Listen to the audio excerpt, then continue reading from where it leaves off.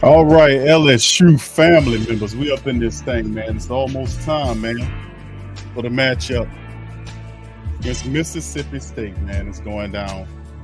Game 3. Can y'all believe it? It's already week 3.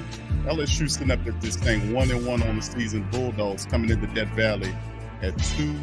And let's get that up out of it. Don't be see that, fam. So I appreciate y'all joining me in the stream. Please feel free to hit the like button, hit the subscribe button, hit the share button as we up in this thing. Shout out to the family, man. Appreciate y'all each joining us for this edition of Tuff Tiger Talk. So much love to the fam. Appreciate y'all indeed as we get ready to get it popping up in this thing. So shout out to the family. Appreciate you guys as always. And listen, we got fam, as you can see, as we laid out here, Mississippi State, LSU opening up in Death Valley with this one. This is our first time going up against an SEC opponent this new season with Brian Kelly there, and we have to see what's shaking and baking here. So let's go over some statistics right quick as we go up into the season. Points per game, as you see through 2 weeks of football right here, you can see LSU averaging 44 points per game versus Mississippi State, who's averaging the same amount. And really, points allowed per game they're nearly identical, except LSU is 20.5 versus 20 flat by Mississippi State. You can see the total yardage there, 486.5 by Mississippi State versus 449 flat for LSU. And then you look at the passing statistics by Mississippi State. Now, remember, this is Leach's club, and they love to move the ball through the air. 385 flat for his passing, and they run at 101.5 per contest. LSU's offense, 449 flat through the first couple of games. They averaged 264.5 through the air and 185.5 on the ground. A lot of that is Mr. Jaden Daniels. So, and I know a lot of people was kind of giving him some flack about it with the first matchup. And then the second matchup, not so much because the push was for getting Nuss in there, and Nuss didn't look really good against Southern. So that kind of cooled a lot of the Nuss speaking right now. And Jaden Daniels is showing you why he should start at the position that Nuss will learn. But right now it's showing you that Jaden's was the correct choice, and Brian Kelly made that correct move. So anyway, going to the defensive side, how did Mississippi State defense look?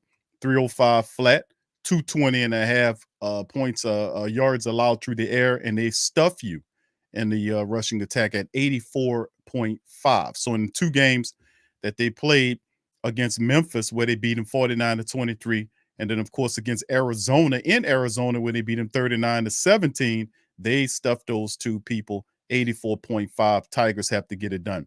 Now the Tigers give up 327 on total defense, 160.5 through the secondary, which is encouraging, but also a bad sign is 166.5 yards rushing on the ground. Got to clean that up. And of course, we know Mason Smith was a big success for the LSU Tigers defense is done for the year.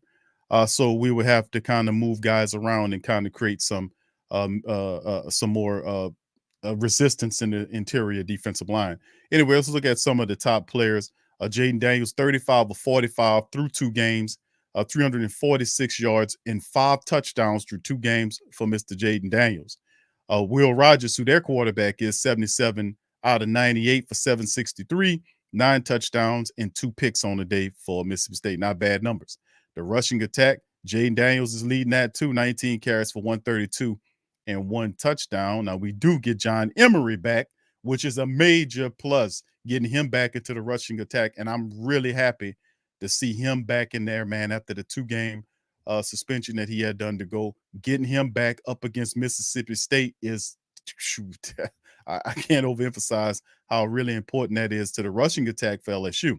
And of course, you look at what they got with Johnson, 25 carries for 127. Top receivers so far, 8 catches by Mr. Neighbors for 123, 1 score. And then Thomas for them has 10 catches for 144 and a touchdown. So, like I said, the LSU has to make it shake. They're in Death Valley. I'm looking forward to this being a win. Now, of course, you look at the matchup predictor, you see it's given LSU almost 58% of the vote versus 42.4 by Mississippi State. But y'all remember that Mississippi State does have the propensity to get nasty on you. Remember in recent memory what happened the last time these 2 teams met, man, and We gotta kind of step on these people and make it work. So anyway, let's get into the key matchup. The offensive line of Mississippi State and the Bulldogs QB Will Rogers against LSU's pass rush. The Tigers' defensive line was arguably the strongest and deepest until entering the season. They lost sophomore defensive end Mason Smith to a season-ending knee injury. We talked about that, but two of the top pass rushers a year ago, which is Mr. Ali Gay and Mr. Olajalari, will try to disrupt the timing of Leach's air raid offense. Rogers averaged 38.5 completions in his first two games, which ranks first nationally. And he also is 381.5 yards per game, is ranked third in the country. So that air raid attack by Leach is something to deal with. Now, the players to watch: Williams, Mississippi State's Austin Williams, the wide receiver, caught 5 passes, including 2 touchdowns in last week's matchup against Arizona in Arizona. And Williams, 122 receptions, a career receptions tied for him, 8th all-time Mississippi State, and his 14 career TD catches ties him for 6. Jaden Daniels is the other guy who's transferred from Arizona State, been LSU top playmaker in the last couple of games, 5 touchdowns, 1 rushing, completed almost 78% of his passes, 35-45, 346 yards without an interception. Dual threat, also leads the Tigers in rushing with 7 yards per average. So his legs and arms are working for LSU. So the Bulldogs won the previous matchup in LSU in 2020 with also Mike Leach's debut as their coach, and they ranked second nationally in time of possession, averaging 39.04 on offense through 2 games. So they like to chew that clock. So we got to remember that. Bulldogs have also held opponents fewer than 150 yards rushing 17 times since 2020, third most in SEC behind Alabama and Georgia during the time span. Now, John Emery Jr. is back for the first time since 2020 after being sidelined with some academic issues. And it lasted, and then of course you had the suspension that lasted 15 games.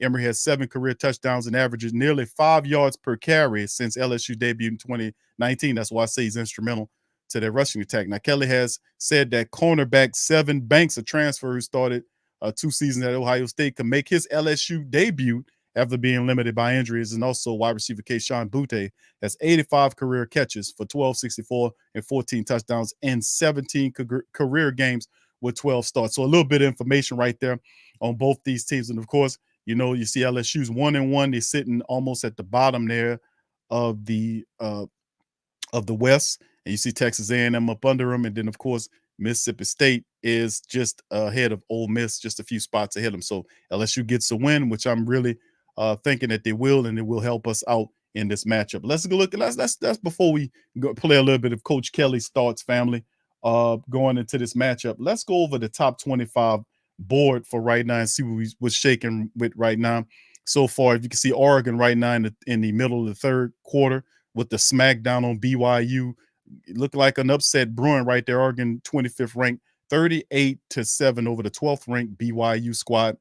Ole Miss 20 ranked in the nation is just flattening Georgia Tech 35-0 right now with 5:20 left to go in the third. Penn State, right now handling the business on Auburn, and Penn State's 22 ranked, 21-6 right now in Auburn. Alabama right now in the top of the third, 35-7 over UL Monroe. Liberty right now is trailing by 10 to Wake Forest, 19 ranked Wake Forest at the top of the second. And of course, we take a look at a few games that's coming up a little later. We know we got Arkansas due against Missouri State. We'll see. Look about that. You see Oklahoma State against Arkansas Pine Bluff. That's later on. Akron against Tennessee, 5th ranked. Texas Tech against North Carolina State. That's coming up, and a few others. You see Florida, number 18 ranked, gets a South Florida team as well. And Michigan, number 11 ranked against Washington for 6:30. Pittsburgh, 23 ranked against Western Michigan. We see La Tech going up to Clemson to take on the 5th ranked Clemson squad there. 21st ranked Texas against UTSA. That's old Davenport's former college team right there. That's for later on. Texas A&M are 24th ranked going against the 13th ranked Miami Hurricanes. That's for 8 tonight as well. And of course, you see the rest of them: Utah against San Diego State, Fresno State, USC. Let's get into some of the final games. Now, Georgia, number 1 ranked, continues to smack teams down. They did it again today, 48-7 over South Carolina. Not even close in the matchup. The 4th ranked Michigan Wolverines flattened UConn 59-0. Oklahoma, number 6th in the nation, goes to 3-0 after destroying Nebraska 49-14. Kentucky in ninth rank in the country, blanks Youngstown State 31 to zilch. And Baylor, who's 17th ranked in the nation, improves to 2-1 after a 42-7 slam down of Texas Tech. So that's a couple of the games headed so far right now. So anyway, shout out to the fam. Appreciate y'all joining me up in this thing as we up in this thing. Yes, indeed, brother Damian Emery will play in the game. Really happy to see him. Like we said, he averages 5 yards a carry. We need that kind of production from the rushing attack, don't we, family? Especially with Jaden Daniels being the bulk of the rusher, and you're seeing Armani Goodman and other ones just couldn't get in the flow. Maybe offensive line and whatever else, but a lot of that's offensive line. But you can see some shifting that happen with Coach Kelly and the offensive brass that move guys around to make it a lot better. So, indeed, we're going to be all right, man, going into this game. But it's always fun when Mike Leach and the air raid attack come to town. Remember, they got us a couple of years ago. We just talked about that. We can't let that happen this time around. We can't. We've got to represent and get this win in Death Valley. So, with that being said, we're going to tune up what Coach Kelly had to say about the upcoming matchup with the Mississippi State. Now, you give him a lot of reverence to Mike Leach, and you better. But at the same time, we got to find a way to stop those boys. So here we go. Here's Coach Kelly with thoughts on the matchup against the Mississippi State. Please feel free to put the one in the box if y'all can hear it. Here we go.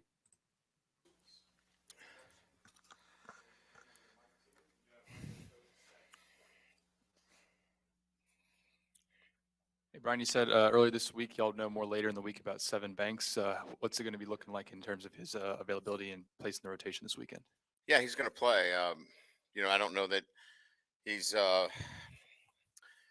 I think he's in a place where he feels he can do the things necessary to help our football team win, and I know our trainers feel that way as well. Um, Look, he hasn't played in a while, so what type of rotation that is yet to be determined. But he's ready to play, and he will play. I think it's really going to be dependent on how he feels out there, and um, how much rust he has on him. Quite frankly. Hey, Coach.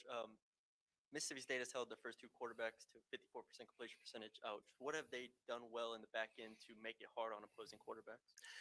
Well, I think it's everything. It's not just the back end. They're disruptive. Coach Arnett does a really good job with his system. Um, they've got good players and they've got veteran players that know their system very well. They mix things up. They confuse the quarterback. Um, that they're a really good defense, and they've proven that. Statistically, you can see that. So, um, good players up front, mix things up, confuse the quarterback. Um, and again, I think the system itself really puts their kids in a really good position to succeed. Hey, Coach, another cornerback question here for you. Yeah. So with Colby Richardson, I saw you got him banged up last week in Southern. What's sort of the status with him heading in this game? Yeah, he had a mild thigh contusion, but he practiced all week, so um, really responded well, and yeah, he's good to go. He's practiced all week. Just with Micah's performance last week, how much of an expanded role do you guys think he could play in this game? He'll play quite a bit. This is a kind of tailor made for his skill set. Um, yeah, I think played well against Mississippi State last year, and he's got a really good sense of what we want to do in terms of coverage. But I think the other thing is you got to tackle really well, and you got to get guys down in space, and you're fighting for every blade of grass, right? You got to get them down because they're a team that certainly puts themselves in really good third down situations as well. Yeah, Brian, right here. Do you feel like each week you're finding out a little more about the identity of your team, or trying to figure out, a little bit of progress every week, figuring out who they are and what they're doing? Yeah, there's no doubt this is discovery each week, good and bad.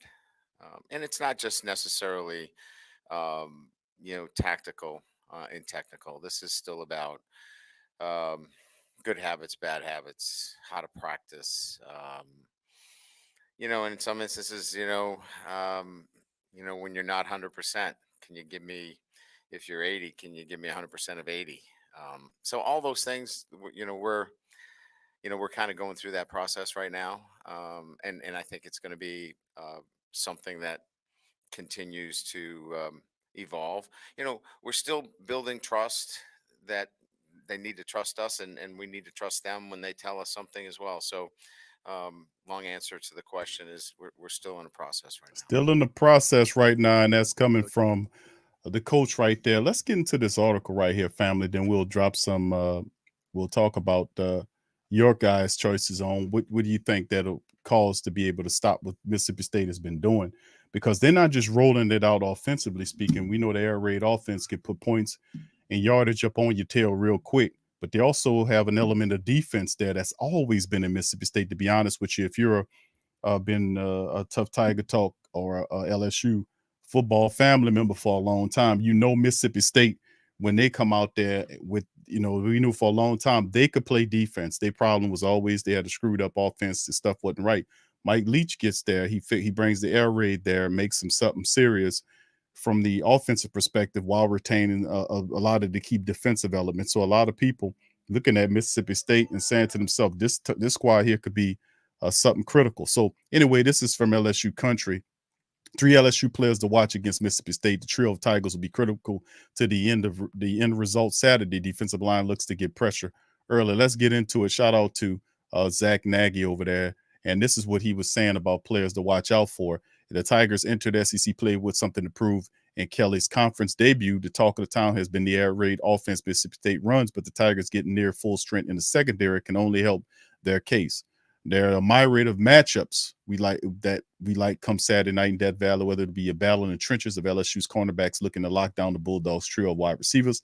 There's much to like in this one. Here's 3 players to watch out. Of course, Mickey Wingo, the defensive lineman that replaces Mason Smith, our top-notch defensive tackle, has to improve. We saw a Missouri transfer, Makai Wingo, step up when thrown into the fire after Mason Smith suffered that injury in the season opener, coming up with the fumble recovery to set up the Tigers' 99-yard drive in the final minute. The All-SEC freshman team member now has some big shoes to fill as the season goes on. The next man up mentality within LSU defensive line, Wingo will be a key piece to what this unit does, looking to carry over success from his first 2 games in their matchup against Mississippi State. Wingo must be on his A game, no doubt about it.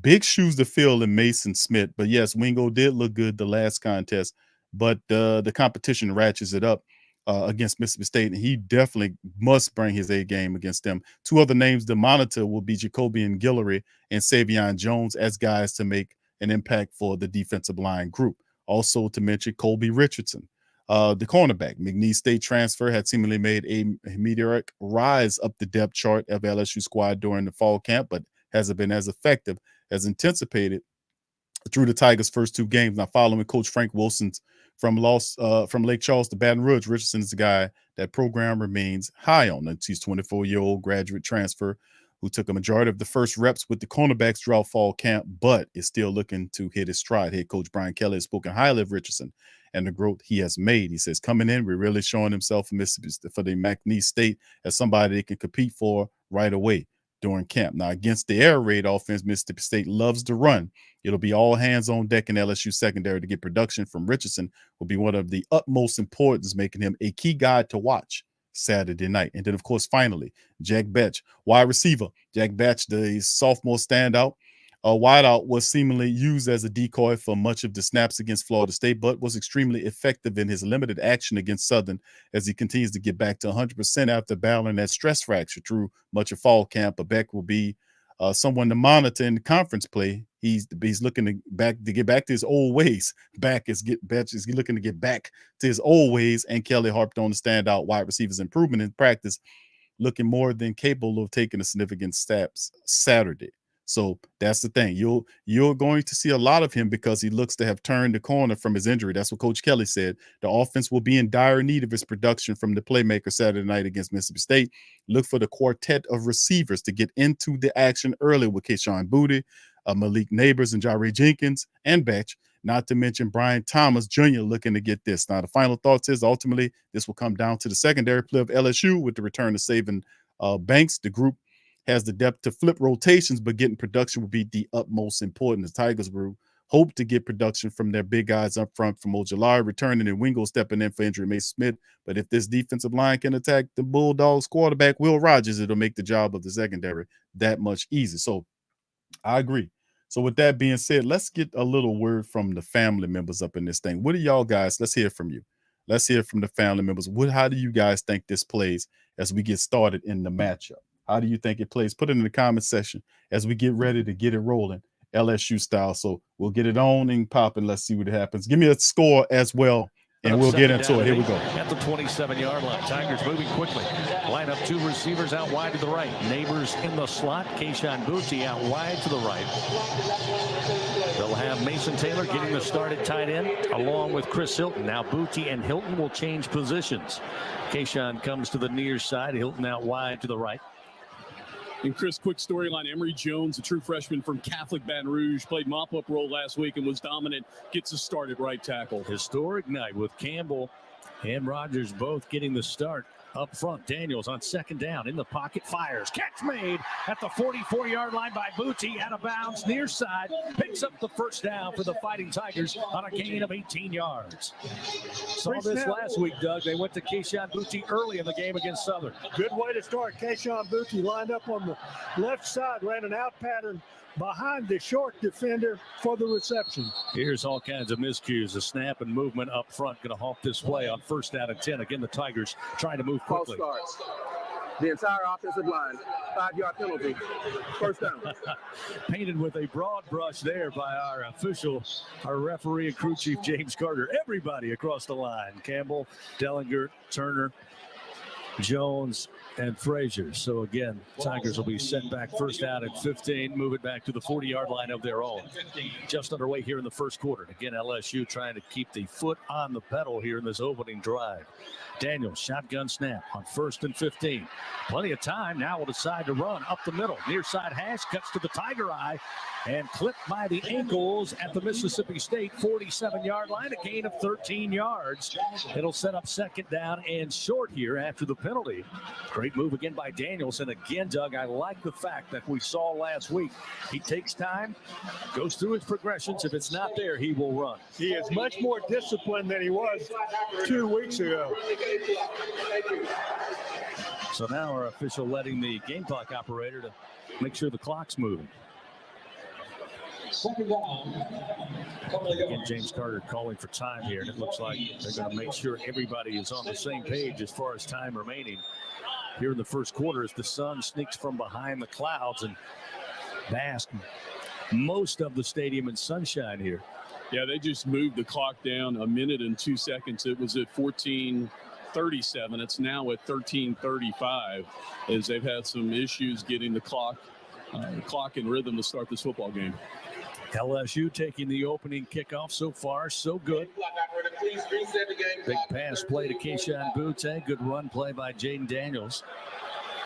Tigers playing on the Bulldogs side of the field. They set the clock 13 minutes, 45 seconds. It'll be 2nd down and about 3 for LSU. Near midfield at the 47-yard line of the Bulldogs. A good one. On a wing to the right side of Daniels. Here's the snap. Goodwin gets the carry. He'll pick up the 1st down inside the 45 on a gain of 3 yards. Down to the Mississippi State 44-yard line. Tyrus Wheat coming in to make the tackle. The senior out of Amite, Louisiana. Goodwin hard running there, getting the start, making the most of it. It'll be 1st down and 10 for the Tigers now at the 44-yard line of the Dogs. Daniels again has Goodwin. 2 receivers left. Jenkins and Neighbors to the left side. Keyshawn Booty wide to the right. Mississippi State says there's movement up front.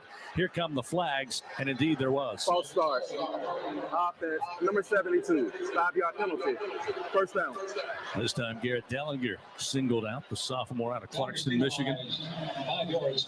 So another procedure penalty, 2nd of the game, backs up the Tigers 5 yards. LSU gives themselves another 15 yards on 1st down that they have to make up. Now, they successfully made it the last series. They haven't successfully made it yet this series. Let's see how they do. From the 49-yard line of the Dogs, Daniels in the pocket. Whips a pass, but too much on it. Incomplete to Goodwin, far side in the flat. Nowhere close to making that catch. Too much on it. It'll be second down and 15 now for the Tigers at the 49.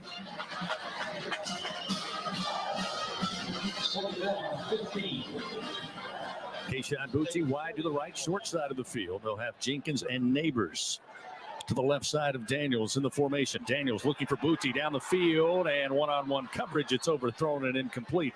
Down around the 13-yard line, far side to Camryn Richardson on coverage. A junior out of Cullen, Louisiana. Time pretty good coverage, Doug. Step for step with Keyshawn Booty, one of the best receivers in the country. And the pass widely thrown and out of bounds, so no real chance for Booty to make the reception on that play. This is an important play. Third down, they've got about 15 or 16 to go here for the first. Tigers need to reach the 34-yard line of the Bulldogs, and it looks like LSU wants a timeout. Brian Kelly stepping out onto the field, and they will do just that. Their first timeout of the half comes again with 12:40 remaining in the first quarter. Timeout on the field. We'll take a timeout. We'll return. No score. Tigers with the ball. Looking at 3rd and 15 from the Bulldog 49 when we continue on the LSU Sports Radio Network. Hey, Georgia, this is attorney Cheryl Kelly. Most people know that I'm one of Atlanta's premier injury attorneys, but what most people don't know is that insurance companies routinely undervalue the pain, suffering, and loss of life in our community. Hiring one of those huge law firms won't get our community the results that we deserve. You need an attorney who can tell your story because we care and because we live your story. You need a team that wins for our community and a lawyer with the knowledge and experience to get the most out of the insurance company. You need C. Kelly Law. So if you're injured by someone else, call 844-I-WIN-4GA to get the real help that you need. That number again is 844-I-WIN-4GA, or visit our website at win4ga.com. That's win4ga.com. Contact our team as soon as you're injured to get the real help that you need. Hi, I'm Ryan Reynolds. As owner of Mint Mobile, I'm proud to offer premium wireless for just $15 a month. And I'm proud that we have thousands of 5-star reviews from customers like Dan D. in New York, who writes, "I am satisfied customer. How can this only be $15? He wrote it in all caps. I needed you to feel it like he feels it. I hope I did that justice, Dan. And I hope that you try Mint too at mintmobile.com/Odyssey. New activation and upfront payment for 3-month plan required. Taxes and fees extra. Additional restrictions apply. See mintmobile.com for full terms. Football is back. The baseball playoff race is heating up and your favorite artists are touring. Now you can get up to half off events like these when you buy last-minute tickets with Game Time. Game Time is the hottest new ticketing app that guarantees the lowest price on tickets to all your favorite sports, concerts, and shows. Download the Game Time app, create an account, and redeem code TheGame20. That's code TheGame20 for $20 off your first purchase. Terms apply. Download Game Time. Last-minute tickets, lowest price guaranteed. Hear the Tigers roar. This is the LSU Sports Radio Network.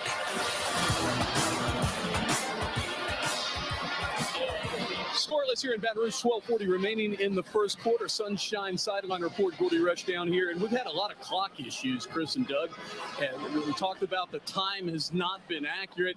And in the last couple of plays, the down and distance was off. The head official just ran behind the LSU bench and spoke upstairs. It's a problem up in the box. They had a conversation and finally switched it to now 3rd and 15. So hopefully everybody's on the same page, and we've got that cleared up. One injury note, and you guys may have talked about it, Anthony Bradford, the outstanding sophomore offensive lineman for LSU, is in street clothes. Frazier is, of course, starting at left guard.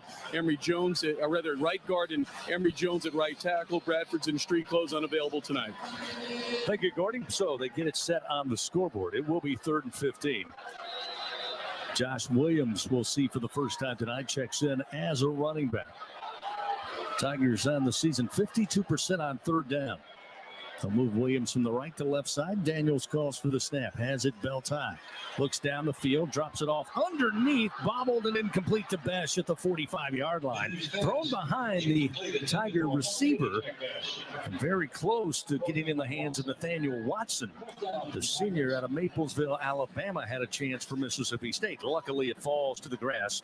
Incomplete. It sets up 4th down and 15, and the Tigers on this opening drive will have to punt it away. C.J. Bramblett, who will stand at the 35-yard line of the Tigers. Austin Williams, the receiver, down around the 9-yard line. Angled punt. Far side takes a bounce at the 17, stays in bounds, rolls inside the 15, and eventually out of bounds. They'll say at the 13-yard line, a 34-yard punt. And the Bulldogs will start inside their own 20-yard line. Listen up, Tiger fans. Introducing the greatest hits from the lottery. Play Hit 50. Went up to $1,000. Visit any lottery retailer. Pick up Hit 50 today. For your chance to win, must be at least 21 to purchase. We'll see Will Rogers, junior quarterback, leads the SEC with 9 passing touchdowns. He's 4th in the nation, completing 79% of his passes. He is the prototypical Mike Leach quarterback in this air raid assault. First down and 10, marked at the 13-yard line of their own as the Bulldogs attack left to right on your dial here at Tiger Stadium. Williams going to motion the receiver from right to left, 2 wide to each side, a single back. Rogers calls for the snap. Plenty of time, swings it near side to the running back, and catch made, and then dropped immediately at the 14. Dylan Johnson doesn't go far, maybe a gain of a yard before Jay Ward moving from safety to the nickel spot here in this game 3 for the Tigers. Great job tackling after a 1-yard gain. It'll be 2nd down and 9 from the 14. And that's the kind of defensive play that you need to stop this air raid offense. Sure tackling in the open field. Rogers again takes the snap on 2nd down and 9, flips it out quickly to about the 19-yard line. Ducking hauls in the catch. Forced out of bounds by Major Burns. But a 5-yard pickup.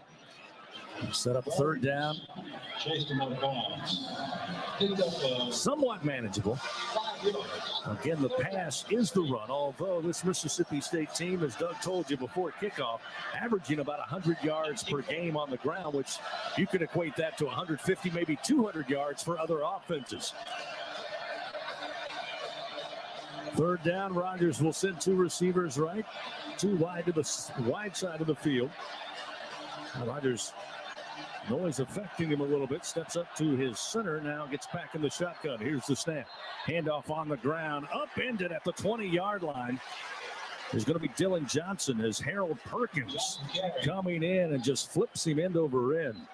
Appears to be short on the carry. It'll be 3rd down and about a yard. A 4th down, rather, and a yard for Mississippi State. Now, the Bulldogs this season have gone for it on one occasion and succeeded 100% on 4th down conversions, but fairly deep in their own territory at the 21-yard line. Mike Leach, the Pirate. And I'm trying to bring out the cannons here. We'll see. Rogers stepping up. Let's see if they snap it or try to get LSU to get jumpy. 3 wide to the left, 1 to the right side on 4th and a yard. Snap is back. Again, the handoff. Johnson's got it. Carries it up across the 25 to the 26-yard line. They'll pick up the 1st down on a gain of 4.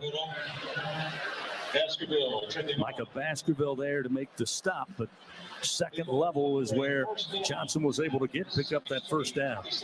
10-10 to go, 1st quarter, no score. Rogers, trip receivers again to the left, 1 lone receiver to the right, sends it out on the screen, a little off the mark, and making the catch, and then dropped immediately after he picks up maybe 3, maybe 4 is Rufus Harvey, the sophomore out of Starkville. Again, the pass a little off the mark. Harvey had to kind of jump in the air, pull it down, and then keep his balance to move forward. It'll be 2nd down and 6 now with the ball placed just shy of the Mississippi State 30-yard line. 2 veteran wide receiver corps in this game today for both LSU and Mississippi State. Rogers again has Johnson on a sidecar to his right. Here's a quick toss to Johnson near side, and he'll get yards up across the 35 to the 37 and pick up the 1st down. Huge job, Doug, up front on that offensive line for Mississippi State. Had a huge hole, and it was easy for Johnson to pick up the 1st down and then some. And Mississippi State running the ball successfully here early in the game. LSU's put him in a tough spot the last set of downs, and Mississippi State was still able to run it for the 1st. Good pickup here for another 1st down. 1st down and 10 at the 37-yard line of their own. And we got movement up front. And it looks like Jacobian Guillory in the neutral zone. This will give Mississippi State some free yardage unless he was pulled across. We'll see. Outside. Defense, number 92. 5-yard penalty. 1st down. So that time, Guillory anticipating the snap count. Chris, quick update for our fans inside Tiger Stadium. The scoreboards, the clock they're not accurate on the big scoreboard in the south end zone. The other ones, the smaller ones, it is working correctly. So 1st down and 5 now. Getting closer to midfield. Again, Mississippi State will take the run. This time, Jaquavius Marks, the junior out of Atlanta, gets his first carry. Mike Jones able to get to him quickly after a modest gain. Maybe a yard, that's all. It'll be 2nd down and 4 at the 43-yard line of the Bulldogs. But when you give them that 1st down 5 yards, it makes it easier for them. It's a yard pickup, but they only need 5 on that 1st down try, so it's 2nd and 4. Quinston Sharp will snap it back to Rogers. This time throwing towards the boundary far side, coming back for it. Catch made at the LSU 40 by Ra Thomas. He'll pick up the 1st down, get into Tiger territory after a 20-yard pitch and catch. Again, that's a quick hitting throw, and Thomas coming back for it. Kobe Richardson was on coverage, but no position to make a play. It'll be 1st down and 10. Nice back now at the LSU throw. 37. Yeah, nice back shoulder throw on the sideline to be inside at the LSU 37-yard line. Working from the far side hash, Rogers with Marks in the backfield. 3 wide to the right, handed off Marks, trying to go left side, slips through a tackle, he's free, 25-20, 15-10-5. Left corner of the end zone, he's in for the score. Marks with a 37-yard rushing touchdown, his 4th of the season, gives Mississippi State the early lead, 6-0, with 7.5 to play here in the 1st quarter.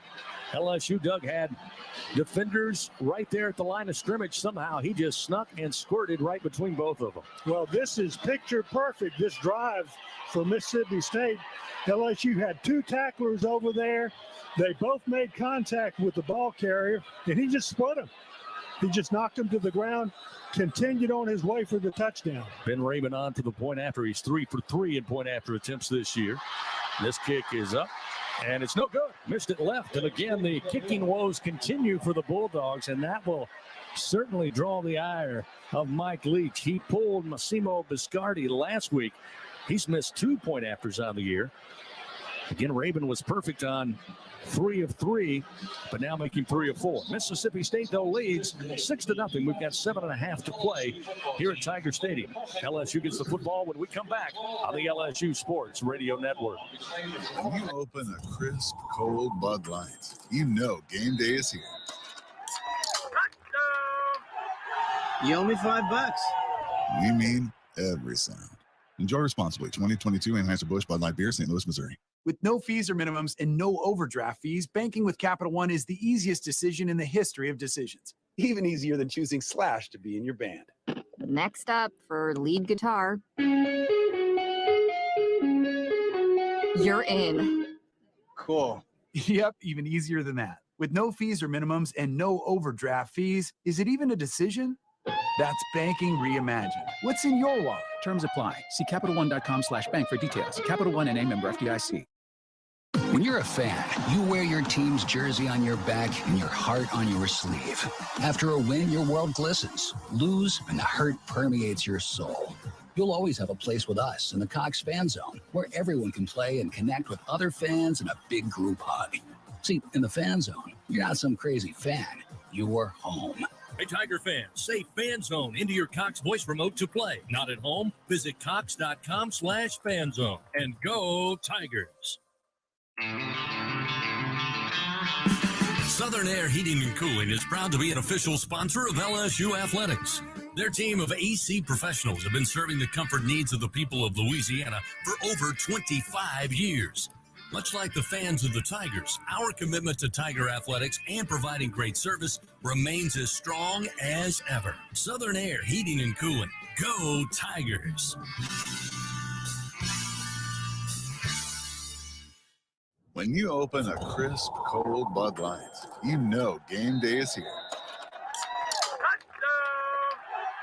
You owe me $5. We mean every sound. Enjoy responsibly. 2022 Anheuser-Busch Bud Light Beer, St. Louis, Missouri.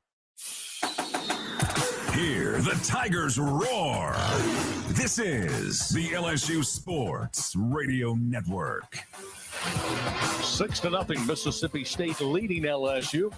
Back inside the Caesar Sportsbook broadcast booth. A reminder, Capital One offering checking and savings accounts with no fees or minimums. What's in your wallet? The Bulldogs, 9 plays, 87 yards. A lot of that on the ground. 4 minutes and 55 seconds. They took off the first quarter clock. Point after was missed by Ben Rabin. But the Bulldogs lead 6-0. Gordy Rush, another Sunshine sideline report. We talked about tackling being important for LSU, but maybe more so in terms of the passing game.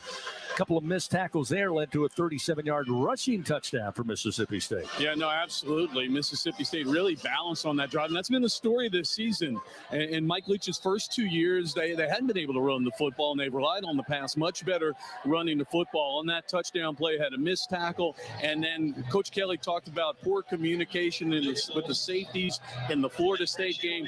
The secondary support never got there. Got to imagine they're going to correct that on the bench right now. Here's a knuckleball kickoff. Takes a bounce at the 15. Juggled a little bit about the 2 by Nicholas. He'll bring it up for the Tigers. Cross the 15. Try to push the pile up near the 20.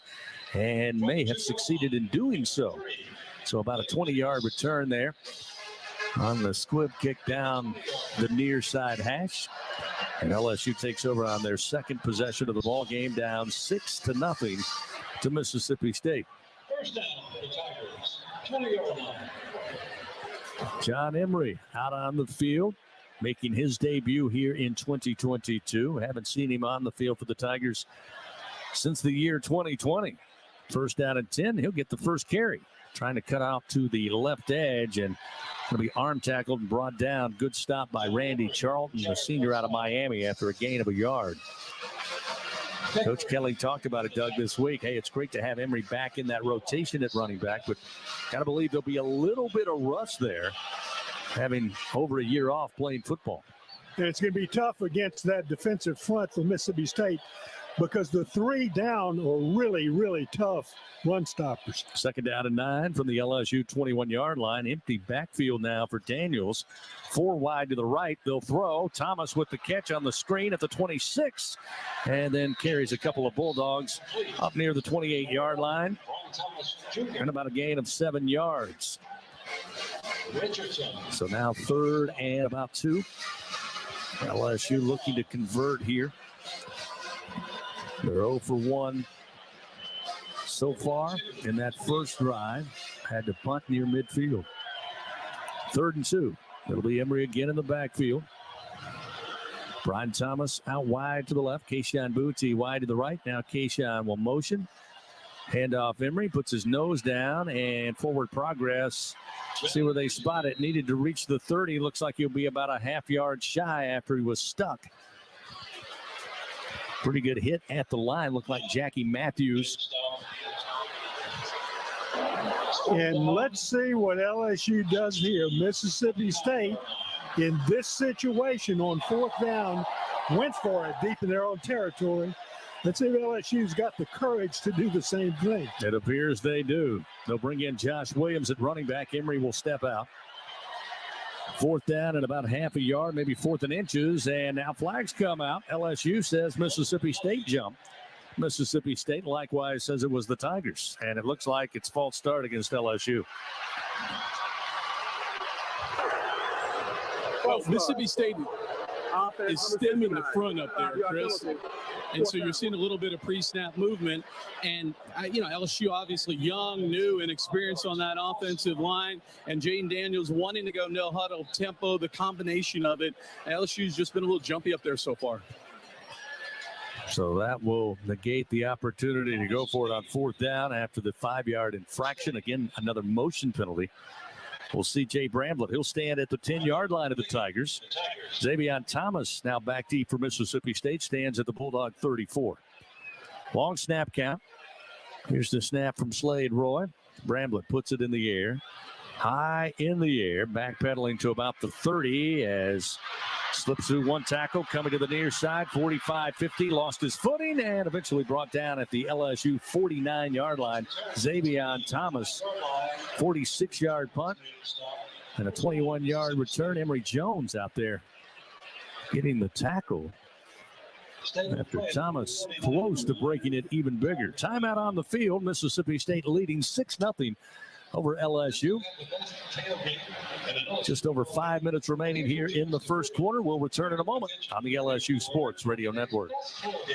Hey, Georgia, this is attorney Cheryl Kelly. I get this question all the time. What should I do after I'm in an accident? Well, first, you need to call the police.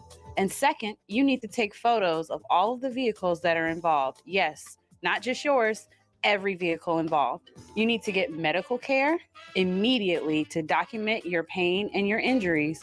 And lastly, you need to call C. Kelly Law if you're injured by someone else at 844-I-WIN-4GA. That number again is 844-I-WIN-4GA. And one thing you shouldn't do is talk to any insurance companies, not even your own. The insurance company is not your friend after you've been in an accident. For more information about what you should do after an accident, visit our website at win4ga.com.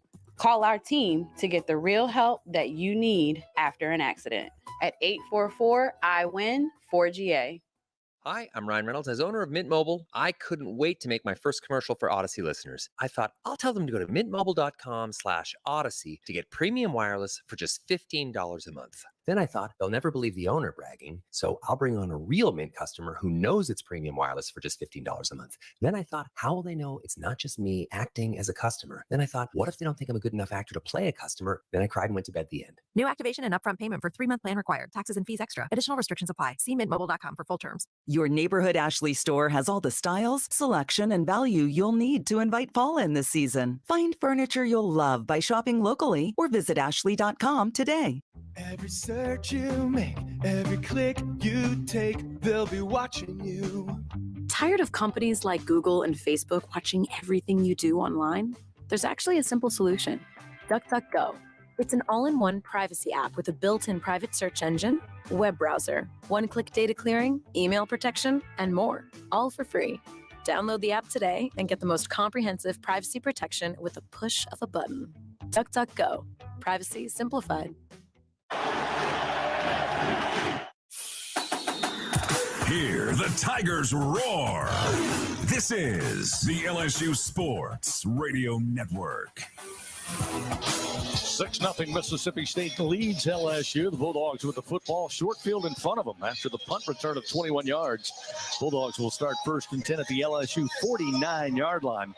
LSU Athletics would like to thank this week's game sponsor, Hancock Whitney. Hancock Whitney, the official bank of LSU Athletics. Learn more at HancockWhitney.com/LSU. Doug, coming into this game all week, we talked about tackling, and I mentioned earlier in the passing game, the air raid assault. Right now, Mississippi State with a 6-0 lead, 82 yards total offense, 52 of that on the ground. Well, LSU has missed a lot of tackles also, Chris. Still with a 6-0 deficit, 5:03 remaining in the first quarter. But LSU's missed enough tackles to last them the entire game so far. They can't afford to do that against this team. Mississippi State's very good at the defensive line. LSU can't move them a budge at all. And the Tigers have to get possession and make some progress downfield, and it's just not happening. First down and 10 at the 49. Rodgers 4 for 4 to start the game. He'll flip this one out into the flat near side, and great tackle. Rufus Harvey hauls it in, and Jay Ward again. Second great open field tackle for the nickelback, and that's the second play of the game where the Tigers are able to get it behind the line. Loss of about a yard. Should be second down and 11 here for the Bulldogs. Jay Ward already 5 tackles in this ball game. We'll go twin backs here for Rodgers. One to each side. 2 receivers out wide to the right. 1 receiver to the left side. A little high snap, and Rodgers handles.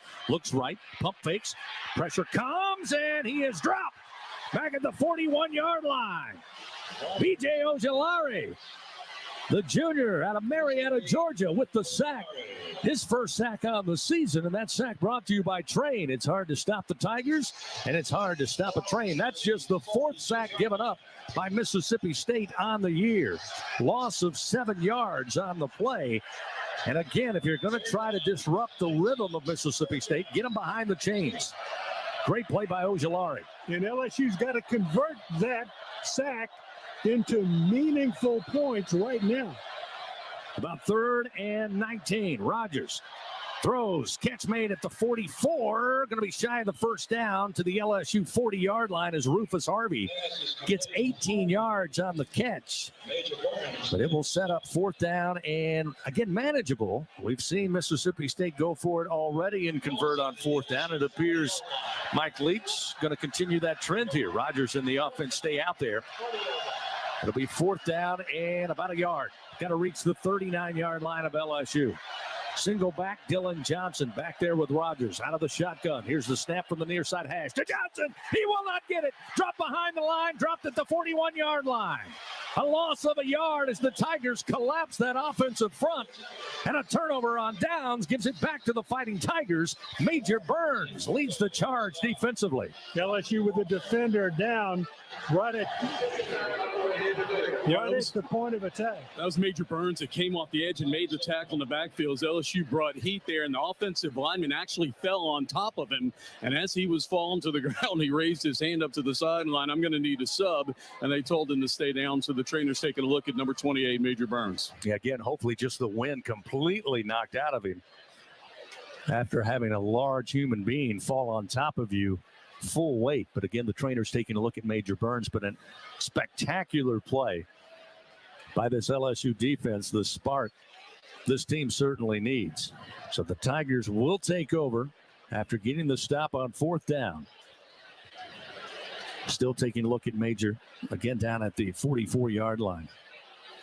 LSU will have their 3rd possession of the game coming up. Fans, Our Lady of the Lake, proud to be LSU's championship health partner. Together, LSU and Our Lady of the Lake creating transformational change and impacting Louisiana with a new standard for healthcare, research, and education. Together, LSU and Our Lady of the Lake, champions for Louisiana. Together, we roar. Learn more at ololrmc.com/LSU. And the good news, you hear the cheers. Major Burns on his own power coming over to the near sideline. Hopefully they'll get him in the tent, take a quick look, and he'll be back out there. But he has played spectacular. He and Jay Ward early on in this contest. Tigers take over, down 6-0 to Mississippi State. 3:04 remains here in the first quarter. Daniels in the pistol set. He'll have Goodwin behind him. Neighbors and Jenkins out wide to the left. Keyshawn Booty, the lone receiver, short side of the field, the right. Turner snaps it back to Daniels. Handoff, Goodwin. Not much doing. Maybe half a yard, maybe no gain at all as Mississippi State's front, including Randy Charlton, shuts that down, just falls right on Goodwin, plants him into the ground. So it'll be 2nd down and 10 here. Haven't seen the Tigers a lot try to get the ground game going on the edge. Not a lot of success running right at this Mississippi State front. Sure not having any. 3 down linemen. And 2nd down and 10. Daniels in trouble. He'll be pulled down and dropped for a loss back at the 37-yard line. Again, tons of penetration by Mississippi State. This time Nathan Pickering, the senior out of Mount Olive, able to get to the LSU quarterback for a loss on the play. Sets up 3rd down and 14 rather. So again, 3rd downs. Struggle so far. The Tigers 0 for 2 on the night. 3 receivers short side of the field bunched up. 2 receivers wide to the left. Now they'll bring Williams back. Maybe some pass protection here for Daniels out of the shotgun. Mississippi State crowding the line of scrimmage. Daniels in trouble. Steps up. Got some room, but will dive down at the 45-yard line. Well shy of the 1st down after a gain of 8. And the Tigers again looking at a 4th down situation, and will bring out Jay Bramlett, the punter, the senior from Tuscaloosa. Again, this Mississippi State defense, Doug, we talk all about Mike Leach and the air raid. Zach Arnett has done a tremendous job. Probably not talked about enough, but how he's improved this Bulldog defense, and many think this will be his best version here in 2022. Well, it is so far in this game. I mean, that's the difference in this game by far. Bramlett puts a boot into this one. Big high punt. Takes a bounce, though, at the 3 and will sail on into the end zone. And a 55-yard punt off the foot of Bramlett. But Mississippi State will start first down and 10 at their own 20-yard line with 1:02 to go, leading 6-0 over LSU in this SEC opener. Fans Toyota's national sales event is on. Enjoy every last second of summer in an exciting new Toyota. Visit your local Toyota dealer. Check out the Ready for Anything Toyota Tundra. How Tigers go tailgate. Toyota, proud partner of LSU Athletics. Again, just 49 yards total offense for the Tigers. 25 through the air, 24 on the ground. Mississippi State, 90 yards of offense, 48 through the air from Will Rogers, and 42 of that on the ground. A combination of Marks and Johnson running the football. It'll be Marks out there to start this drive for Mississippi State. First down and 10 at the 20-yard line of their own. 3 wideouts to the right. Lone wideout, Ra Thomas, the sophomore out of Eufaula, Alabama, out wide to the left. Ball placed middle of the field here. Rogers, again, efficient. That's what he does. He's 6 of 6 passing so far here in the first quarter. Here's the snap on first down. Rogers, quick release in the flat on the near side hash at the 24-yard line. Catch gobbled up by Jameer Calvin, the senior out of Pasadena, California, who started his career at Washington, and he picks up 9 yards. Ted and Ryan are stopping the Tigers. Mississippi State is making positive gains on the first and second downs, and even on third downs when they need the yardage, they're picking up big chunks. So, meanwhile, they can continue to have troubles with the game clock. LSU right now would like that game clock to go faster, but they certainly would like for it to go faster when Mississippi State has the football. Jameer Calvin with his 5th catch of the season. Makes it second down and a yard for the Bulldogs. Snap to Rogers. This time plenty of time to scan the field. Now a little pressure forces him out to his right on the run, and we'll toss this one out of bounds near side. So good coverage downfield. Nobody open for Rogers. And they'll set up third down and a yard. Mekhi Wingo there to force Rogers to throw it away. The problem with that, though, is that LSU had good coverage downfield, and they had pressure on Rogers, who was able to escape the pressure, and he had plenty of time to throw the ball, just couldn't find anybody open, so he threw it away. But he's got 3rd and 1 now, so it's a very makeable third down play. LSU not winning too much on that exchange. 3rd and 1, the snap to Rogers, sets it up on a screen, and it's going to be blown up. Tigers all around it. Lost a yard on the play on the completion to LaDietrich Griffin. Jay Ward again makes an incredible play in open field. Read it all the way. Pass was there, and Ward closes quickly, holds on. Reinforcements arrive and bring him down. It'll be 4th down and a yard at the 29-yard line. Clock down to 6 seconds. Rogers lines him up. They're 1 for 2 on 4th down conversions. Can he get the snap off? He will not. First quarter will come to an end. So the teams will switch sides of the field. We'll see what Mike Leach offers up. And if he decides to go for it again on 4th and short when we start second quarter action from Tiger Stadium. Our score after one 15-minute session of play, Mississippi State 6, LSU nothing. Back after this on the LSU Sports Radio Network. Albertsons is making shopping and saving easier than ever. Check out Albertsons for You in our mobile app, where you can shop for groceries and save weekly with digital coupons all in one place. With Albertsons for You, you can earn rewards points every time you shop and redeem them for free groceries. Brand new Albertsons for You members receive $5 off their next $25 purchase just for signing up. Download the Albertsons app or go to albertsons.com to sign up. Albertsons, fresh food, local flavors. Hello, how can I help you? I'm looking for your new Fast Play games, but really, how fast are they? How fast do you say? Faster than a... Faster than a... Even faster than... Whoa! Hey, that's fast. Introducing new Fast Play games from the lottery. Get in between for $1. Rev up with $2 Super 7s. Bet on Black Cherry Bingo. Get the winning score with $5 Saints. And finally, it's a party with $10 Cash Extravaganza. Win up to $50,000. Must be at least 21 to purchase. Hey, everybody, let's have some fun. fun. The time is right, the party's just begun. Have a good time strong. Ford F-Series has been keeping the good times rolling as the best-selling truck in America 44 years straight. And with the smartest F-150 and most capable Super Duty ever built, this dynasty will keep right on rolling. Drive the new 2021 F-150 at your Southern Quality Ford dealer, proud partner of the LSU Tigers. Based on 1977 through 2020 calendar year sales. And we're back with breaking news. Coke Zero Sugar might be the best Coke ever. That's right, Jim. Coke Zero Sugar is a must-try for any Coke fan, so make sure you... Jim.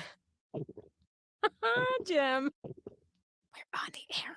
Ooh, yes, this tastes like the best Coke ever to me. Your thoughts, Jen? Well, can I have a sip? Jen, we're in the middle of reporting the news. I need to try it first. Second quarter action, presented by Dudley DeBosier, continues on the LSU Sports Radio Network. 6-0 Mississippi State leading LSU. We get set to start second quarter action here for Tigers Stadium. Welcome into the Caesars Sportsbook broadcast booth. Great to have you with us on this Saturday evening. Fans, Dudley DeBosier stands up for the purple and gold and fights for Tiger fans all across Louisiana. Dudley DeBosier, proud to be an official partner of LSU Athletics. Let's take a look at the first half stats presented by Hancock Whitney. Mississippi State, 99 yards total offense, 57 of that through the airs. Will Rogers, 8 of 9 for 57 yards so far. They've rushed for 42 yards. Their lone score, 37-yard touchdown by Jaquavius Marks, his fourth of the season. LSU, just 49 yards total offense, 25 through the air. Jaden Daniels, just 2 for 5 for those 25 yards. And the Tigers, 24 yards on the ground. Daniels has 13 of those 24. For the Fighting Tigers. Mississippi State decision time here. 4th down and a yard as we start the second quarter. Ball is at their own 29-yard line before the end of the first quarter. They had Will Rogers in the offense out there. It appears they will stick with that. Bulldogs 1 for 2 on 4th down there in the first quarter of action. So we start second quarter play. Rogers will have Marks in the backfield. 3 wide to the right. 1 lone receiver. That's the short side of the field to the left. Marks moves to the left hip of Rogers. Now looks to the far sideline. Steps up. Talks to the offensive line. Runs down the line. Steps back into the shotgun. Relays instructions to Marks, the running back. Here's the snap. Marks gets the carry, and he will be stuffed. Maybe lost another yard. LSU's defense. Second time tonight, turnover on downs, and the Tigers have the football inside the Bulldogs' 30-yard line. LSU did what they needed to do on that play. They were trying to be drawn off sides by Mississippi State, and then they had the play in their pocket to go ahead and call, as they did with a first down in the first quarter.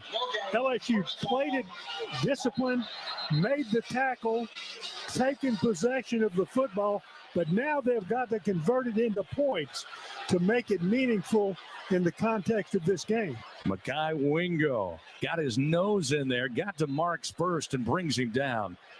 And the Tigers looking at first down and 10 at the 29-yard line of the Bulldogs. Daniels working with Williams in the backfield.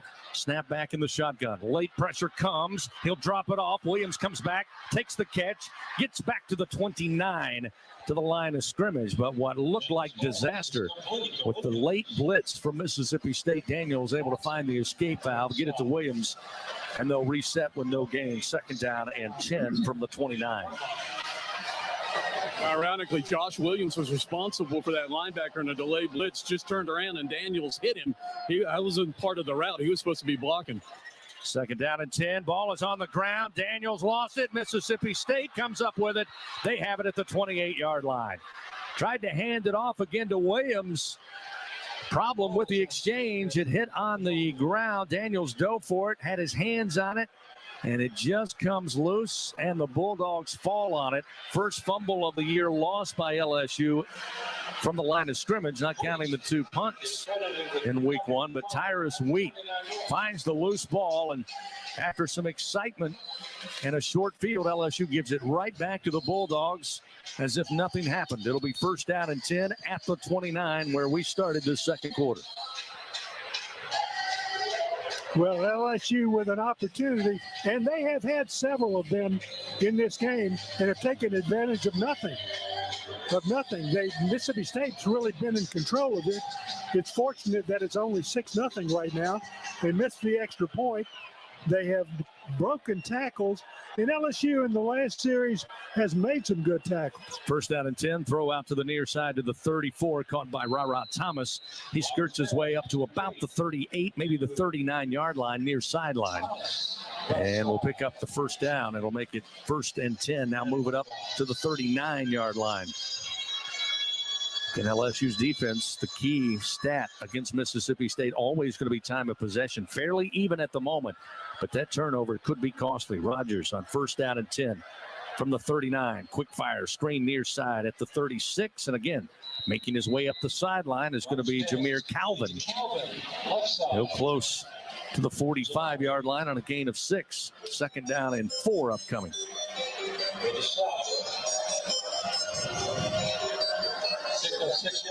Well, they're running their offense perfectly. They're picking up good yardage on 1st down, gives them short yardage, about 4 yards to go here on 2nd down at the 45-yard line. Bernard Converse, along with Richardson, the cornerbacks on the corners here for LSU.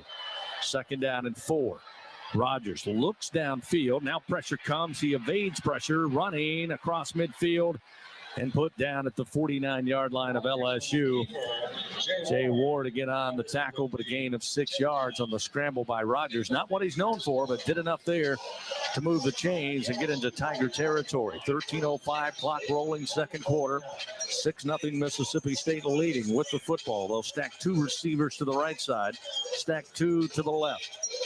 Single back now, Dylan Johnson, the junior out of Greenville, Mississippi.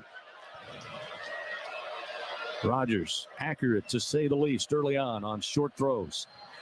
3-step drop this time, goes deep, and it's overthrown down around the 20-yard line. That time he was looking for Ra Thomas, but well overthrown.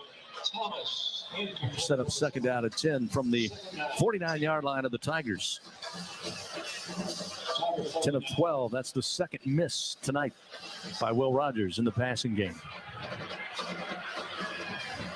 Again, right at 79% completion for the year through 2 games.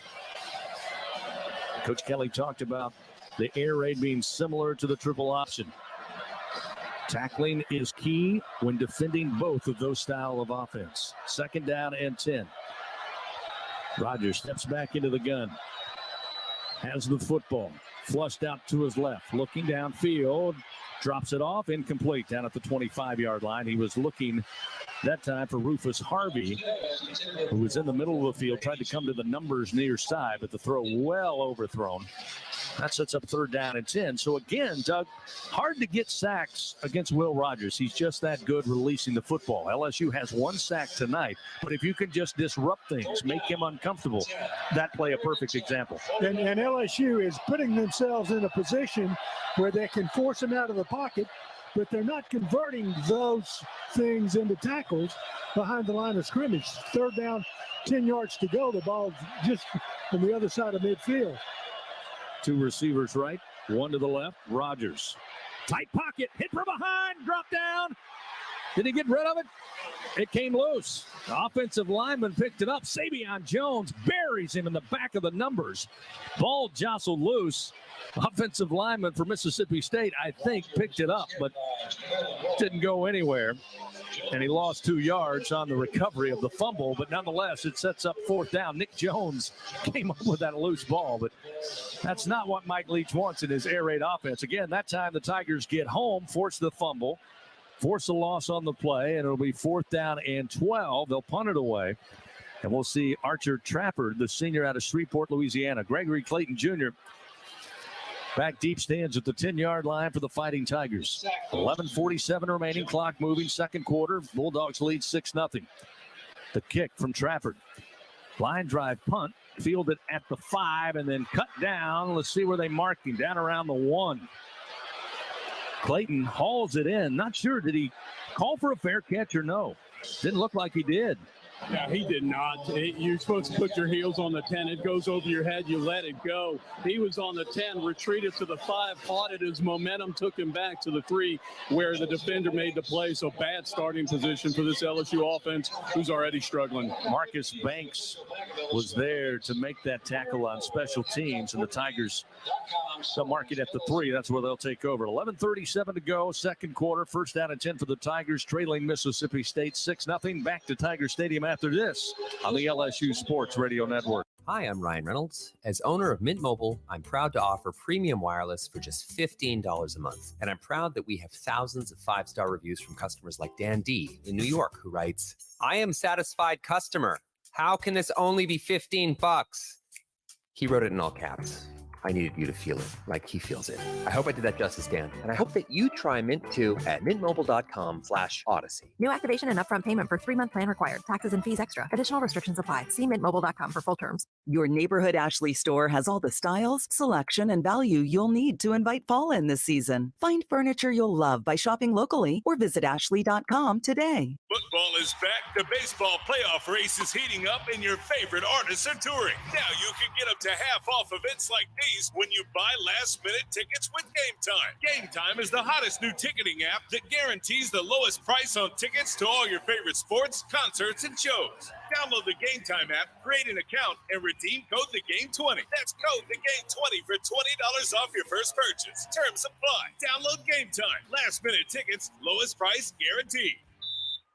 There you are in the great wide open when you hear it. Dinner time.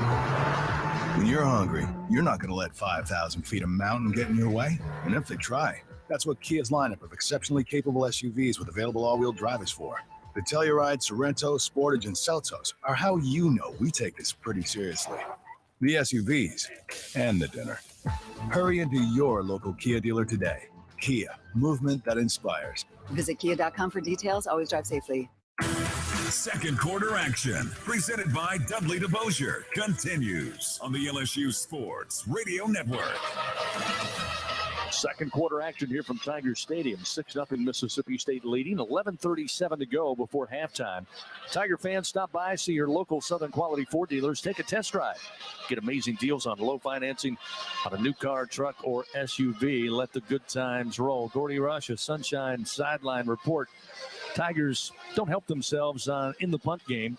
Fielded at about the 5, then tackled, they say, at the 3. So 97 yards in front of LSU's offense, which has struggled tonight. Just 49 yards total offense. But silver lining, we've seen the Tigers respond in this situation already this year. Yeah, we have. The defense has played well. Look, LSU offensively just needs to settle down. I think it starts with Jaden Daniels. He looks a little anxious to me. But the big problem, LSU struggled to run the football, just 25 yards running, and then Mississippi State has been able to get pressure without blitzing on this young Tiger offensive line. So it all starts up front. LSU's got to do a better job at the line of scrimmage. First down and 10 at their own 3-yard line. Hash mark near side. Daniels 5 yards deep in his own end zone. Takes the shotgun snap. Gives it to Goodwin. He'll get across the 5 and battle his way up near the 8-yard line. Pretty good run on first down to get a little breathing room. Gain of 5 for Goodwin. Goodwin coming into the game, 17 carries. 99 yards on the year, had 85 of those 99, including 2 touchdowns last week against Southern. Second down and 5 for the Tigers. Daniels, shotgun snap, pressure on him. He's in the end zone. He'll unload, incomplete, near sideline. I think he was looking for Neighbors. Booty also in the vicinity, but it was out of reach for both. And we'll set up third down and 5 here for LSU.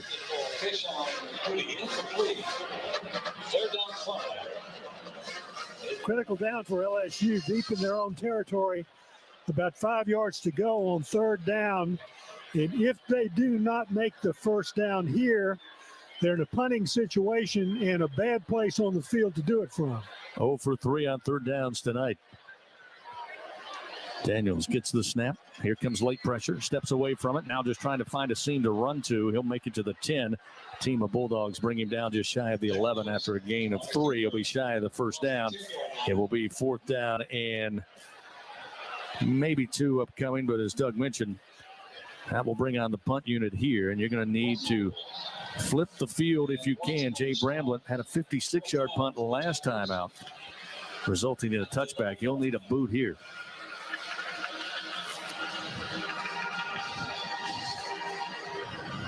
Jay Bramblett in the end zone kicking for the Tigers. Xavion Thomas back deep for Mississippi State, stands at the 47-yard line. Bramblett puts a boot into this one, high in the air, spiraling kick, fair catch called for and fielded by Thomas. After a 40-yard punt, he'll take it at the 41-yard line. That's where Mississippi State will take over. We've got a timeout on the field. Bulldogs lead 6-0. 10-11 to go, second quarter. Back after this on the LSU Sports Radio Network. Together, we are partners, setting a new standard for health. Together, we prove that no matter how battle-tested we are, our spirit remains undefeated. Our Lady of the Lake and LSU are creating transformational change and impacting Louisiana with a new standard for healthcare, research, and education. Together, Our Lady of the Lake and LSU are champions for Louisiana. Together, we roar. Learn more at ololrmc.com/LSU. It takes hard work to be the best in the game. Planning, commitment, resilience, sweat. That's why Old Dominion Freight Line, the #1 national LTL carrier for quality, works hard to be the best in the game and is proud to support those striving to be the best in theirs. Old Dominion Freight Line, official freight carrier of LSU Athletics, helping the world keep promises. No matter which road you take, the Toyota Tundra is the perfect way to navigate it. You may find yourself in some pretty remote places. That view is amazing. Or in places where pastimes become stories that become legends. I got one. It's a keeper. And each day ends watching a star-filled sky. Whoa. Built to follow your path, the Toyota Tundra. Toyota, let's go places. Visit your local Toyota dealer to check out the Toyota Tundra. How Tigers go tailgate. Toyota, proud partner of LSU Athletics. See packages and options at toyota.com for feature availability. Second quarter action, presented by Dudley DeBosier, continues on the LSU Sports Radio Network. Back inside the Caesars Sportsbook broadcast booth here from Tigers Stadium, SEC opener, and Mississippi State leading your Fighting Tigers 6-0 with 10-11 to go here in the second quarter. Fan Cintas proudly helps local Louisiana businesses stay clean, safe, and ready for the workday, and have done so for over 35 years. Again, LSU's offense still yet to get uncorked. 57 yards total offense so far, 25 through the air, 32 on the ground. Mississippi State, no surprise, doing the better part of their work through the air now. 119 yards total offense, 73 for Will Rogers, 10 of 13 passing, although they did have the 37-yard touchdown to get on the scoreboard. Mississippi State takes over, first down and 10 at the 41 after a miscue on special teams. LSU tackled at the 3, unable to get a lot of movement, had to punt it back, and now the Bulldogs back on offense. And again, talk about that time of possession right now. Bulldogs with a slight edge, 10 minutes, 42 seconds to 9 minutes and 7 seconds. But Doug, you've kind of alluded to the fact that the more inability for LSU to move the ball, move the chains, and get points on the board, that time of possession is going to start favoring big time for Mississippi State, as well as LSU's defense has played here late. They had some missed tackles early, but they've had 2 pretty good stands here of late. They have, but LSU has had some chances throughout the course of this game, and they haven't converted them. They've caused a couple of fumbles, but Mississippi State recovers the fumble rather than LSU taking the opportunity to get the ball in a good place on the field. So LSU just not converting anything in a positive way. First down and 10 at their own 41. They'll go to Marks on the ground. He runs straight ahead, eventually gets met at the second level. I believe Wes Weeks along with Jaqueline Roy were there to make the tackle defensively as we hit the 10-minute mark here in the second quarter. See Sage Ryan and Harold Perkins Jr. check in. Yeah, Chris, they do that 3-yard gain. On second down. They take a defensive lineman off, go to a dime package, a little bit of a NASCAR sort of package to get more speed after the quarterback. Rogers now. Second down and 7. Takes the shotgun snap. Slings it far side of the field, and catch is hauled in just before he stepped out of bounds. It's Caleb Ducking, the senior, out of Rolling Fork, Mississippi. He picks up 7 yards. It'll be 3rd and a yard here for the Bulldogs. Again, Mississippi State 0 for 4 on third downs, but they've had manageable third downs. They've also gone 1 for 3 on fourth down conversions. Tigers have stopped them on the last 2. Third down and a yard. Again, it will be Marks, the running back. Trip receivers, bunch to the right side, lone receiver to the left. Shotgun snap, Marks. He's got the first down, crosses midfield, and makes his way to about the 47-yard line. After a gain of 3, it was Wes Weeks again, the UVA transfer from Watkinsville, Georgia. Linebacker making that tackle, but they'll move the chains. Mississippi State keeps moving here with 8:46 second quarter action. Simeon Price, we'll see him check in with twin backs. He, along with Marks, flank the left and right side of Will Rogers. 2 receivers left, 1 to the right side. First down at 10 from the LSU 47-yard line. Swing pass coming to Price, and he'll be gobbled up at midfield. Tigers all over that, a loss of 3. Looked like Jay Ward, help from Wes Weeks, had that one snuffed out quickly, and another loss for this Bulldog offense. Will set up second down and 13. You know, that's a substitution, Chris, they made last week. They flipped Greg Brooks Jr. and Jay Ward. Ward was playing that over-the-top safety, and Brooks was playing more of the nickel. They love Ward around the football, and you see why. That's twice now. He sniffed out that little flare pass to the running back, playing a great game tonight. Ward with 7 tackles thus far in the ball game. Second down, 13. Marks back there with Rogers. Rogers with the ball. Pressure comes. He'll be dropped again. Back at the 40-yard line. This time, Harold Perkins Jr. with his first sack as a Tiger. Brought to you by Train. It's hard to stop the Tigers, hard to stop a Train. And Mississippi State's defensive front having some trouble here. Only gave up 3 sacks through the first 2 games of the season.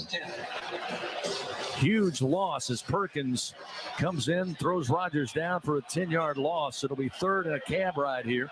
3rd and 23 back at the Mississippi State 40-yard line. Again, this defense playing inspired. Need a big stop here, trying to get the football back, get this LSU offense moving. Single back set with Marks.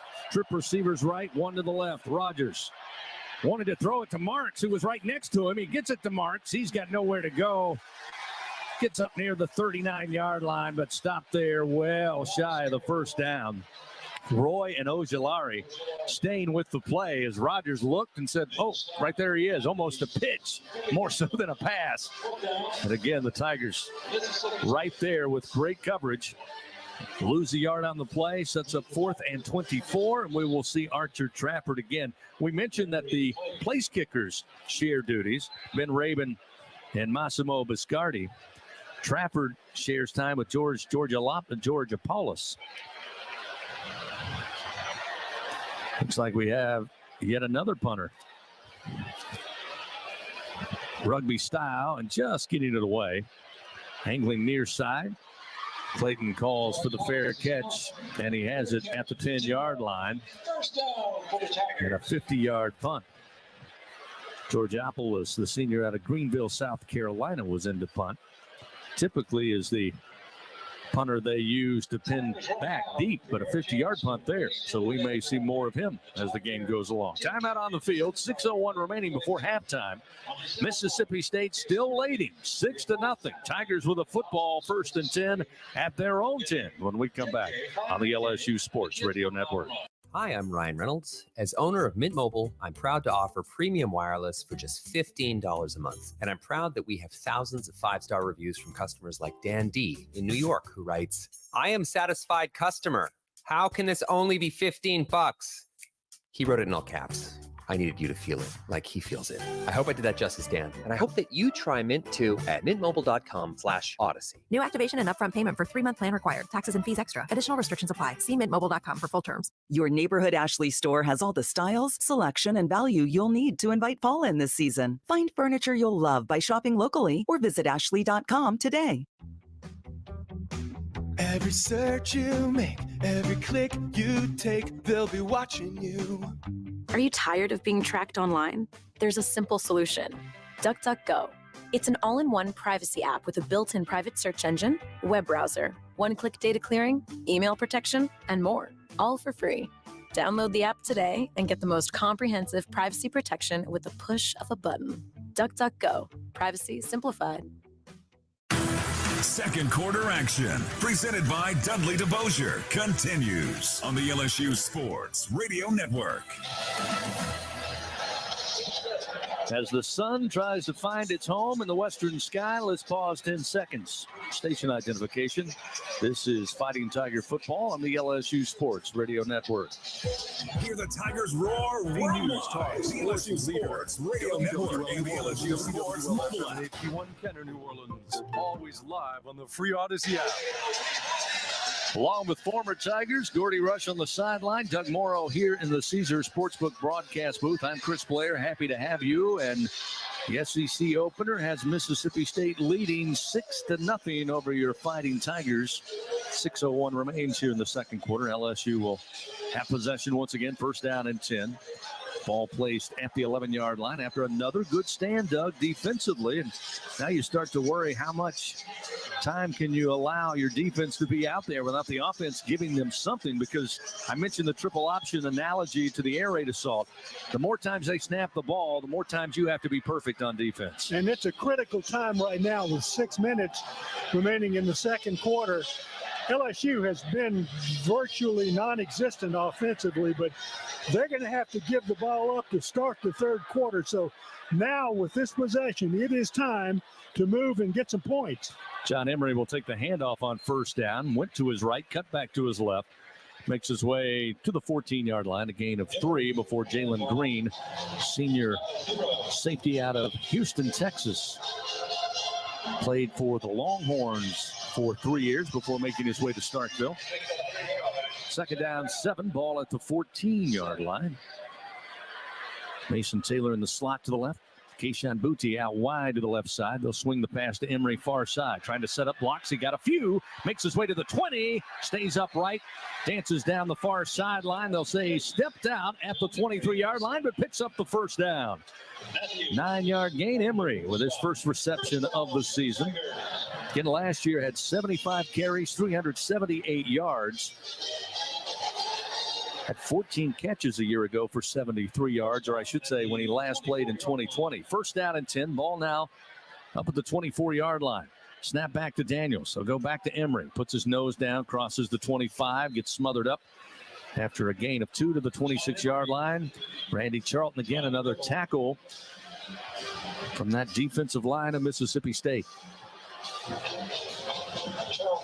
Armani Goodwin now will check in. Emery will come to the near sideline. Have Jack Bash in the slot to the right. Brian Thomas out wide to the right side. Taylor in the slot to the left along with Booty. Booty going to get the screen pass and tried to cut inside the block and is cut down after maybe a yard gain. Jalen Green with a great open field tackle. It'll be second down and 9, or rather third down and 9 upcoming. Make it 3rd and 7. Tigers are 0 for 4 as Josh Williams now will try his hand at running back. And the Tigers, not much to speak of offensively tonight. Credit this Mississippi State defense. Add to that a fumble on their last possession. Snap back to Daniels, empty backfield. Plenty of time, looks right, back left. Still in the pocket. Now decides to run, and he'll be smothered up and dropped for a loss back at the 25-yard line. Coverage downfield, nobody to go with the football. Tyrus Wheat eventually comes in from the corner spot on that far side and gets to the LSU quarterback.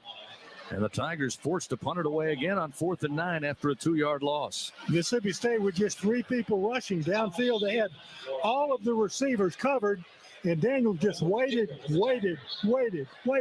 Finally couldn't find anyone, tried to run, tackled. Bramlett punts it away, lets it fly from the 15-yard line of his own. Xavion Thomas settles under it. He'll field it at the 26. Again, missed tackle, steps through 2 defenders, comes middle of the field, now to the 40 near side, 45, midfield, bounced out of bounds at about the LSU 49, maybe the 48-yard line by Jay Bramlett, the punter. 49-yard punt, 25-yard return. And Mississippi State, again, relatively short field to work with here half the field in front of them, leading 6-0 with 3:08 remaining here in the second quarter. Timeout on the field. Fans, Super One Foods has super low prices on all your game day favorites. Up your grocery game and score big with Super One Foods. As the Tigers slow to get up, being helped over to the near side. We'll tell you about that when we come back on the LSU Sports Radio Network. Hello, I'm Amanda Shaw. We all know Louisiana is as fun as all get out. So get out, take a road trip, and explore our state. Fill her up, then try a new restaurant that's as fun-loving as it is food-loving. Grab the family and take off for monumental adventures at our 21 state parks. Or take a magical minivan tour along our 19 scenic trails and byways. Louisiana's a trip. Take one today. This is Lieutenant Governor Billy Nungesser. Plan your road trip at LouisianaIsATrip.com. Hi, I'm Kevin Falk, LSU Hall of Famer. My years at LSU were amazing. I've always loved celebrating with my teammates, especially when someone was serving up some delicious Manda salsa. For a lot of Tiger fans, it's just not game day without Manda in the mix. Serving top quality sauces and original seasoning is Manda's strong side. But it's not Manda's flavor that's always got me running back for more. You get it, running back for more. After 75 years, the flavor still says it all. Manda Fine Meats, the official smoked sauce of LSU Athletics. Bridgeway Hospice is the official hospice of LSU Athletics. Bridgeway Hospice would like to thank you, South Louisiana, for allowing them to care for your loved ones. Help them celebrate 10 years of local hospice care by asking your healthcare provider for Bridgeway Hospice. They come to you in-home, assisted living, or nursing facilities. Now with 3 locations to better care for your loved ones in the greater Baton Rouge, Acadiana, and Plaquemine areas. Bridgeway Hospice says go local and go Tigers. Second quarter action, presented by Dudley DeVosier, continues on the LSU Sports Radio Network. Right now, the story has been Mississippi State's defense and to some degree LSU's defense in this matchup tonight. A 6-0 Mississippi State lead. 3:08 remains here in the second quarter as, again, LSU's offense unable to get moving. Been held to 71 yards so far in this first half. Mississippi State had the 37-yard touchdown run by Jaquavius Marks. That's the difference in this game. The Bulldogs also just 117 yards so far. 79 through the air, 38, including that 37-yard touchdown on the ground. Let's check in with Gordy Rush, another Sunshine Sideline report. Gordy, I don't think a lot of people thought that was going to be the storyline, was both of these defenses, but so far it's a matter of which team's going to blink first. No, absolutely. LSU's defense has played fantastic tonight when you take out those 2 mistakes they had on that touchdown drive. Everybody thought LSU's offensive line would have their hands full, but nobody thought Mississippi State would be this dominant. And that's been the story of the first half, has been just how dominant Mississippi State's defense has been. LSU hasn't been able to do much of anything on offense. First out and 10. Again, they start on half the field at the 48-yard line of the Tigers. Will Rogers again, 11 of 14. Been sacked a couple of times so far tonight. They'll have Dylan Johnson back out there as the running back. 2 receivers right, 2 receivers stacked to the left side. Just off the Tiger eye, the snap back to Rogers. Quick toss. Going to Johnson. Johnson got some lead blockers. He's free. Far side, 35-30, 25-20. Eventually, they grab him from behind, force him out of bounds. Micah Baskerville eventually chases down Dylan Johnson, but not after a 35-yard run on the ground for Mississippi State, who just had everything overloaded to the right side. Johnson able to get to the second level undeterred. And then 35 yards later, sets up Mississippi State inside the LSU red zone. First down and 10 at the 13 of the Tigers. Great job by Mississippi State, Doug, on the perimeter. Wide receivers, blocking defensive backs. They hooked Jay Ward, enabling the running back to get to the edge. Twin backs for Rogers, Johnson, and Price. 2 receivers left, 1 to the right. Shotgun snap, Rogers slings it quickly on the slant, incomplete, out of the fingertips, right at the goal line to Caleb Ducking. Mekhi Garner was on coverage that time. Just gave him enough interference, legal interference that is, to not allow Ducking to haul that in. The throw just out of his fingertips. It'll be second down and 10. Again, back at the 13-yard line. And the throw was not quite accurate enough for the touchdown reception. But that's the only reason that there was no touchdown on it. LSU with the single coverage in the end zone, and the receiver had about a yard on the defender, and pass was just not close enough to make the catch. On 2nd and 10, Rogers, quick fire towards the end zone, going up for it, high pointing the football. Ra Thomas has it, left corner. And there's a discussion whether or not he was in the end zone. It's a touchdown. He caught the ball. Signal touchdown. Yeah, it is a touchdown for Ra Thomas. There was some talking and jawing. They were trying to separate the players. You got a name like Ra Thomas, you got to catch that kind of pass. And he did. What a great catch, Chris. It was a line drive throw. He just got up above Richardson, took the ball right above his helmet, got a foot in.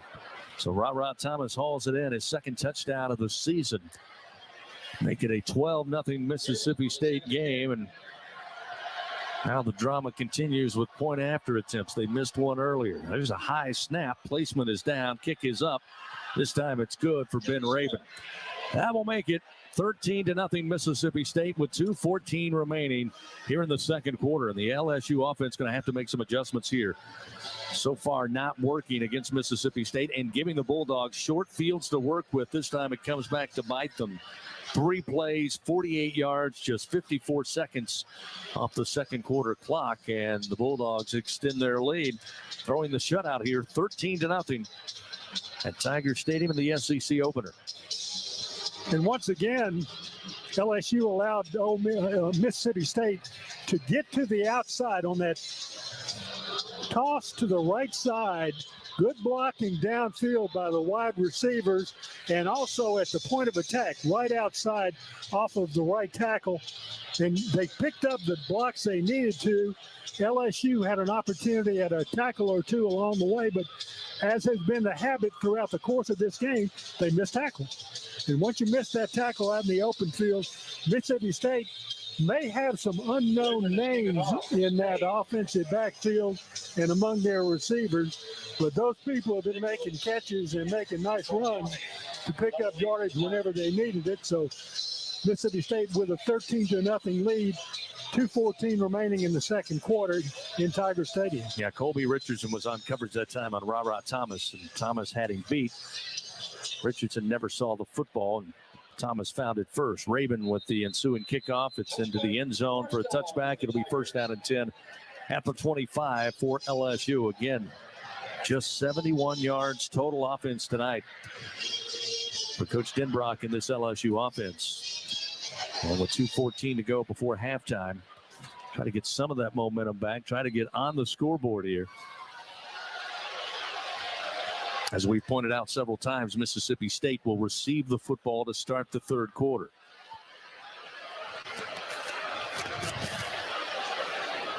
First down and 10 at the 25. 3 receivers right, 1 to the left side. Williams in to pass protect as Daniels. Tight pocket, now drops it off to Williams, far side to the 30, and makes his way to about the 32-yard line. Close to a face mask there, but I think the defender, Nathaniel Watson, able to pull his fingers out before drawing the ire of the officials. Nonetheless, it's an 8-yard gain. It'll be second down and 2 for the Tigers. Clock moving, 1:53 here in the second quarter. Daniels with time, steps up in the pocket, running to the near side, makes it to the 40, 45, steps out at the Tiger 46-yard line. A 13-yard gain, moves the chains for LSU. Stops the clock with 1:44. Fourth first down of the game for this LSU offense, but trying to show a little life here. Ball marked just shy of their own 46-yard line. Trip receivers left, 1 to the right. Working from the near side hash. Josh Williams, the single back. Daniels with a 3-man rush, drops it off to Williams at the 45, slips through 1 tackle and then falls to the 49-yard line. DeCamerion Richardson was there to get a hand on him, and Williams able to still get positive yards after the initial hit. A gain of 3 at second down 7.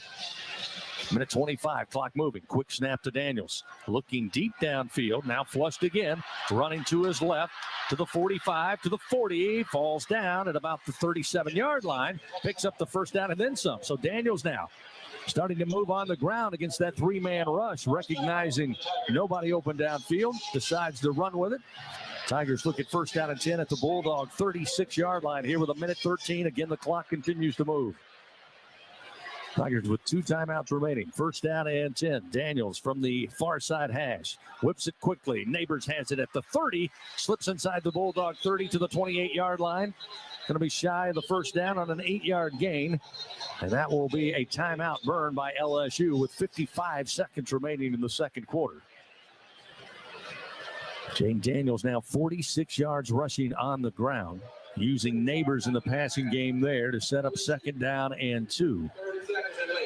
LSU has 1 timeout remaining here, down 13-0. Trying to come to life. And, Gordy, you just sense it. We talked about it in New Orleans in week 1. We saw it in the first half last week. Daniels looks comfortable once he gets the first positive play and they move to tempo. He looks like he's in his own kind of element. Yeah, absolutely. This is the best he's looked this half. And earlier in the game, to me, he was a little antsy. He was going quick with the snap. Sometimes the line wasn't set up. But when they go tempo, he feels like he's in his element. Now, look, some of it, Mississippi State was playing prevent, and they backed up and was giving him some field here. Let's see how LSU's able to move the ball now that they're near the red zone, and Mississippi State's going to tighten things up. Jeray Jenkins out wide to the right. Malik Neighbors in the slot right side. We'll see Kyron Lacey, the UL Lafayette transfer, out wide to the left. Noah Kane checks in at running back. Here's a delayed blitz. Daniels feels it, moves to his right, still looking downfield, decides to tuck and run. 25-20, 15-10, gets inside the 5 and out of bounds at the 3-yard line. Avoided the big hit and sets up first down, goal to goal for the Tigers at the Mississippi State. Oh, they're going to mark him back. Said he stepped out at the 8. So a 20-yard game at the Tigers inside the Capital One red zone. Again, with 52 seconds, still 1 timeout remaining. But the best opportunity of the night thus far for LSU. Trip receivers left. Working from the near side hash. Shotgun snap. Daniels looking left. Fires it. Jenkins has it at the 5. Hit initially at the 3. But he wants the end zone. Touchdown. Fighting Tigers. Jeray Jenkins. 3rd touchdown of the year. 8-yard reception, and the Fighting Tigers are on the board. Just a slant to the left side. Jeray Jenkins lined up on that side, came in at an angle towards the goal line. The pass was well thrown. He was hit about the 2 or 3 yard line, fought his way into the end zone to get the score out of it. Very important score for LSU with 46 seconds remaining in the second quarter. But they pick up their first touchdown in their first points of this game. Damian Ramos on for the point after. Bramlett to hold. Slade Roy to snap it back. Snap, set, kick is up. On its way, and the kick is good. The Tigers, 7 plays, 75 yards, 1:28 off the clock. And Jaden Daniels finds Jeray Jenkins, Mr. Surehands, to make it 13-7. Mississippi State leading here with 46 seconds to go before the end of the first half of action. Brought to you by Albertsons, the official grocery partner of the Coming up at the half. Tigers won 75. Stay with us for the Fighting Tiger halftime report, brought to you by Super One Foods. Have a chance to take a look at scores from around the country, and there were some good ones, not only in the SEC, but in the top 25. Update you on the scoring plays and highlights of this first half, full game stats in the first half. And then get you ready for the second half of LSU and Mississippi State. So, 13-7, Bulldogs lead. Tigers will kick it back with 46 seconds remaining.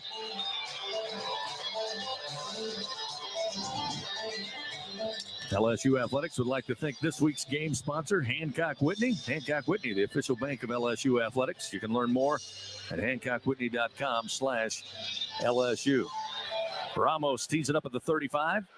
This is timeout for injured player. There's an injured Tiger, and it looks like Jeray Jenkins sitting down at the 35-yard line down here to our left. And now he's going to limp off, again on his own power, but I'm not sure if it was on his way back after the touchdown or going out to visit with special teams before they left. Not sure. But, again, he was slow to get up, but now he's up. They're going to take a look at him. Well, he's in the tent, so that doesn't mean he's well already. So Ramos to kick it back. But Dedrick Griffin Back deep for Mississippi State. Here's the approach by Ramos. Puts a foot into it. This one deep in the back, out of the end zone for a touchback. First down 10 at the 25 is where Mississippi State will get things started. Fans, Dudley DeBosier stands up for the purple and gold and fights for Tiger fans all across Louisiana. Dudley DeBosier, proud to be the official injury lawyers of LSU athletics. All right, Doug, your coach Mike Leach. You've played well at times. LSU's defense is stiffened up at times. You lead 13-7. You get the football to start the third quarter. You got 46 seconds. A couple of timeouts in your pocket. What do you think the Pirate wants to offer up here late in the second quarter? Why not? I'm gonna play like I'm gonna go ahead and try to kill the clock, since I'm gonna get it to start the second half. And when LSU relaxes just that little bit, you're trying to get them to relax. I am going to throw the ball downfield to one of my fast guys. Rogers slings it out far side, long throw, and he has a man open. The catch hauled in. Caleb Ducking, 16-yard reception.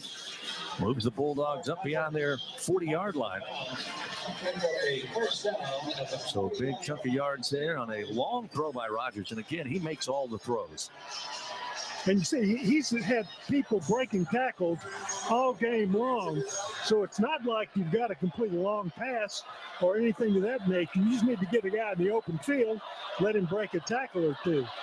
And LSU jump on the right side of that defensive front. Ali Gay again trying to get to the quarterback, and guess that snap count. He stepped into the neutral zone, and again another motion penalty. Defense number 11 in the neutral zone, causing the offensive player to react. 5-yard penalty. First down. Fifth penalty of the night for LSU.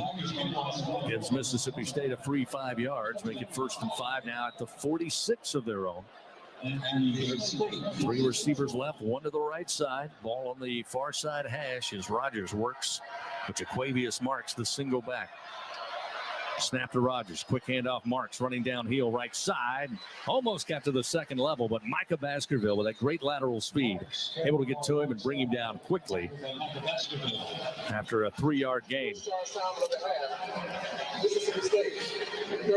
Mike Leach will call a timeout here with 35 seconds remaining, his first of the first half. So I think you were right, Doug.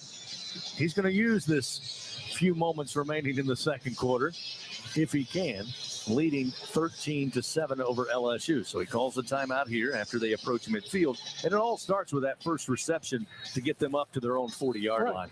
And remember, all he needs is what got him the touchdown in the first place. And that is an open field for one back or receiver to run to. That's what he's looking for. He's finding a way. And LSU is, you know, you have a tendency, it's almost halftime here. We better be sure that we don't let him complete a long pass. And meanwhile, you let him complete a medium range pass, and they run the rest of it for the score. 2nd down and 2. Just shy of midfield at their own 49-yard line. Tigers crowding the line of scrimmage. Now they'll back off in coverage. Rogers with the ball in his hand, flushed out, and will just throw it away. Throws it to the Mississippi State sideline. Again, good coverage. Tried to show Rogers they were coming after him, Gordy, and then set back into coverage. He had no one to go with the football.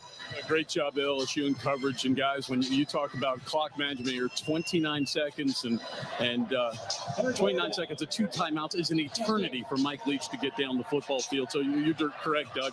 LSU's got to play as if this is middle of the game. This is not any time to play prevent. It's time to play bump and get after him. 3rd down and 2, again from the 49-yard line of their own. High snap. Rogers handles it, fires it, and a bullet. It's incomplete. Right in the numbers at the 47-yard line of the Tigers. Rufus Harvey could not hold on to that speed ball. And it's 4th down and 2 upcoming for the Bulldogs. He was open on the slant. But boy, Rogers, absolute cannon fire. Harvey may have taken his eye off it momentarily to see who was around him. Maybe some alligator arms, but overall, a catchable ball. And they will bring out the punt unit here. George Georgopoulos, who had a 50-yard punt last time out.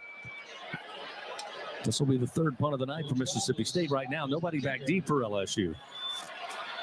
Georgopoulos known as the pin you back guy. Lets the punt fly, takes a bounce at about the 11, takes an LSU bounce, but there to cover it at the 11 is a Mississippi State Bulldog. And a 39-yard punt will have LSU with 18 seconds looking at first down and 10 from their own 11. 13-7, Mississippi State leads. Again, the Bulldogs will get the football to start the third quarter. But that last possession by LSU finally got things going. Led by quarterback Jaden Daniels. 9 of 13 passing for 64 yards and a touchdown pass to Jeray Jenkins on that last possession. Daniels also 9 carries, 66 yards, leads the way on the ground for Brian Kelly and company. LSU looks happy to just line this one up, make a snap, take a knee, and go to the locker room. Coming up before we head to the Fighting Tiger halftime report, we'll hear from Coach Brian Kelly. Gordy Rush will have a chance to visit with him, and indeed, that's what happens. Jaden Daniels takes the snap, takes the knee, and that will end the second quarter of action here at Tiger Stadium in this SEC opener for 2022. Tigers got down early, 13-0, but eventually get on track offensively, put a score on the board, cut the lead 13-7 as they head into the halftime locker room. Up next, the Fighting Tiger halftime report presented by Super One Foods. Brian Haldane will update us on scores around the top 25, the SEC.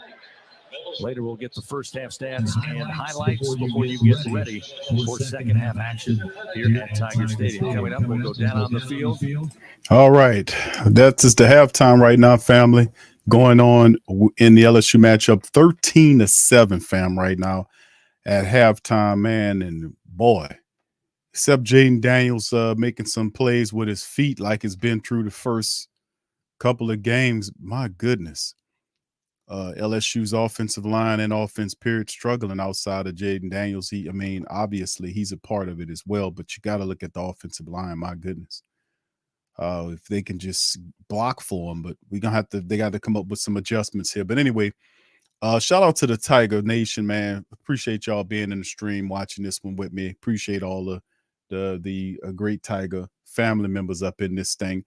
Y'all guys feel free to give your thought processes on the first half and what the problem is, but not only just tell me what the problem is, also tell me what the solution is. Put that in the chat and I'll put you on screen. Let's get right into the halftime statistics, family. We started this thing off. First downs, Mississippi State got us 10-6 right now. And the reason why is because we can't convert on third down. We're 0 for 5 on third down, which is not a very good stat. 0 for 5 on third down, and they're just a little bit better with 1 out of 7. So both teams struggling to convert on the money down, which is the third down. And despite that, we only still trailing by 6. So that's a plus, I guess. A total yards 184 by Mississippi State versus 145 by LSU. The passing game for them 108 individually speaking for their quarterback versus just only 64 yards passing by LSU. You look at the rushing stats, the Tigers doing a little bit better than Mississippi State, 81 yards for LSU and 76 for Mississippi State. Now, remember, the average coming into this game over the last couple of games that Mississippi State allowed you to rush, I think it was like 84 yards, 84 and a half yards per contest.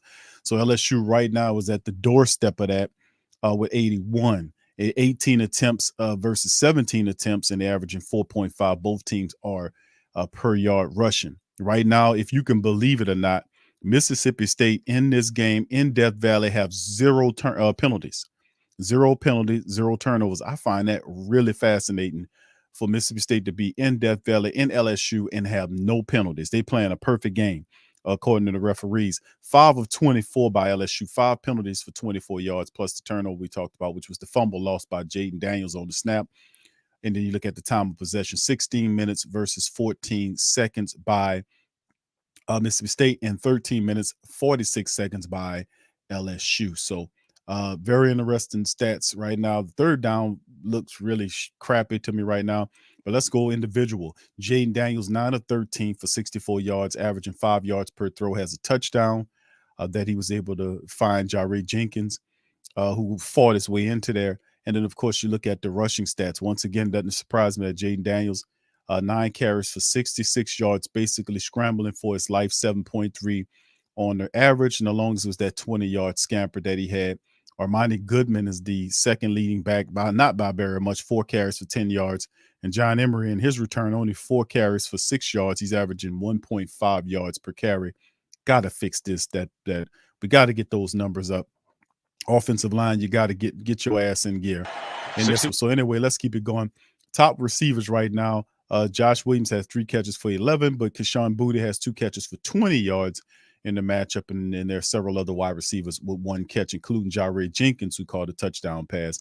Going over to the kicking stats, you see Ramos just has that extra point there. And to be quite honest, which is intriguing to see just how well LSU's offenses, the defense is playing to kind of keep them in this game, to be quite honest with you. You look at the Mississippi State team, Will Rogers, 13 of 19, 108, averaging just under 6 yards per throw, has a touchdown as well. Dylan Johnson, 5 carries for 48 yards, averaging almost 10 yards per carry, had that 35-yard scamper to break it open. And Jaquavius Marks, 7 carries for 46 yards, had that sprint of 37 yards to kind of break it open. So 2 chunk play running sprints by Johnson and Marks help elevate their rushing attack to 76 yards. Thomas, 3 catches for 43 yards for a score. He definitely mossed the cornerback for LSU. Caleb Ducking has 3 catches for 27 yards. Rufus Harvey, 3 catches for 22 yards.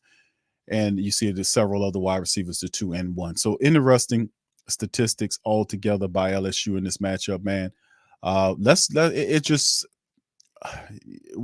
Based on what my preference of what I see, man, I think what needs to happen. Before I even say, let me just holler at the fam. Man, my goodness, what the hell is going on here, man?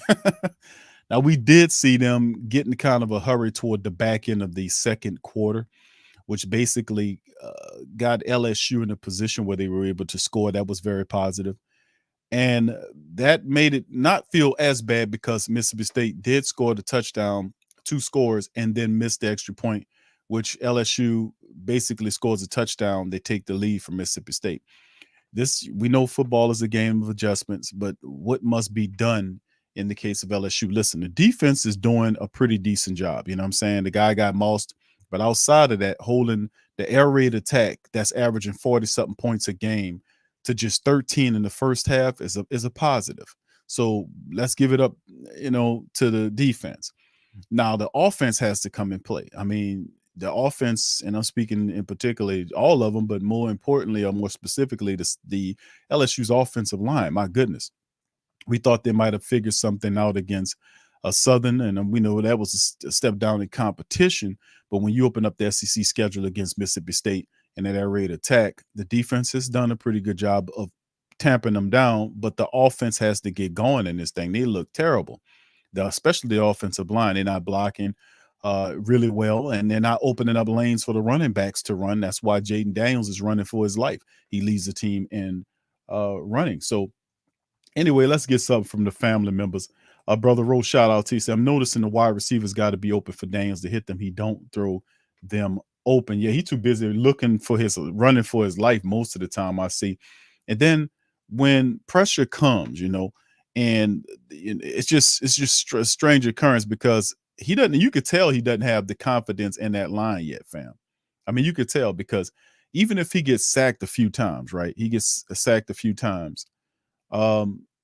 He still should have his eyes downfield looking to make a play. And I'm telling you, man, there were several plays that you can look down the field and see there's a shot downfield. There's a shot downfield. We need to take that shot and have a couple of successful deep shots downfield to kind of back that Mississippi State Bulldogs defense off and kind of open them up. And, that I'm pretty sure that Mike Denbrock, who's the offensive coordinator for LSU, and I can see Brian Kelly in his face, he was red as a Louisiana pepper. I mean, he has to force his coordinator to come up with a more serviceable game plan. I don't know what you need to say to these offensive linemen to make them block better, but something is definitely got to be done. All right, shout out to you, Rated R.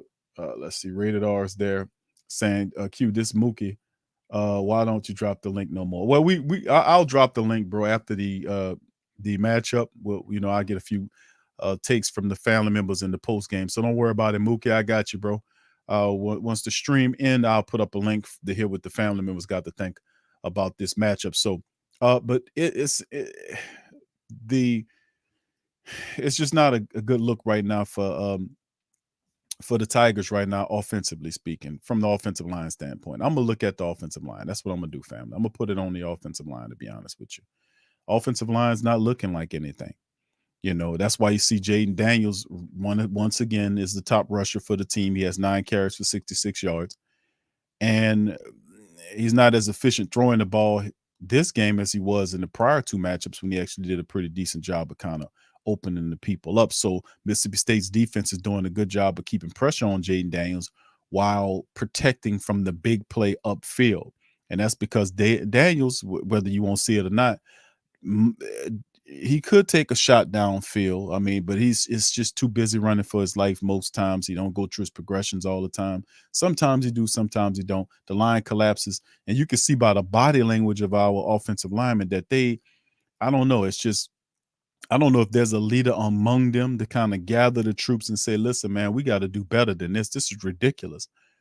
You know, or if they can just kind of reduplicate what they were doing in that positive drive when they were able to score the touchdown. If they have to go no huddle and kind of, kind of surprise Mississippi State's defense, then do what the hell you got to do to kind of get into a rhythm here. There is no rhythm here at all, to be honest with you. And once again, that was, some of the things we talked about in the offseason was with LSU's offensive line. Could Coach Kelly come in here in his first year? If he was going to have success in the SEC, you got to have a strong line. And right now, the only thing that right now that we can say about the LSU offensive line right now is the fact that they dominated Southern. They did a good job against Southern, but if you talk about Florida State or Mississippi State, they just don't look well against people that are around their peer group or their level. So they have to figure that out, man. We'll see. All right. So So the big ups to the fam. Thank y'all all for being here. Shout out to all the fam. Brother Devin, True Louise Animal. Brother Rose in the building as well. Good to see you, Brother Derek. I see you, fam. All right. Shout out to you. Once again, shout out to my boy Mookie, Rated R. Shout out to you, fam, in the building as well. All right, Brother Jerry, that OG in the building as well. Brother Torrey Shepard. Senior? What's up there, Brother Torrey? How you doing, my brother? Shout out to you. Alex, shout out to you. Good to see you. What's up, normal guy? Shout out to you, my brother Damien. Shout out to you as well, GM Kev, and the rest of the family members in this thing. I appreciate you. But LSU's rushing attack, family. Let's talk about that. The LSU rushing attack as it stands. My goodness, man. Nothing really shaking at all. When we got John Emery Jr. back, I was like, man, this guy averages 5 yards a carry. Let's get having him back will really help, but he's completely neutralized because the LSU offensive line is not opening up running lanes for him to run, and the Mississippi State is just sniffing them out. So they've stuffing them completely out. So the adjustments into the second half has to be the LSU's offensive line has to play better. They're going to have to perhaps add some more blockers there and come out and do some things, bring out the tight end, the block. I mean, whatever you got to do to kind of get this balance going, because if LSU can run the ball, it could set up the play action. It could set up a lot of things. If that's not the case, then you're going to see more of the same from Jaden Daniels, who's trying to create outside the pocket. He's going to be scrambling around, and some of it looks good. Some of it's not, it's not going to work. This defense is stingy, and they're going to have to learn how to start blocking better to get a man some opportunities. And of course, Jaden Daniels is going to have to start taking shots downfield if he can. So we're going to see how it goes. All right, Brother Damien says, been in and out, Q, but I'm at work. Have Keyshawn Boutte showed up yet? Only 2 catches for him right now, bro. We need a little bit more, a lot more from him, and a lot more from Jaden Daniels, and a hell of a lot from the offensive line. Derek says, while we're at halftime, go ahead and smash upon the like button. Thank you, Brother Derek. Good to see you, fam. Hope everything going all right with you, bro. Young Bloods 46 says, Big Q, don't you think LSU rotating running backs is not going to allow for them to establish a rhythm? Well, the way I see it, bro, you might have a part on that, Young Blood, but the John Emery Jr. is a guy that is by far their best running back, right? He's not a slouch. So we know that if he comes in there and he hits the holes. He should gain you some positive yards. What I think is going on here is that LSU's offensive line is losing the battle against Mississippi State's defensive line. That's just as simple as I could put it, and that's what I see. I'm witnessing from the first half football. They're just getting pushed around on the line, man. And then you see the top rusher is Jaden Daniels. He has 66 yards off of 9 carries. That's because he's scrambling around. 20 of the 66 came on one scramble when he broke outside the pocket and created with his feet. And he's just doing a lot of improvising out there. The offensive line breaks down. He takes off and tries to make a play. And I really do wish that LSU some kind of way find what they need to do, because they switched up the rotations of the offensive line after the Florida State loss because they looked so pathetic and trash. But then when it came back against Southern, they kind of dominated Southern because they are, Southern's not their peer. Disrespect to Southern, but we all know this. But when they get up against SEC competition like Mississippi State, it goes back to what it was in week 1. So they got to figure out a way to fix this shit, move forward, man. Lickety split, because they got a half of football remaining. 13-7 in the game, man. So we'll see. Thank you, Young Blood. Shout out to you. All right, Tori, what's happening, baby? Shout out to you. So let's hear from the fam, man. Y'all tell me what y'all think about what's happening and what we need to do to get better in the second half, man, because even though the LSU right now not looking all that good offensively speaking, except for maybe a series or so, they're only still trailing by 6 points.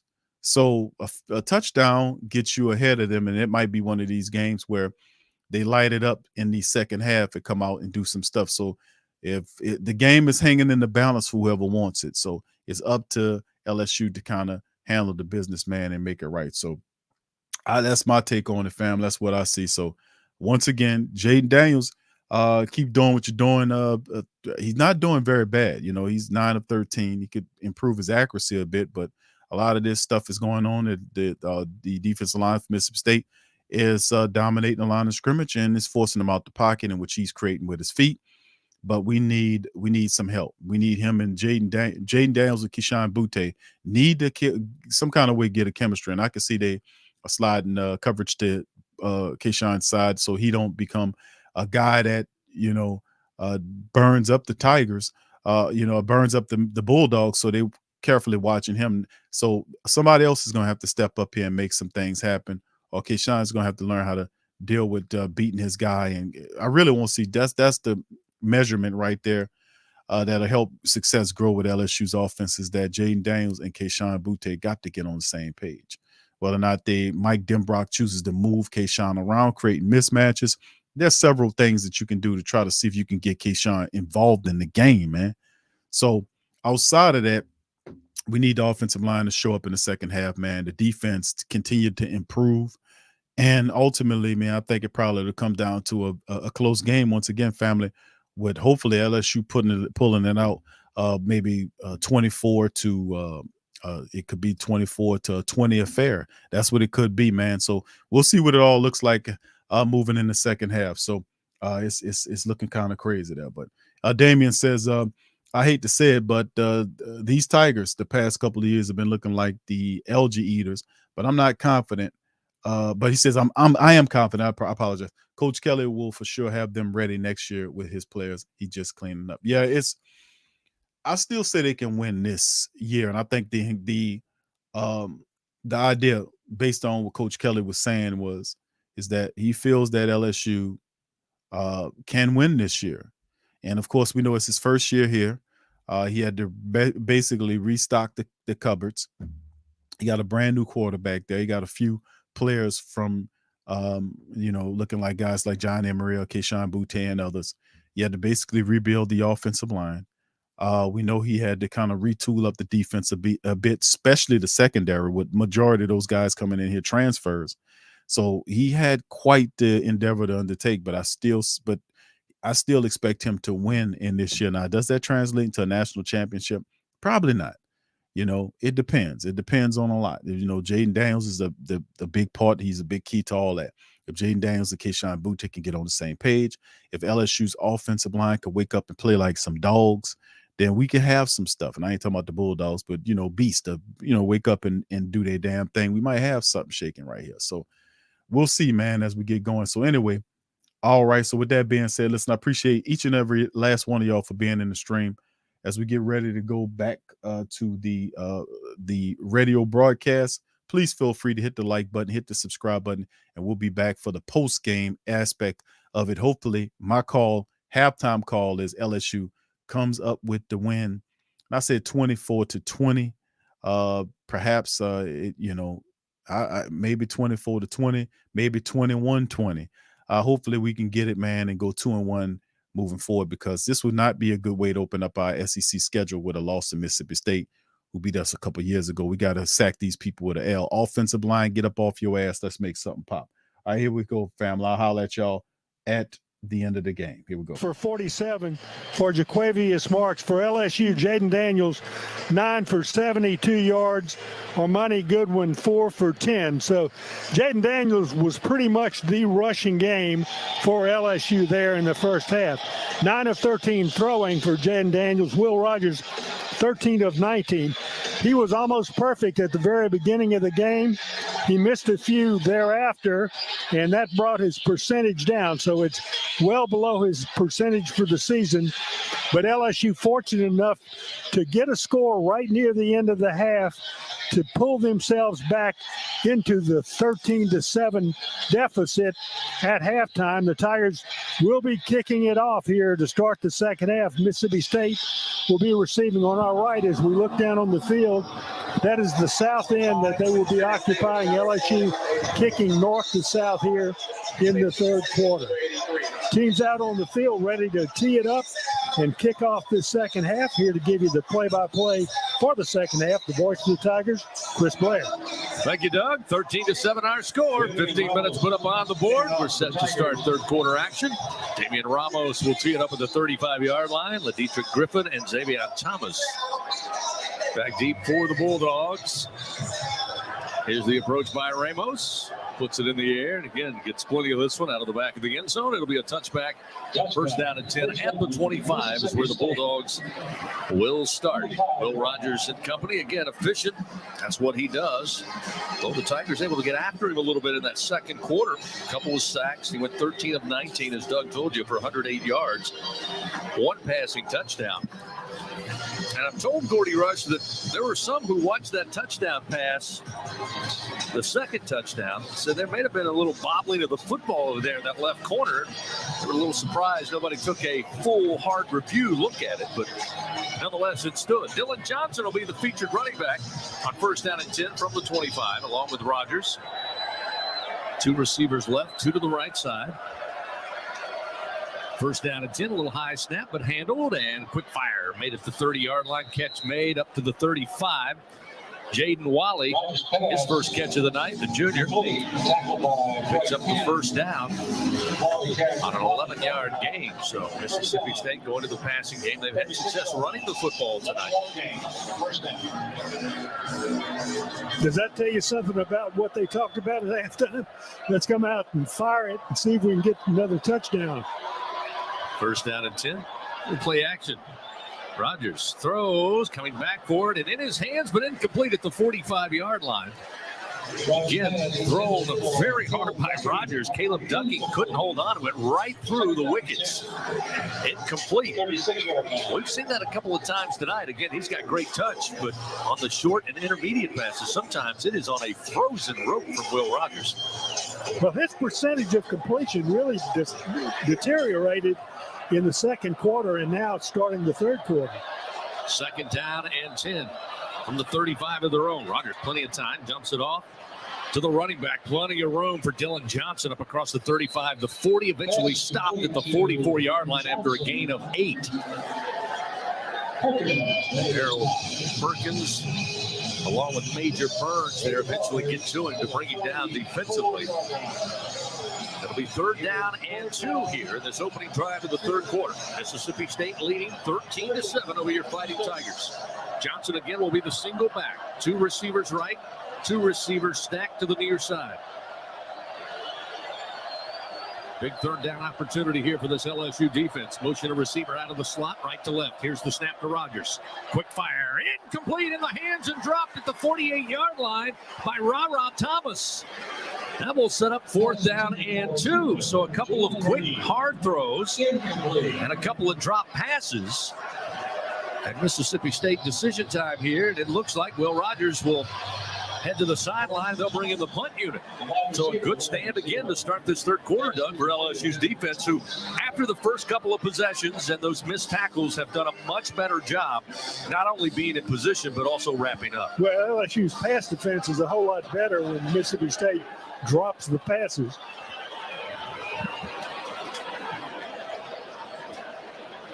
Georgopoulos to punt it away. Takes it at the 30. Hesitates. Now puts a foot into it. It's a low-line kick. Takes a bounce at the 30 for Mississippi State. Inside the 20. And the Bulldogs will down it around the 13-yard line far side. Greg Clayton Jr. was back deep. Did not get a chance for a return. And a 43-yard punt sets up LSU. 1st down and 10 inside their own 15-yard line here. First chance, but a nice start, Gordy Rush. Another sideline report presented by Sunshine for this LSU defense. Some of it helped by Mississippi State not holding on to the ball, but the defense will take it. Yeah, no doubt about it. I thought Mike Leach came out with some nice scheme plays and some adjustments to what LSU was showing him. The story of that drive, those 2 drops, Doug, you hit the nail on the head there. We'll see Armani Goodwin come out as the running back here on 1st down and 10. Tigers have trip receivers to the right. Keyshawn Booty got involved early in the offense, but has been quiet of late. This time they'll flip it out. Far side, going to be Goodwin. Gets by a defender at the 20 and up the far sideline across the 25, up to the 27-yard line. Picks up the 1st down on the swing pass to Armani Goodwin, the sophomore out of Birmingham. 14-yard gain, 1st down and 10, Fighting Tigers. Very quick design and quick decision by Daniels that time in the pocket. 1st down handed off to Goodwin. This time he'll run with it left side. Yeah, a yard or 2. That's about all as he crosses the 30. Knee down at the 30. So maybe a 3-yard gain. It'll be 2nd down and 7. Pretty good push on that left side of the offensive front.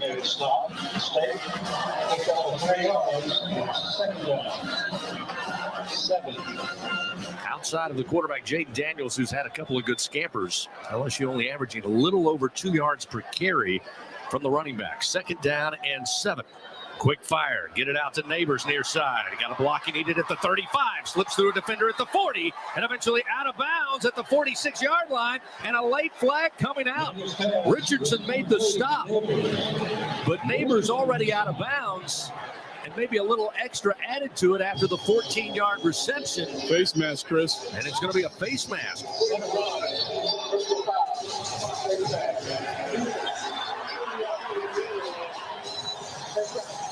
So a 14-yard pitch and catch. Now the face mask. And the Tigers will dig deeper into Bulldog territory. After the infraction, they'll move it to the 38-yard line of Mississippi State. And now Neighbors getting involved in the offense a little bit. Pistol formation now for Daniels. 2 wides to the left, 2 wides to the right. Goodwin, the single back. Now he'll motion Goodwin to his right hip. Here's the snap. On the keeper, Daniels around the right side, dives forward inside the 30. Stop there at the 29-yard line. Nice 9-yard gain. It'll be 2nd down and a yard coming up. Nathaniel Watson was there. Eventually to get Daniels down on the ground is Jaden showing what he can do running the football. Again, a couple of passes now. Things starting to open up for this offense for LSU against this, what was a stingy Bulldog defense. 1st down and 10. Ball at the 28-yard line. 2nd and 1, rather. Need to reach the 28-yard line to pick up another 1st down. Daniels fires it. Booty has it at the 23. Near side to the 20, down to the 19-yard line. He'll pick up the 1st down. Richardson again was on coverage, but a quick fire by Daniels and a gain of 10 yards. Inside the Capital One red zone. With the Tigers now, ball placed at about the 18-yard line. Trip receivers left. Keyshawn Booty, the lone receiver to the right. Tigers on the march. Turner taking some time, recognizing the defense. Now puts his nose over the football, snaps it back to Daniels. Daniels, quick fire, and thrown behind the intended receiver, Mason Taylor, down around the 11-yard line. He had him open, but just not able to connect.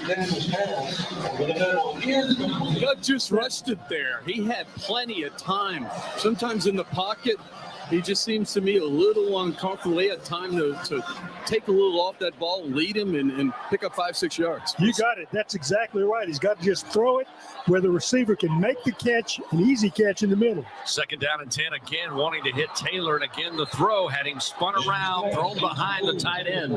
Incomplete at the 19-yard line, far side.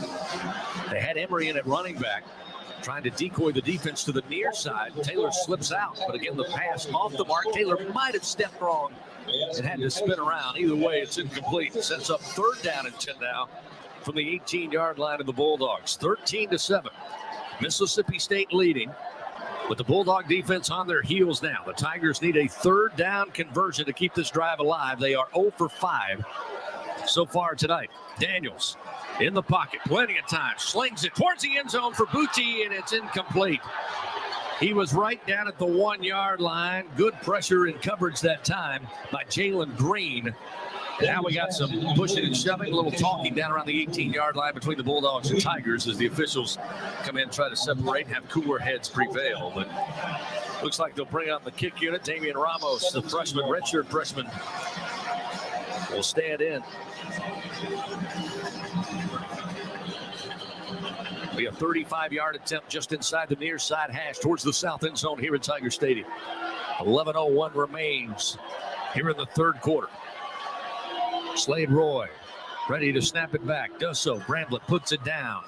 Ramos swings the leg. Kick is up, and it is good. 35-yard field goal gets the Tigers a little closer, making a 13-10 Mississippi State lead as Ramos with his 2nd field goal made on the year. 10:56 remains here at Tiger Stadium.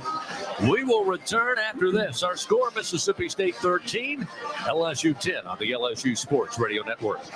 Hi, I'm Ryan Reynolds. As owner of Mint Mobile, I'm proud to offer premium wireless for just $15 a month. And I'm proud that we have thousands of 5-star reviews from customers like Dan D. in New York, who writes, "I am satisfied customer. How can this only be $15?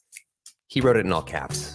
I needed you to feel it like he feels it. I hope I did that justice, Dan. And I hope that you try Mint too at mintmobile.com/Odyssey. New activation and upfront payment for 3-month plan required. Taxes and fees extra. Additional restrictions apply. See mintmobile.com for full terms.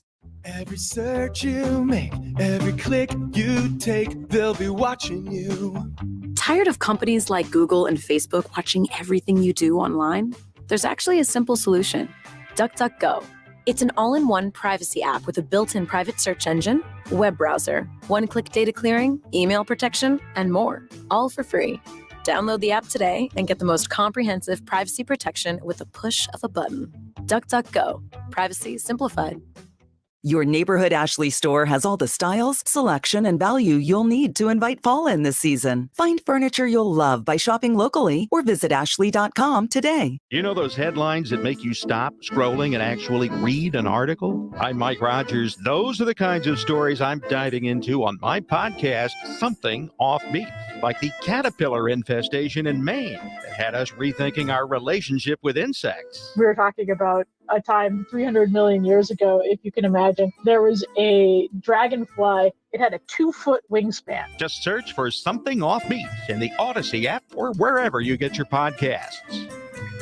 The listening you love is on the free Odyssey app. Your trusted local radio stations, coverage of your favorite teams, live news from your hometown, and millions of podcasts on demand. Best of all, you can completely customize your listening experience. Follow topics you care about, like leagues and teams. Pause or rewind your local sports and news, and add shows to your queue to catch up later. There's a lot to listen to, so get started and download the free Odyssey app today.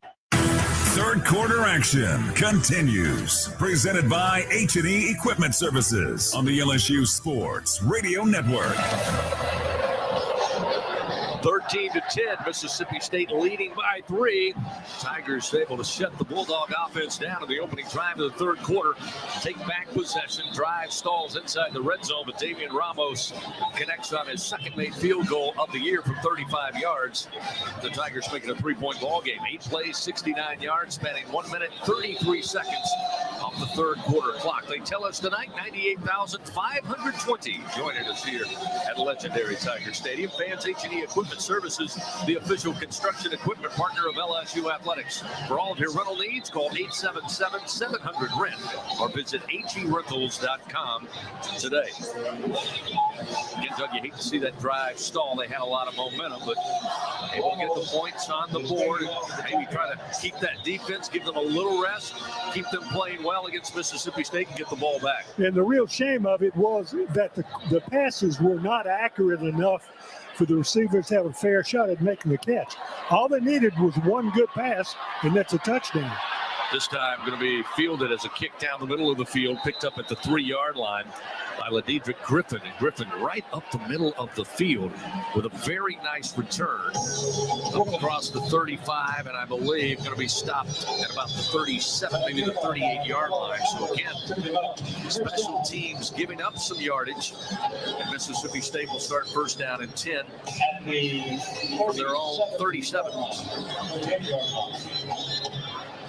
Tigers, though, now with 199 total yards of offense. Match that to 203 for Mississippi State. Mike Leach sends out the troops. Rogers again. 15 of 23. Not quite the night he had against Memphis. Not quite the night he had in Tucson last week against Arizona. Jaquavius Marks will be the featured running back on this first down and 10, just shy of their own 38. 2 receivers out wide to the right. 2 split to the left side. Handoff Marks running downhill. Again, the Tigers get to him after a gain of maybe 2 yards to the 40-yard line. That is about it. Greg Penn coming up from the linebacker spot to make the tackle. Sophomore out of Baltimore, Maryland. Second on the team coming in this week with 11 tackles, 9 of those solos for the first 2 games. You're going to see a lot of substitutions we have so far in that linebacker spot with Penn. Mike Jones we've seen, obviously Micah Baskerville, and Harold Perkins Jr. Second down and 8 from their own 40. Rogers with the football. Throws again off the mark behind the receiver, cutting across the middle of the field, looking for Harvey again. No chance to make a play, incomplete up around the 44. Doug, I'll tell you, Matt House is running some packages right there. Ojulari and Ali Gay were in the inside linebacker position right over the guards. They both came. Penn went outside there. There's a lot of different zone blitzes. They're trying to get the ball out of Rogers' hand very quickly. And he's getting it out of his hand, but he's not getting it out accurately as he was early in this game. Third down and 8 from their own 40-yard line. Again, LSU trying to disguise what's coming after it. Rogers flips it near side. This time catch made at the 48-yard line of the Tigers and down the near sideline. Out of bounds. Picks up big yards of 24 on the gain. Again, just able to get to the receiver in time with the football. Ra-Ra Thomas makes the big play. And what was third down and 10 now is first down and 10 at the LSU 36-yard line.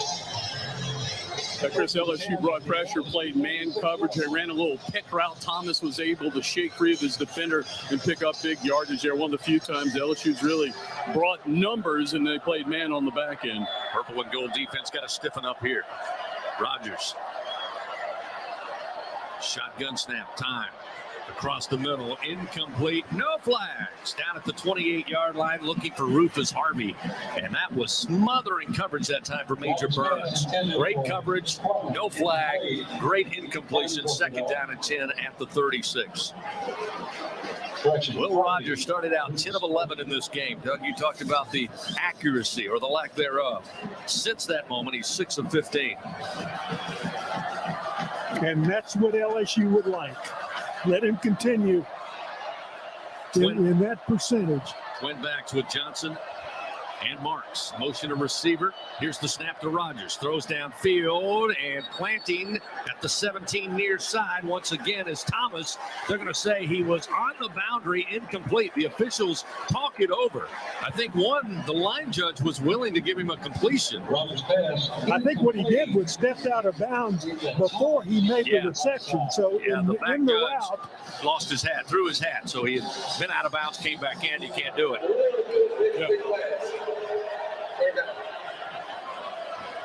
So again, Mississippi State looking at 3rd and 10, this time at the 36 of LSU. That's the single back. That's exactly right. And I think they're checking back in Birmingham to see if he was pushed out. If you remember.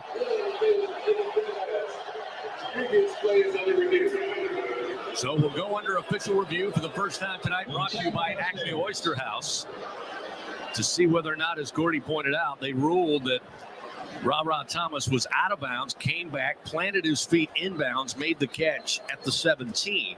They said he was out of bounds. Now, replay back in Birmingham, going back, watching the entirety of that play to see whether or not Ra was forced out of bounds, which then changes everything. He is then allowed to come back to the field of play. Yeah, guys, I'm going to put you on the spot. It was 2019 in which Thad Moss was pushed out of bounds and came back in and caught it. And if you remember, that was overturned to LSU's favor. I forgot the game, but I do remember it was Thad Moss. So if he's pushed out, was it Alabama? Yep. Okay. Yes, sir. And so that's what they're checking for. Timeout on the field, 9:20 remaining under official review. We'll find out what it's all about when we come back. Mississippi State leading 13-10. Bulldogs have the ball on the LSU Sports Radio Network. From Baton Rouge to Bastrop, Woman's Hospital is bringing mammograms closer to home and closer to you. With our mobile mammography coaches traveling to 31 parishes throughout Louisiana, scheduling your annual mammogram is easier than ever before. Visit womans.org/mammogram or call 225-401-3849 today to request your appointment. That's 225-401-3849. Hi, I'm Kristen, an employee at BASF in Louisiana. Everyone knows winning sports teams all have great chemistry. The players work well together to accomplish a common goal. With great chemistry, anything is possible. At BASF, we create chemistry around the world through our people and our products. To join a winning team and a great place to work, visit basf.us/LA. BASF, we create chemistry. Hello, how can I help you? I'm looking for your new Fast Play games, but really, how fast are they? How fast do you say? Faster than a... Even faster than... Whoa! Hey, that's fast. Introducing new Fast Play games from the lottery. Get in between for $1. Rev up with $2 Super 7s. Bet on Black Cherry Bingo. Get the winning score with $5 Saints. And finally, it's a party with $10 Cash Extravaganza. Win up to $50,000. Must be at least 21 to purchase. Is your business growing? And are you in need of more space? Are you looking to expand your commercial real estate portfolio? Give DiVincente Brokerage a call. They are a locally owned commercial real estate company that can cover all of your commercial real estate sales and leasing needs. DiVincente Brokerage. One team, one firm, one gold star. Give them a call at 225-224-0838. Third quarter action continues. Presented by H&E Equipment Services on the LSU Sports Radio Network.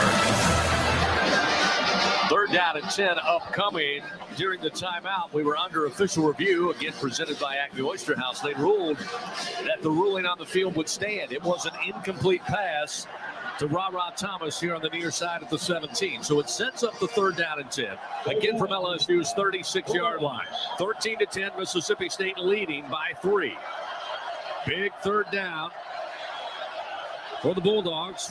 Crowd starting to get into this here. Rogers up shouting instructions at the offensive line. He'll step back into the shotgun with Marks on a wing to his left. Snap is back. Throw, quick fire, tunnel screen, catch made, and Griffin inside the 30 to the 25, and then stopped and stood up at the 22-yard line, but a gain of 14 yards. Jay Ward eventually made the stop on the Dietrich Griffin, the junior out of Philadelphia, Mississippi. So the 1st down conversion for Mississippi State. Driving deeper in LSU territory, under 9 minutes to play here in the third quarter.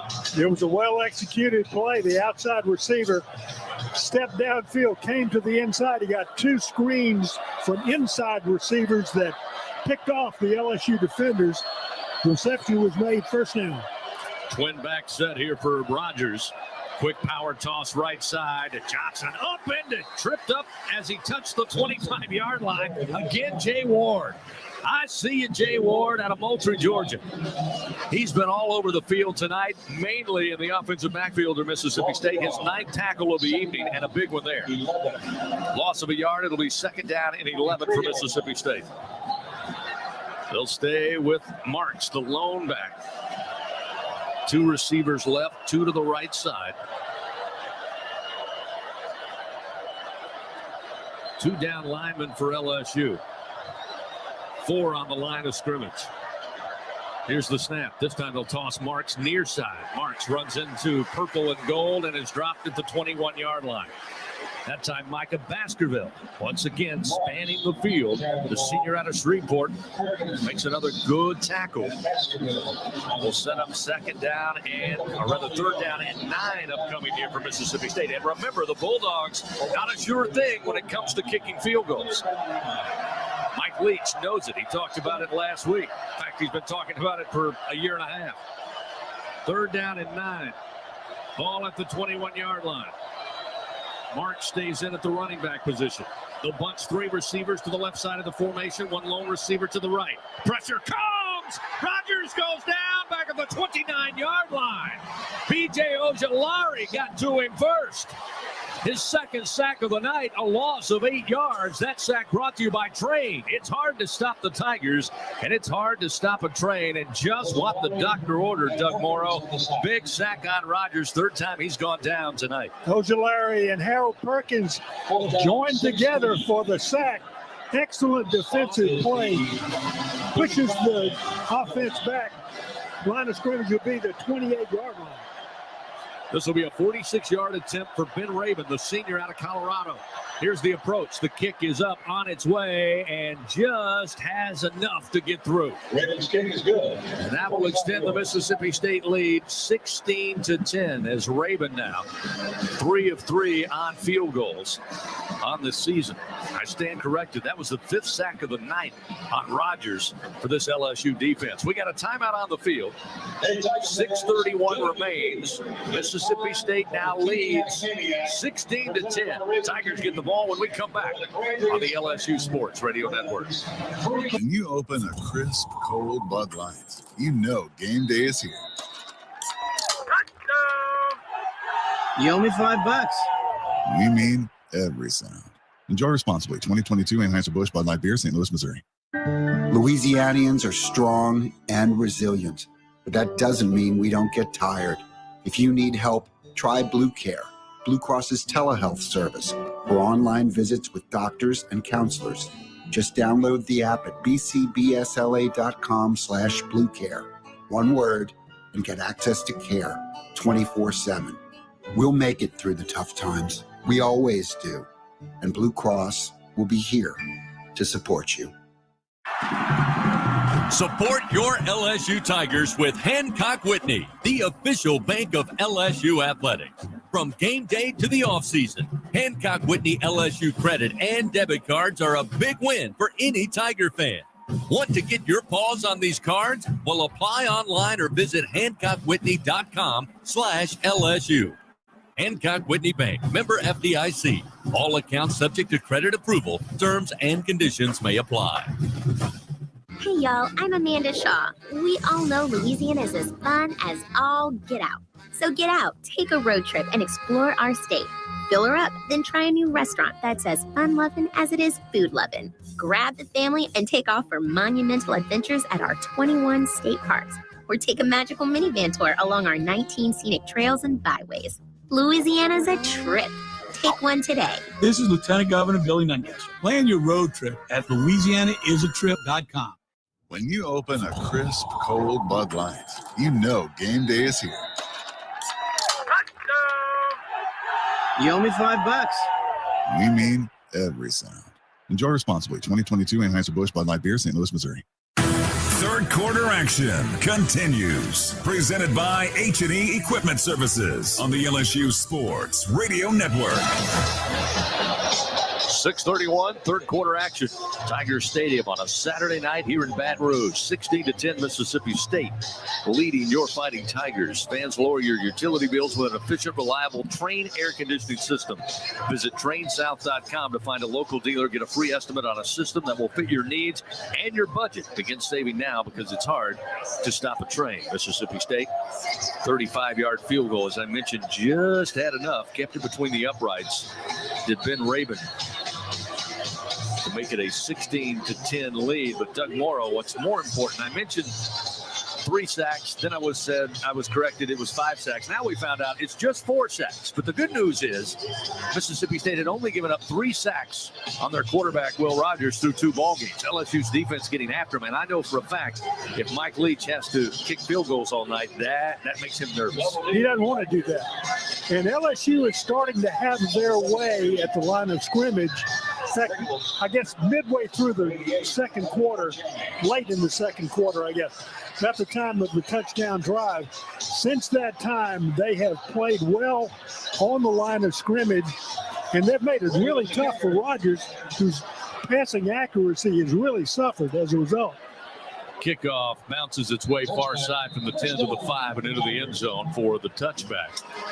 And that will set up LSU first down and 10 at the 25-yard line. Gordy Rush, the other thing we've seen, that final 2-minute drive in the second quarter, LSU gets on the board to cut the lead 13-7. And since then, just 1 yard shy of 200 yards. Again, starting to see some life and consistency to this LSU offense. Yeah, they're getting the ball out of Jaden Daniels' hands. That's one thing, getting it out to the wide receivers wide, and also hitting some runs to the outside of the field, because Mississippi State's bringing a lot of pressures in between the tackles. They want to get the ball out quickly, out to the edges.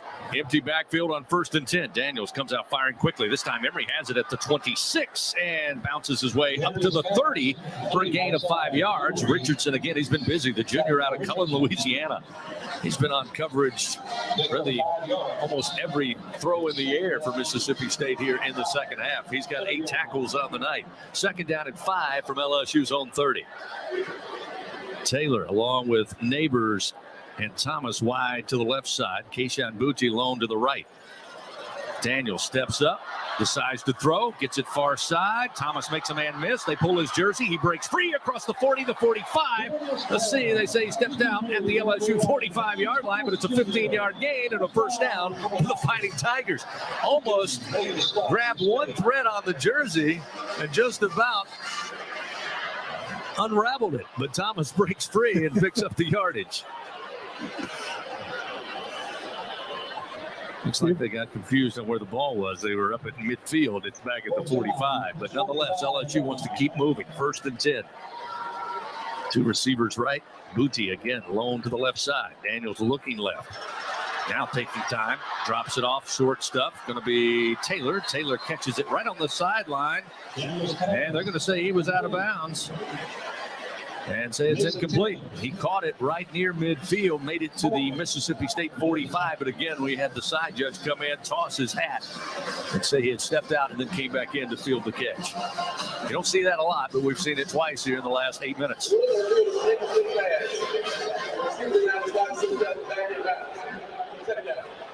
Ruling is now incomplete. Incomplete, second down. So they'll give the side judge his hat back. And it will be second down 10, again from the LSU 45 on that incompletion. Trip receivers to the right, including Taylor, Thomas, and Neighbors. Again, Keishawn lone to the left. Daniels looking left, and here comes pressure from his backside, and he'll be dropped back at the 37-yard line by Nathaniel Watson. Loss of 6 on the play. That time Watson, Doug, didn't look like anybody touched him. He came straight for Daniels. He had a good shot, and it's a good thing that Daniels was able to hang on to the football rather than lose it. So lose 6, and it's 3rd and 16. LSU trailing 16-10 here, under 5 to play in the third quarter. Again, LSU been more effective when they're moving with tempo. Daniels takes the snap. He's got time in the pocket, delivers. Taylor has it at the 45, spins off a tackler up near midfield, gets to the 50-yard line, picks up 12 yards. But he's going to be 4 yards shy of the first down. Jackie Matthews from Pinson, Alabama, a senior, able to make the stop for Mississippi State. Josh Williams checks in from the near sideline for LSU. It's going to be 4th down and 5 for LSU. Right now, it looks like Coach Brian Kelly wants to go for it with 4:05, clock moving, third quarter. Taking their time here. The play clock down to 14. Taylor in the slot. Booty now will move with Taylor. He'll be in the slot to the right side. Trip receiver to the left. We got an empty backfield. Play clock down to 4. Here's the snap to Daniels, sprinting slowly to his left. Throws, and it's incomplete. He was looking for Neighbors, but well overthrown. They had Daniels moving to his left, throwing with the right hand, and just off the mark. Duncan was on coverage, and turnover on downs near midfield, going to give it back to Mississippi State. Well, that was not a positive thing to be moving to the left. Right-handed passer moving to the left, having to throw back against the momentum that his body gives him, and he just didn't have a chance at making the completion, although he had a receiver open downfield. Neighbors had the step, but could not get the football to him in an accurate manner, and that puts Mississippi State back out there. And how many times, Doug, tonight have we looked up, they've started to drive at their own 40, 45, or even at midfield? Again, puts this LSU defense in a tough spot. 1st and 10, ball at the Mississippi State 49. They'll toss it out. Right side with it is going to be Johnson. Tigers with good coverage, but he picks up 4 yards out there on the right side. Again, Jay Ward, I think his 10th tackle of the night. Career high 11. He should be well on his way to picking that up. 3.5 to go in the third quarter. Mississippi State, Mike Leach now, not necessarily running any type of tempo, although they will run no huddle. 19 on the play clock. 2nd down and 6. Rogers, tight pocket, delivers, and it's incomplete at the 40-yard line. Looking for Harvey. Looks like Greg Penn was covering across the middle of the field. Harvey couldn't hold on. And that will set up 3rd down and 6. Again, that pocket, Gordy, getting tighter on Rogers. No doubt. Rogers is feeling it. The second half, he's been a little antsy. He's been throwing some fastballs out there. The LSU pressure packages have gotten to Will Rogers. 3rd and 6. Mississippi State 3 for 11 so far tonight. Another critical 3rd down opportunity for this Fighting Tiger defense. Ball on the far side hash. Snap back to Rogers. Quick fire on the slant. Catch made at the 43 of LSU, but it's going to be shy of the first down by at least a yard. Catch to Jaden Wally, who hauled it in, his 2nd catch of the night. Now, this is where Mike Leach, again, may roll the dice. It'll be 4th and appears to be a yard, and it looks like Rogers and company will stay out there. And so far tonight, they are 1 for 3 on 4th down conversions. The Tigers have stopped their last 2 attempts in this situation. Rogers kind of mini huddling up with the offensive line and his running back, Dylan Johnson. Still talking. Play clock down to 7 as he steps into the gun. Now goes back to the center with 4 seconds. Steps back into the gun. He'll have to call the timeout and does.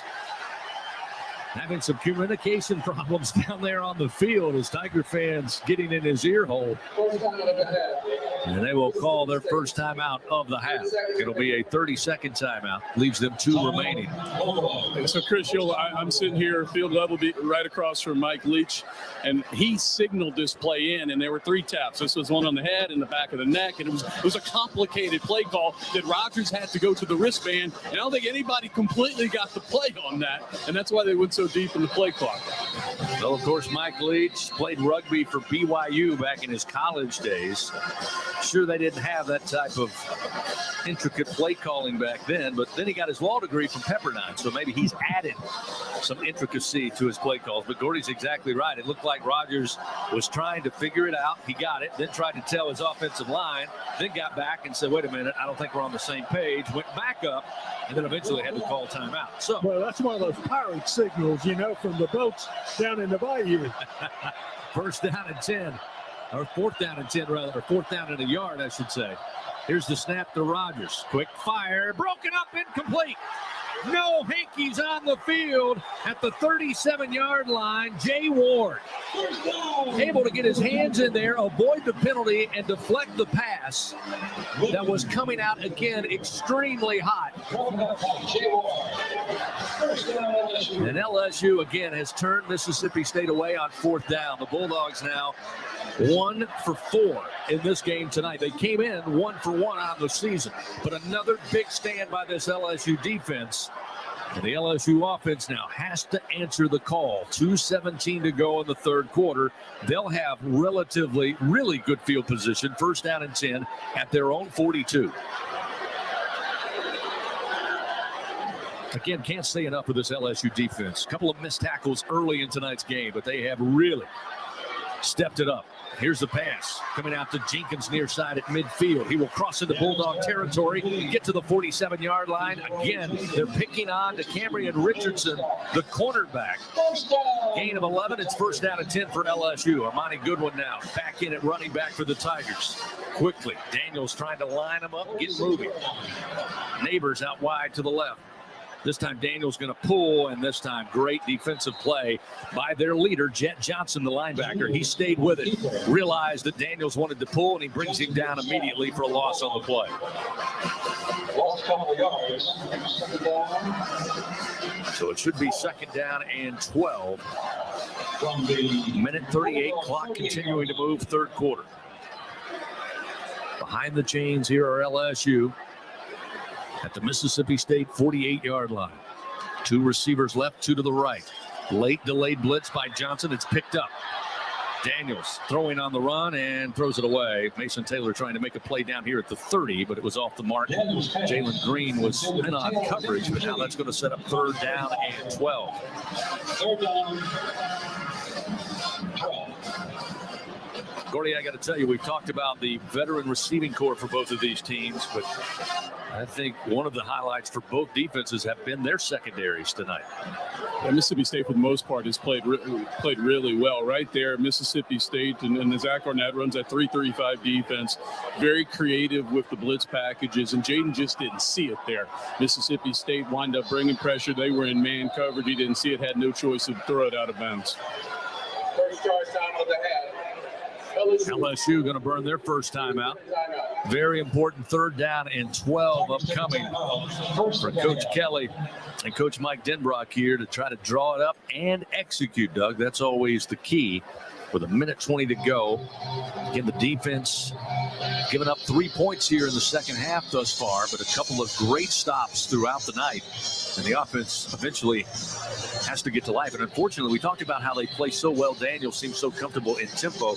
There's just been some things that have slowed them down. They've had a couple of plays and then maybe an incompletion where a player was out of bounds and slows things up. It's as if they have a lot of time, things get bogged down for this offense. And LSU has not been able to break a running back loose on a running play.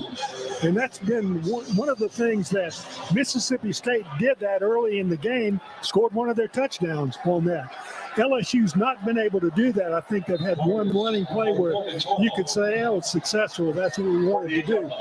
They've got to find something that will work in the running game so that their passing game will work. 3rd down and 12. They drop it off underneath to DeRay Jenkins, and he will get to the 45. That is all. Colin Duncan was there to make the tackle. A gain of 7 yards, but it's going to set up 4th down and about 5 here for LSU with 1:02 clock moving third quarter. Down 16-10 to Mississippi State. And after some contemplation, out comes the punt unit here. Bramlett with a chance possibly to pin Mississippi State back deep. He will stand at the LSU 40.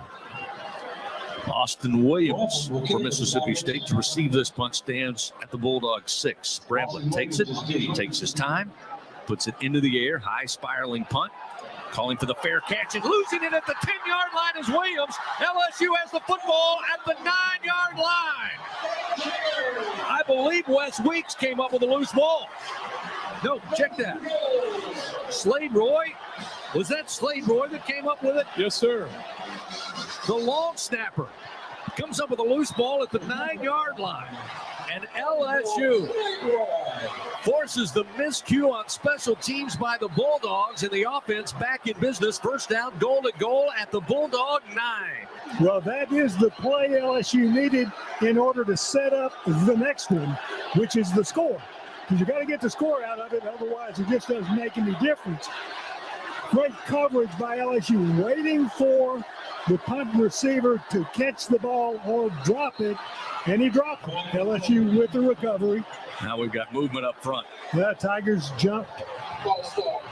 Offense, number 69, 5-yard penalty, first down. 6 penalty tonight, gentlemen, and that all in the motion department. Yeah, Chris, what LSU did is they called the play from the huddle, and they sprinted out there and wanted to run it right away. And Keishawn Butte was delayed and was running to the wide receiver on the other side of the field, made LSU wait, and LSU moved quickly, and that play blew up. I think it was a good idea from the sideline. They just didn't execute it. So now first down and goal back to the 14-yard line of Mississippi State. Brian Kelly not happy at all. He is very animated down there around the 25-yard line. Daniels lines it up. Goodwin, the running back. Butte motions. Now they hand it off. Goodwin up the middle. Has a little room. Gets to the 11-yard line. Now trying to force his way to the 10. May have got forward progress there. And a gain of 4 yards again before Richardson along with Wheat combine on the stop for Mississippi State. Tigers now looking second down, goal to go from the Bulldog 10. Trailing 16-10 to Mississippi State here in the SEC opener. That may have been the final play of the third quarter as we're down to 7 seconds. Daniels will line it up, but now he looks at the clock, realizes let's switch sides of the field, try our chances going into the north end zone. So the third quarter comes to an end here in Baton Rouge. Mississippi State through 3 leads 16-10 over LSU. Your Fighting Tigers looking at second down, goal to go from the 10-yard line. When we come back, fourth and final quarter coming up on the LSU Sports Radio Network. When you're a fan, you wear your team's jersey on your back and your heart on your sleeve. After a win, your world glistens. Lose, and a hurt permeates your soul. You'll always have a place with us in the Cox Fan Zone, where everyone can play and connect with other fans in a big group hug. See, in the Fan Zone, you're not some crazy fan. You're home. Hey, Tiger fans, say Fan Zone into your Cox voice remote to play. Not at home? Visit cox.com/fanzone and go Tigers.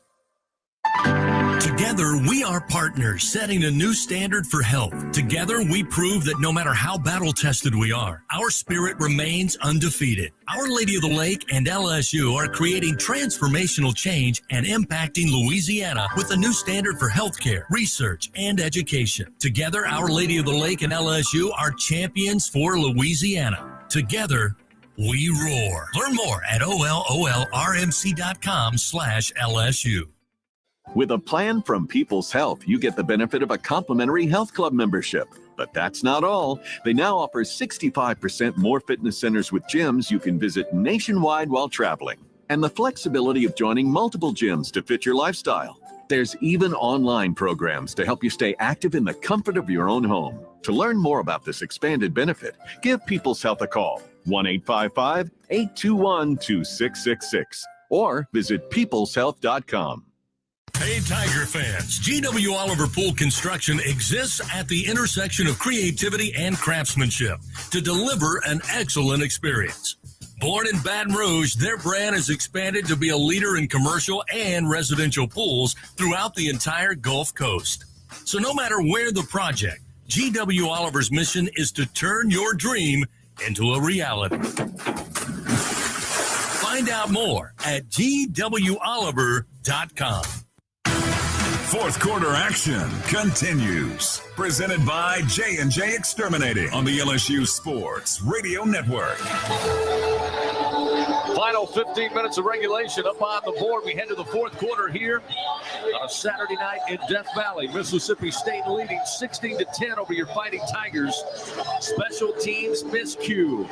This time for the Bulldogs. Muff punt down around the 10-yard line by Austin Williams. Slade Roy, the long snapper, picking them up, setting them down, recovers the fumble at the 9. The Tigers with a procedure penalty backs them up. First down and 10 at the 14. They gain 4 yards and now look at second down, goal to go from the 10 of Mississippi State as they switch sides of the field. The Tigers now attacking right to left on your dial towards the north end zone here at legendary Tiger Stadium. Fans, lower your utility bills with an efficient, reliable Train air conditioning system. Visit trainsouth.com. Doug Morrow, they're taking some time here in the huddle for LSU offensively right now. This one, the most important start, most important possession thus far of this ball game. And LSU's got to do something with it. And that's what's so important, Chris. They have had opportunities throughout the course of this game.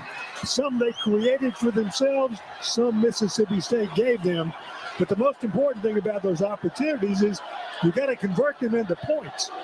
Because up on that scoreboard, LSU's down 6, and that ain't going to change unless they find some way to get that 6 and then 7 and maybe even more. Second down, goal to go from the 10. Jaden Daniels in the shotgun. He's got Armani Goodwin on a wing to his right. 2 receivers left, 2 to the right. That's the short side of the field. Booty out wide to the right side. Shotgun snap, Daniels.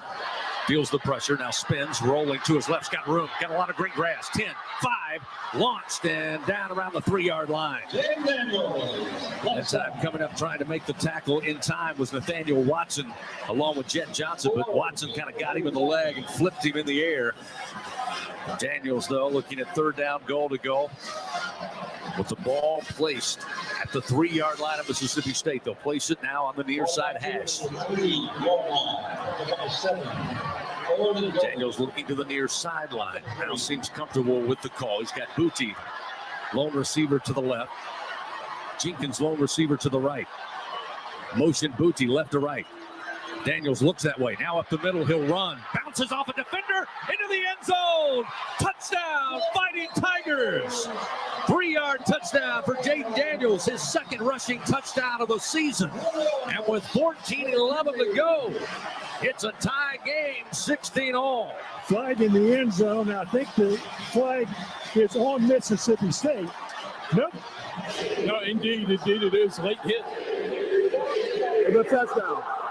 After the play, personal foul, unnecessary roughness, defense number 19. That penalty will be enforced on the kickoff.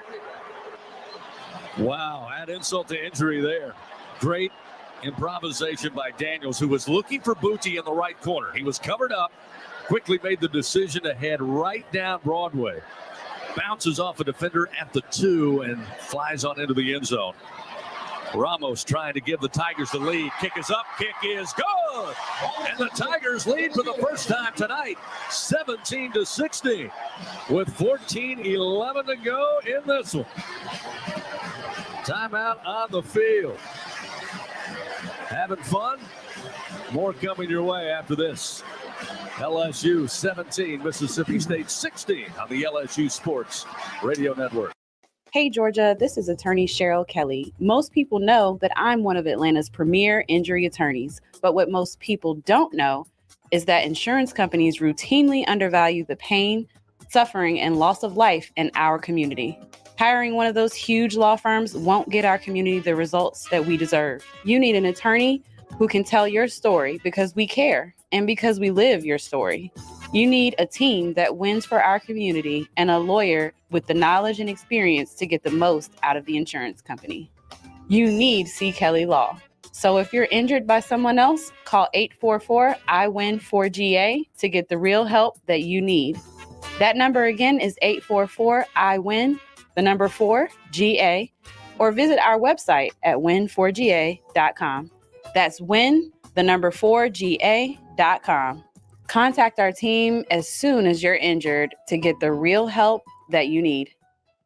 Hi, I'm Ryan Reynolds. As owner of Mint Mobile, I couldn't wait to make my first commercial for Odyssey listeners. I thought, I'll tell them to go to mintmobile.com/Odyssey to get premium wireless for just $15 a month. Then I thought, they'll never believe the owner bragging, so I'll bring on a real Mint customer who knows it's premium wireless for just $15 a month. Then I thought, how will they know it's not just me acting as a customer? Then I thought, what if they don't think I'm a good enough actor to play a customer? Then I cried and went to bed. The end. New activation and upfront payment for 3-month plan required. Taxes and fees extra. Additional restrictions apply. See mintmobile.com for full terms. Fourth quarter action continues. Presented by J&J Exterminating on the LSU Sports Radio Network.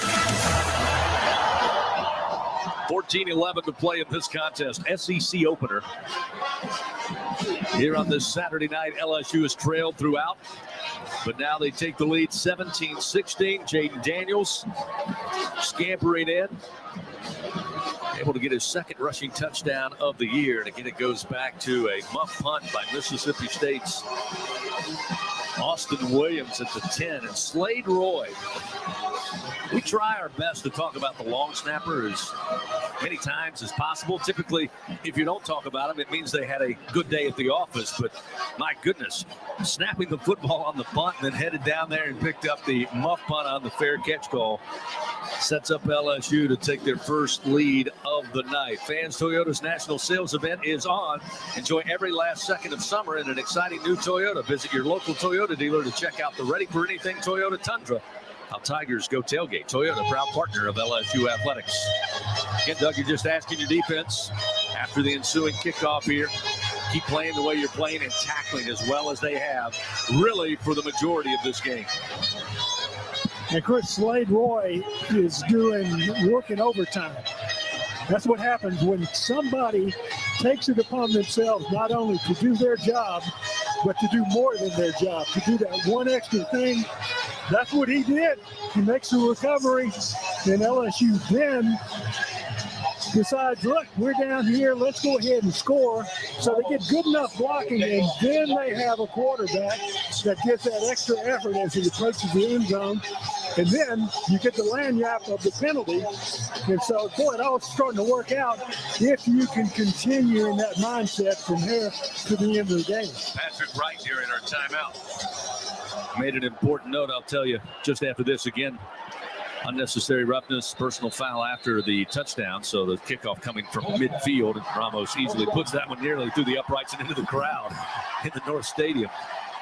But LSU now, according to Patrick Wright, 240 yards total offense to 245 for Mississippi State. And that is a recent occurrence and a good sign for things to come. Now it's up to the LSU defense. Will Rogers tonight. Again, LSU, Gordy's talked about it, Doug's talked about it, I've tried to talk about it. 18 of 31 passing. This LSU defense at times has certainly made him uncomfortable. He's been sacked 4 times tonight. First down and 10 from the 25. Snap to Rogers. Pump fake now, gives it off to Marks. He'll make the catch at the 25, and he is absolutely planted at the 24 by Greg Brooks Jr. Hey now. That is a drill of a hit. Textbook tackle in open space. Excellent play. And a loss. They'll say he got back to the line of scrimmage, but that's being kind. And Marks is going to sit down. He took a shot to his left lower leg. He's holding his ankle, maybe his shin. As Greg Brooks, a fantastic low tackle on the ball carrier. So Marks a little slow to get up, as Gordy mentioned. They'll come over, take a look at him now with 13:49 the clock stopped. I believe we have a timeout on the field, and we do. 17-16. LSU now leads for the first time tonight. Can the defense get it done one more time here and get it back to this LSU offense that's come to life in the second half? We'll find out after we step aside on the LSU Sports Radio Network. Hey, everybody, let's have some fun. The time is right, the party's just begun. Have a good time, strong. Ford F-Series has been keeping the good times rolling as the best-selling truck in America 44 years straight. And with the smartest F-150 and most capable Super Duty ever built, this dynasty will keep right on rolling. Drive the new 2021 F-150 at your Southern Quality Ford dealer, proud partner of the LSU Tigers. Based on 1977 through 2020 calendar year sales. It takes hard work to be the best in the game. Planning, commitment, resilience, sweat. That's why Old Dominion Freight Line, the #1 national LTL carrier for quality, works hard to be the best in the game and is proud to support those striving to be the best in theirs. Old Dominion Freight Line, official freight carrier of LSU Athletics, helping the world keep promises. We're Dudley DeBosier. As an official partner of LSU Athletics, we love being back here on campus. It's where we began our journey as lawyers. And it keeps us connected to the community we pledged to serve. This place has made a difference in so many lives across the state. And it inspires us to do the same. We're a law firm that cares about this community. And that's the Dudley DeBosier difference. Demand Dudley DeBosier, official partner of LSU Athletics. 444-4444. John Dudley, Baton Rouge, LA 2112230. Fourth quarter action continues. Presented by J&J Exterminating on the LSU Sports Radio Network. Tiger fans, listen up. Introducing the greatest hits from the lottery. You can play Hit 50. Win up to $1,000. Just visit any lottery retailer. Pick up Hit 50 today for your chance to win. Must be at least 21 to purchase. Tigers leading 17-16 here in this SEC opener. Next week, Mississippi State will host Bowling Green. LSU will have their third straight home game. They'll welcome in the Lobos from New Mexico. Kick it off at 6:30 on a Saturday night here at Death Valley. Again, the Tigers leading 17-16. Have to check on that injury for Mississippi State on that first down play. Marks slow to get up. He appeared to be okay after they took a look at him. Again, we've seen Marks and Johnson for the most part tonight. Simeon Price has been in on a couple of plays for Mike Leach, who this offense started the game getting it all done on the ground. Of course, have gone back to the passing attack, but LSU's done an excellent job of just disrupting the smoothness of Will Rogers tonight. Again, 19 of 32, 170 yards, one passing touchdown. Completing just 59% of his passes thus far after leading the country at nearly 80% through 2 games. In fact, he's 9 of his last 21 through the air.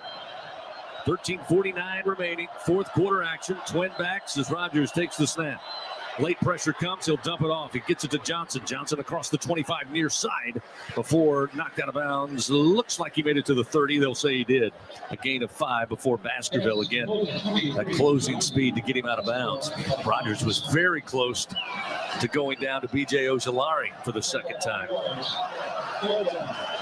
Mississippi State 3 for 12 on third downs tonight, looking at third down at 5. Ball just beyond their own 30-yard line. I got to tell you guys, the offensive line for Mississippi State moving slowly.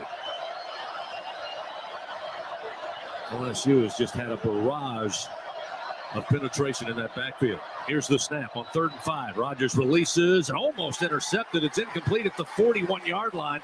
Looking for Caleb Ducking, but that throw was off the mark. Garner was on coverage, and I think if Garner watches that football, he might take that one for 6. Nonetheless, it's incomplete, sets up 4th and 5. Well, Will Rogers has been very uncomfortable since about midway through the second quarter. Some passes, he's on the money, but most of them he's missing by at least a little bit. Some he's missing by a lot. George Georgopoulos out there to punt, stands at the 15. Greg Clayton Jr. for the Tigers at the 25 of LSU. Snap is back. Couple of steps, and here's the punt. Comes right to Clayton, who goes down, fields it at the 24, crosses the 25, makes it to about the 27 before he stopped there. 45-yard punt. And maybe a 2-yard gain. And it looks like there's a flag down back here at the Mississippi State 42-yard line. They're going to huddle up are the officials. Our crew chief again, James Carter tonight. Umpire Russ Pulley. Jake Weatherford, our head line judge. Holding. Number 19 and 16. 10-yard penalty from the end of the kick. First down. And the penalties have added up. A lot of emotion related tonight. That one's going to be costly. Back up the Tigers here to start this drive on first down and 10. What would have been at the 27-yard line. Looks to be starting. Oh, they're going to say, wait a minute. Yeah, it's 10 yards, but my goodness, how far back are they going? They're going to mark it at the 15. I thought Clayton got to the 27. Neither here nor there. It'll be first down and 10. They called holding on Jordan Allen, so that pushed LSU back for 10 yards. No, I understand the penalty, but okay. I thought he made it to the 27. 10 yards would be the 17, but again, That's correct. Usually, I think it's a spot foul, right? The holding, if I'm not mistaken. Well, you may be right. Where it occurred. I'm just trying to get extra yards. Those hidden yards. I appreciate the effort. First down and 10. They mark it to 15. Shotgun snap. Here's a handoff. Emery goes left and cuts it up the middle of the field. Had a little bit of an opening, but Mississippi State closes quickly after a 4-yard gain. Again, LSU, not a lot of success in the run game at all. Certainly have not had the opportunity to get out on the corners and run, but running right at this Mississippi State defense, which, again, their front seven, as Brian Kelly said on Monday, pretty salty. Second down and 6. Emery will join Daniels in the backfield here. Jaden taking his time, calls for the snap and has it. Pressure comes in the pocket. The throw to Booty, but well underthrown. Ball didn't make it, but to the 33. Booty was already to the 36, so it's incomplete.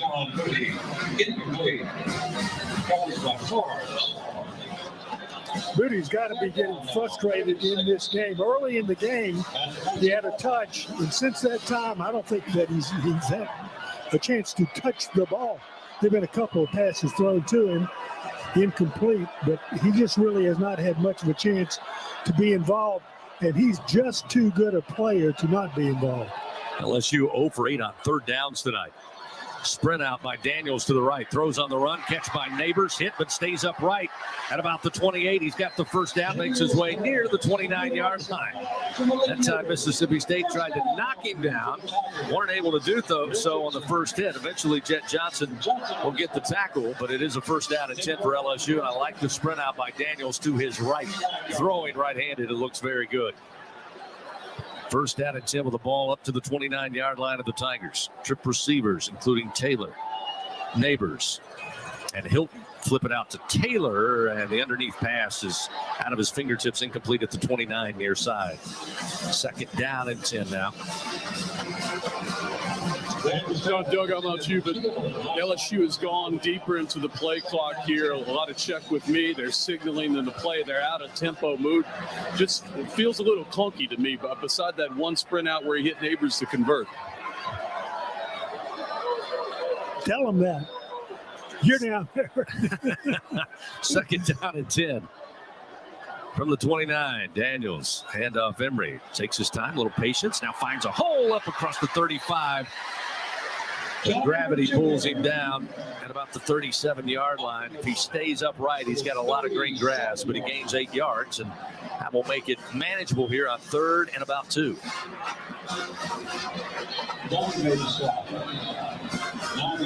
Sometimes the weight of that face mask will just bring you down.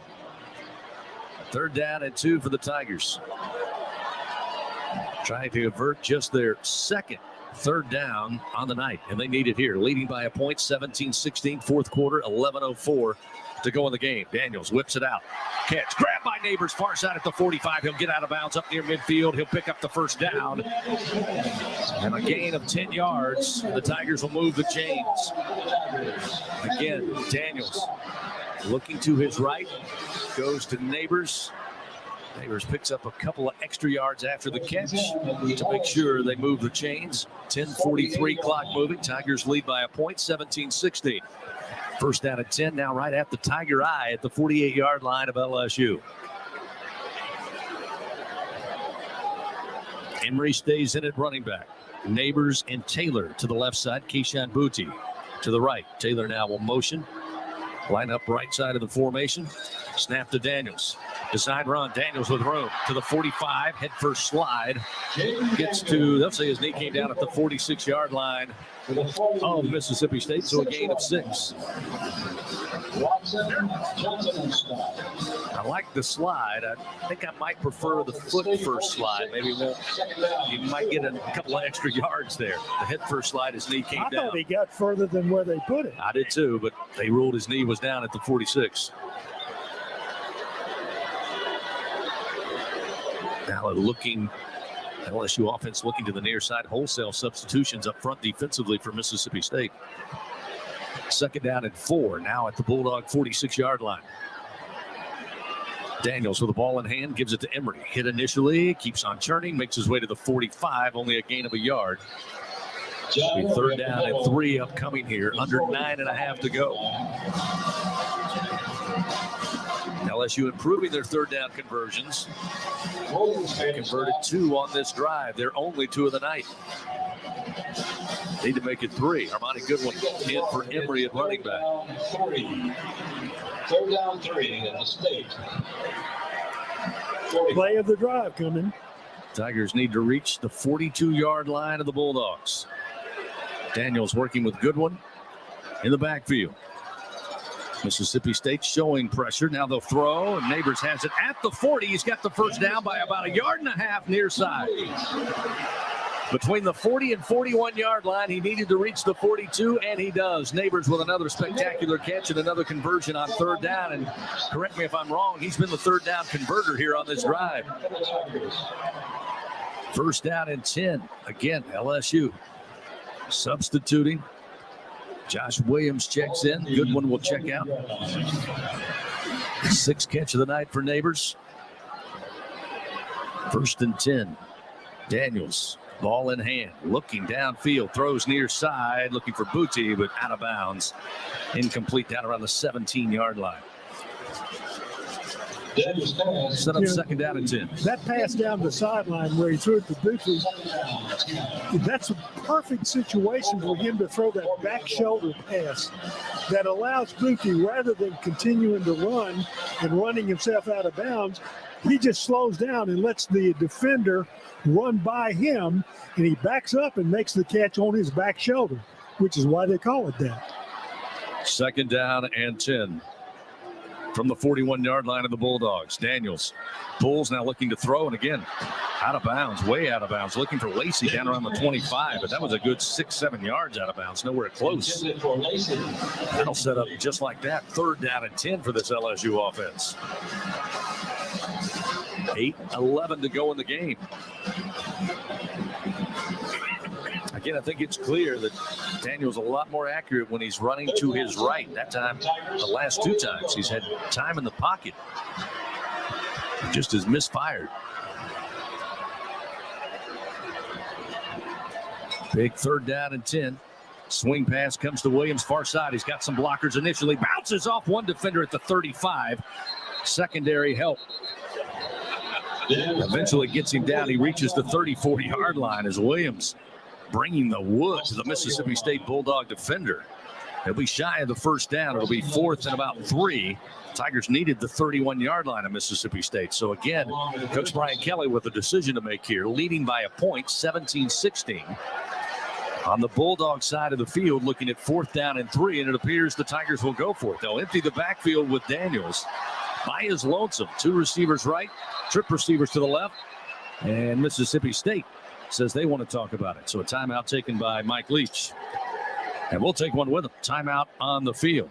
Coming up, we'll take a look at the performance report brought to you by Kubota. Our score at Tiger Stadium, LSU 17, Mississippi State 16. Back after this on the LSU Sports Radio Network. Albertsons is making shopping and saving easier than ever. Check out Albertsons For You in our mobile app, where you can shop for groceries and save weekly with digital coupons all in one place. With Albertsons For You, you can earn rewards points every time you shop and redeem them for free groceries. Brand new Albertsons For You members receive $5 off their next $25 purchase just for signing up.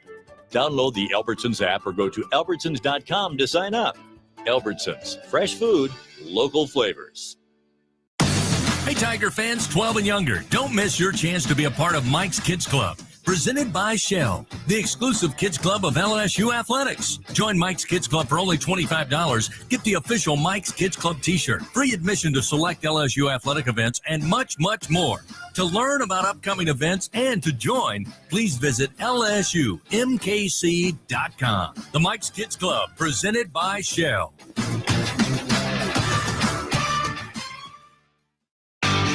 If you want to have a great time, enjoy some tasty food and drinks, and play some golf, you need to head out to the brand new Golf Suites off Segan Lane. Just go to the Segan Overpass, turn onto Old Segan Lane, loop under the bridge, and you are at the only place in town that uses PGA TrackMan technology. This technology tracks the flight and spin of your ball, which means you can use it to improve your game. You can also play courses from around the world, and there are plenty of games, so it's a ton of fun for the whole family. Golf Suites is affordable and open late night on the weekends. Make your plans to visit Golf Suites today.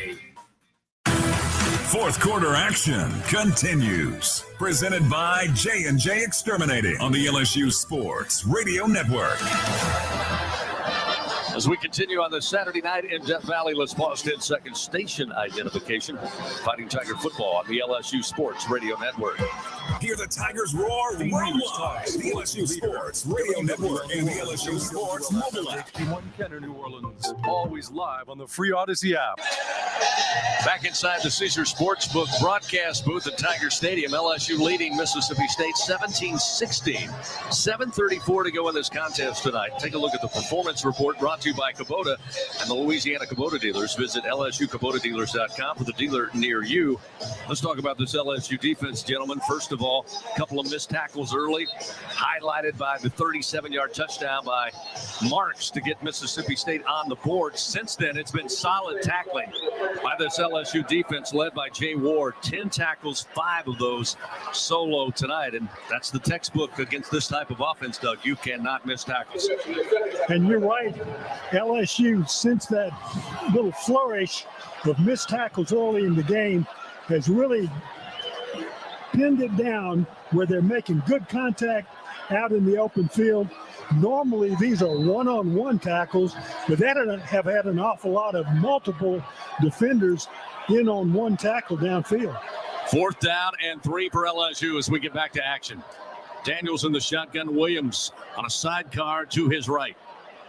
Snap back to Daniels, looking for the deep ball, looking for Neighbors. Caught inside the 15, down around the 12-yard line. First down and 10, LSU inside the Capital One red zone. Duncan was on coverage. Malik Neighbors found the football first. High pointing the ball. Good throw by Daniels over the shoulder, and Neighbors puts the Tigers in business. First down and goal at the 7-yard line. And that's that back shoulder throw I was talking about, where the pass is thrown to the receiver to the outside of his back shoulder. He spins away from the defender. Defender has no chance of guarding the pass. 27-yard reception for Neighbors. First down, goal to go inside the 8 of Mississippi State. Williams, the handoff, squirts through the line, gets it at the 2, fights his way near the goal line, and it is a fighting Tiger touchdown. Hey now, Josh Williams, met by a couple of Bulldogs around the 2. He wanted it more, chugging his way to cross the plane. 7-yard touchdown run, and the Tigers extend the lead 23-16.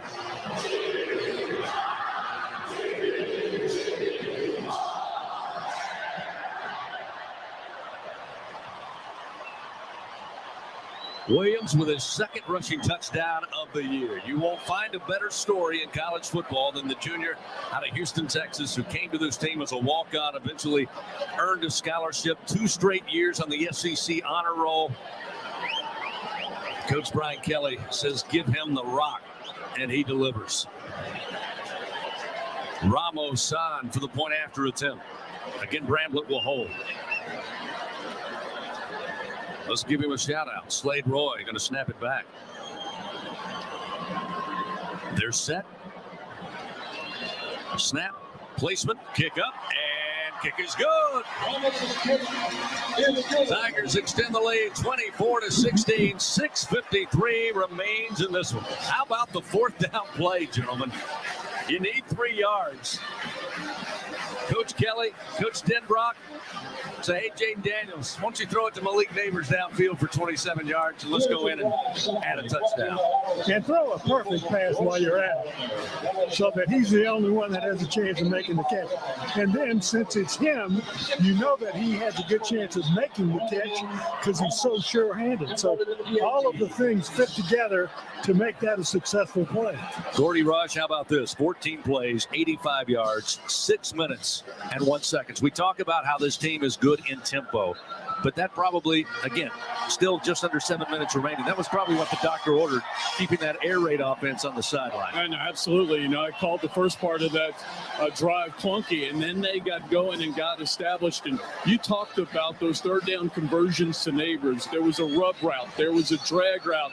And so on that 4th and 3, they're expecting, Mississippi State's expecting the ball to go to Neighbors. Instead of running something short, they ran the fade. He got a couple steps. It's a brilliant call. It was not what Mississippi State was expected, and well executed by the Tigers. LSU 191 yards here in the second half to 67 for Mississippi State. Neighbors tonight, we mentioned, 6 catches, 76 yards. 4 of those, as Gordy just pointed out, on that drive, 3 of which helped convert on third down to keep the drives alive. This one, squib kick, going to take a bounce at about the 15 near side. Picking it up at the goal line is Griffin. Griffin to the middle of the field, 10, 15. Oh, he got a hole up across the 30. Now it's a foot race, and he may take it to the house. One man with a chance to bring him down at the 20, and does, down around the 12-yard line. Oh, boy. 87-yard return. He took it after a bounce on the goal line. Looks like Jarek Bernard Combers eventually pulls him down. But Mississippi State with a huge special teams answer here.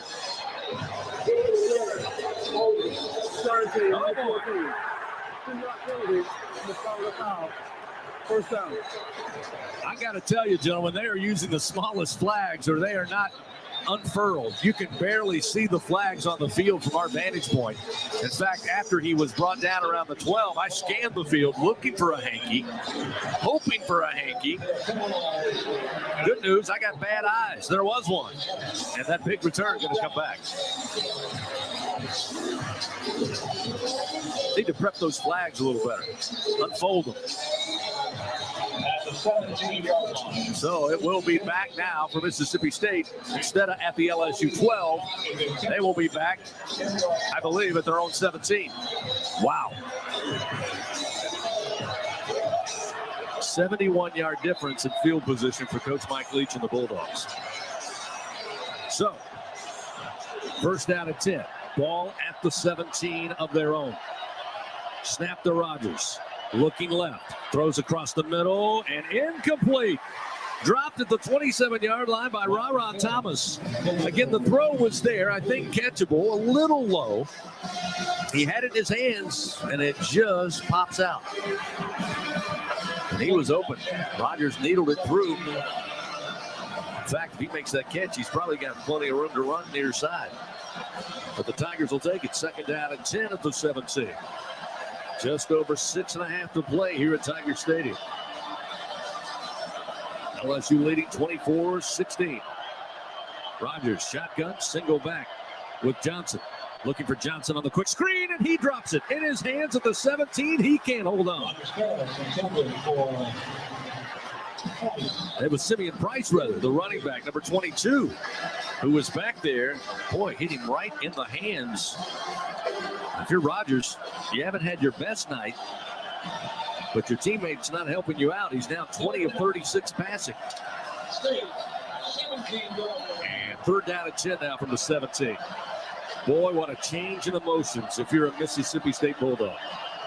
But the Tiger defense needs a couple more plays. And they find it here. 2 Tigers with their hands in the grass. 4 on the line of scrimmage as Rogers takes the shotgun snap. Pocket coming loose. He'll flip it out, and it is incomplete to Johnson. He tried to just pitch it out ahead with pressure all over him just to avoid the sack. B.J. Ojolari was right there in his grill. And LSU put the good pressure on him all across the front. He had nowhere to go. He turned to the left, and again, he's right-handed, so he had to be throwing it contrary to the rotation of his body. The receiver had it in his hands, dropped it, but it wouldn't have made any difference. He was going to be down right where he caught the ball. The Tigers at the 30-yard line. Looks like we got a new punter into the game.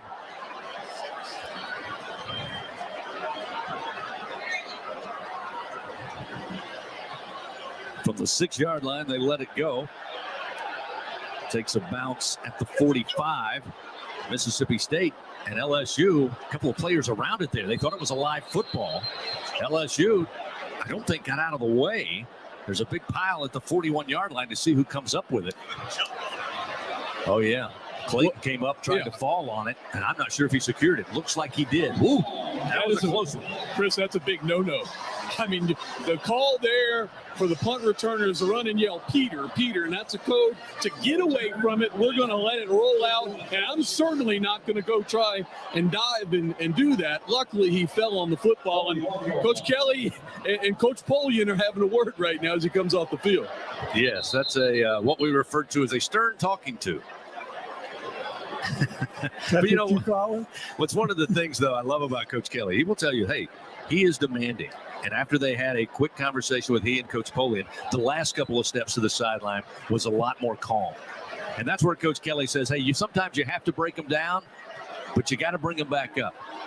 And I think we saw that just then. Teaching moment. First down and 10 for the Tigers. They'll have it at their own 41-yard line. Snap to Daniels. Moving the pocket to his left. Now gets set, fires. Looking for Jenkins in his hands, but he can't hold on. Broken up at the 31-yard line. Great play by Jackie Matthews. Otherwise, Jenkins probably holds on to that, but Jenkins got his hands on it. Matthews just able, I think, to jostle it loose with the left hand. Incomplete, sets up second down at 10. That's a good defensive play. Once again, though, the quarterback sprinting to the left. He's a right-handed quarterback. He's got to twist his body contrary to its normal rotation through the pass. It was a well-thrown pass, but you gave the defender a chance to get on it and bat it away. Second down 10 from the Tigers' own 41-yard line. 6:11 to go in this game. Handoff Emery goes left, now cuts it back to the middle, and he's met by a team of Bulldogs after he reaches the 43, just shy of the 44-yard line. Maybe a gain of 3, that's all, as we hit the 6-minute mark remaining in this game. Fans, J&J Exterminating, Louisiana-owned, customer-focused, and results-driven for over 60 years. Call the local pros and get the shield. J&J Exterminating, yeah. Clock moving, 5 minutes, 45 seconds. Your Tigers leading 24-16 over Mississippi State after trailing 13-7 at the half. Josh Williams now will be back in at running back. LSU will send out Thomas and Neighbors to the left side. Keishan Booty, single receiver to the right. Third down at 7. Daniels steps up, now will run. He's got a lot of room and able to get down to the 46, maybe the 47-yard line. He'll pick up the first down on the scamper. Good recognition. Wanted to throw the ball.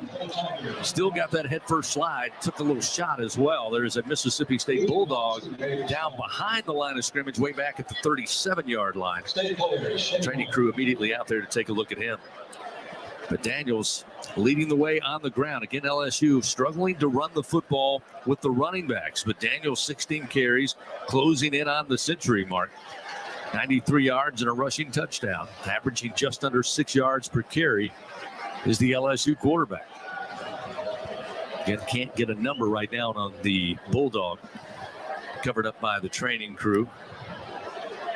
Going to pause in action here with 5:18 remaining here in the ball game. Looks like Nathan Pickering, nose tackle, senior out of Mount Olive, Mississippi, is being looked at now. He's on his back.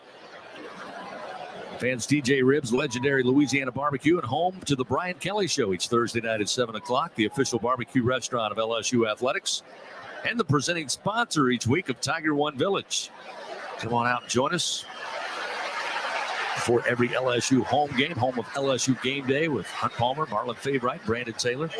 And count on TJ Ribs. They got every game all the time. To-go tailgate packages and event catering located on Acadian Thruway, Sigan Lane, and Airline in Prairieville. Visit them online at tjribs.com. So Pickering now being helped off, but mostly on his own power, headed to the far sideline. LSU again, so many struggles, gentlemen, on third down through the first half. And here late in this game, they have found the knack to convert. They're looking at first down and 10. Ball at the 47-yard line of Mississippi State with 5:18 to play.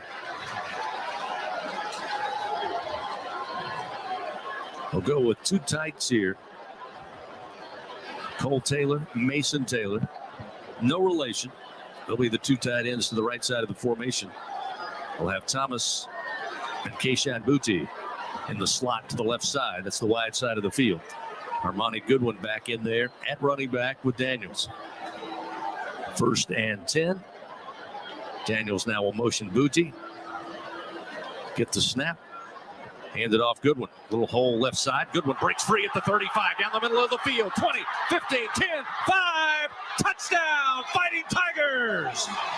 Armani Goodwin, third rushing touchdown of the year. 47-yard strike on the ground. And the Tigers make it 30-16. Well, Chris, you said in the last possession that LSU had not been able to get much running out of the running backs. Wrong. Nice job that time. They must have heard you, and that's what they called. Right at the middle.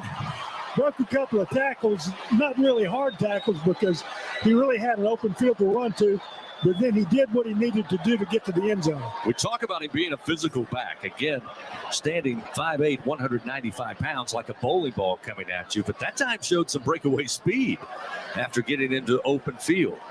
Ramos trying to add one more. Bulldogs come after it, but the kick is up, and it is good. That'll make it 31-16. We've got 4:50 to go here at Tiger Stadium. 4 plays, 59 yards. A minute 28 off the fourth quarter clock, and a 47-yard rushing touchdown for Armani Goodwin. And the Tigers now getting a little separation on the Pirate and Mississippi State. Timeout on the field. We'll take one with them. We'll return after this on the LSU Sports Radio Network.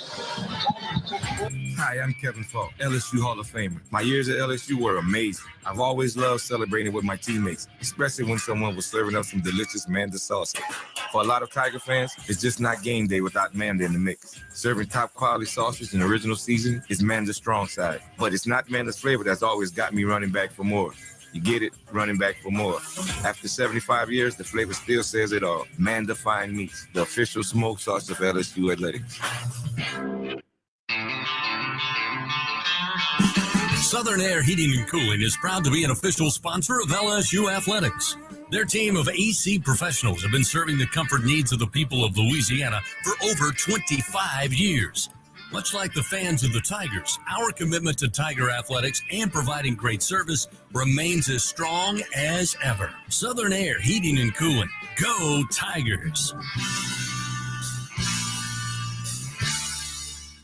With no fees or minimums and no overdraft fees, banking with Capital One is the easiest decision in the history of decisions. Even easier than choosing Slash to be in your band. Next up for lead guitar. You're in. Cool. Yep, even easier than that. With no fees or minimums and no overdraft fees, is it even a decision?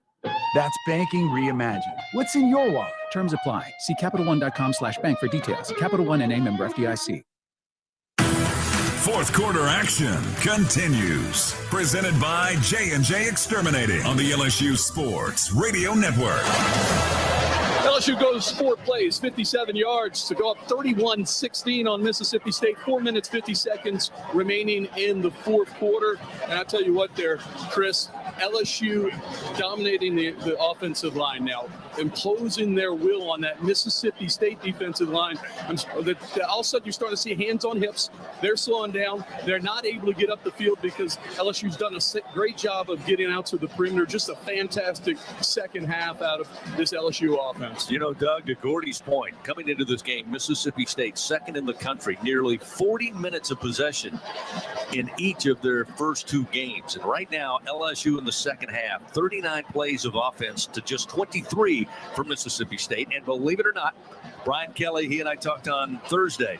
Sometimes time of possession doesn't mean anything. He told me in this game it would. And LSU, 29 minutes, 40 seconds time of possession to 25 and a half for Mississippi State. And the way this game started, Chris, I'll bet you were thinking to yourself, that conversation we had, I talked with Coach Kelly, because the game looked like Mississippi State was going to be the one in charge of the clock. It turned out not to be that way. LSU just hung in there, and they made the plays that were necessary, finally got where they controlled the line of scrimmage. And once that happens in pretty much every game, when you control the line of scrimmage, it is your game as long as you don't give it away.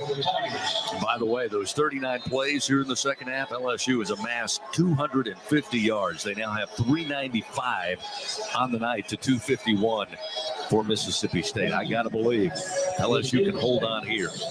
There's going to be a lot of salutes to this LSU defense and to the offense in the second half. Here's a kick that, again, another squib, and this one's going to go out of bounds at about the 12-yard line. That's not what you want to see from special teams.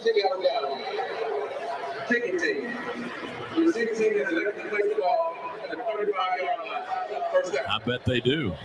Mike Leach says, yes, we'll take it at the 35 with 4:50 to go. And again, when you think on the outside of the air raid assault, you think passing of the football, but playing hurry up and trying to overcome a 31-16 deficit really is difficult. Not impossible, but it's difficult for this style, albeit a passing offense. Again, LSU is going to have to be looking for them to try to go vertical, something Rogers does on occasion.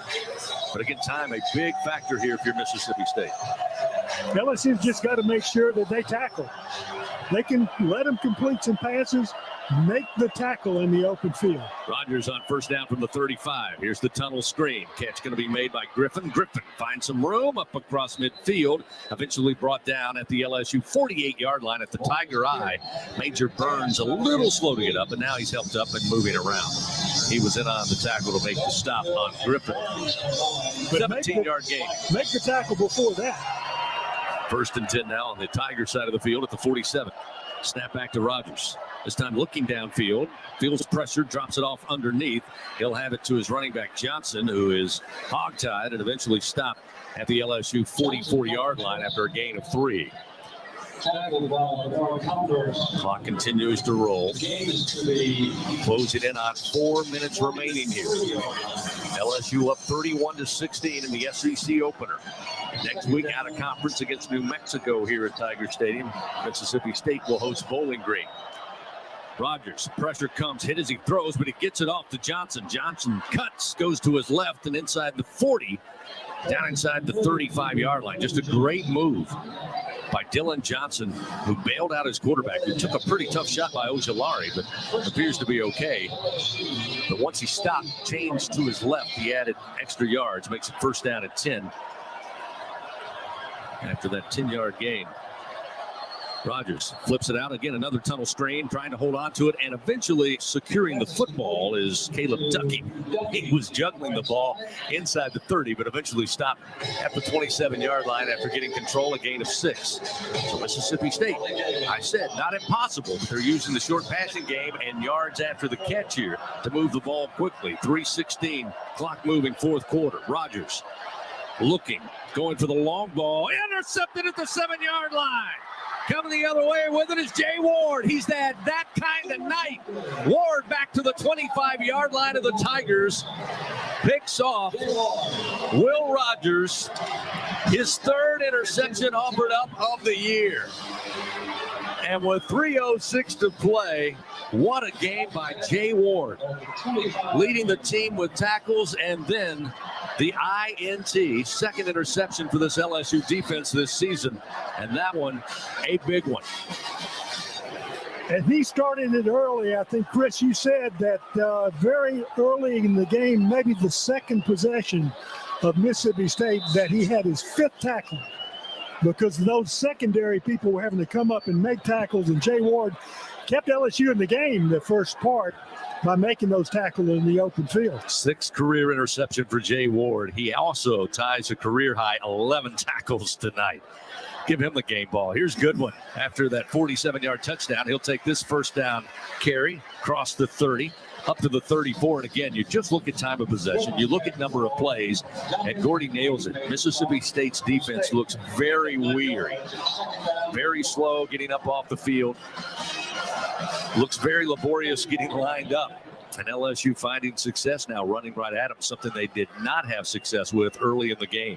Good one, by the way, on that carry. 73 rushing yards. That's a career high. Chris, they're not used to playing this much football. Last week at Arizona, Mississippi State had the time of possession 37 minutes to 23. This is much more football they're used to playing. Second down and a yard. Daniels gets the snap. Let her high. Gives it to Goodwin. Goodwin will get low on the ground. Cross the 35 up to the 37 and pick up the first down. Stops the clock momentarily with 2 minutes and 14 seconds.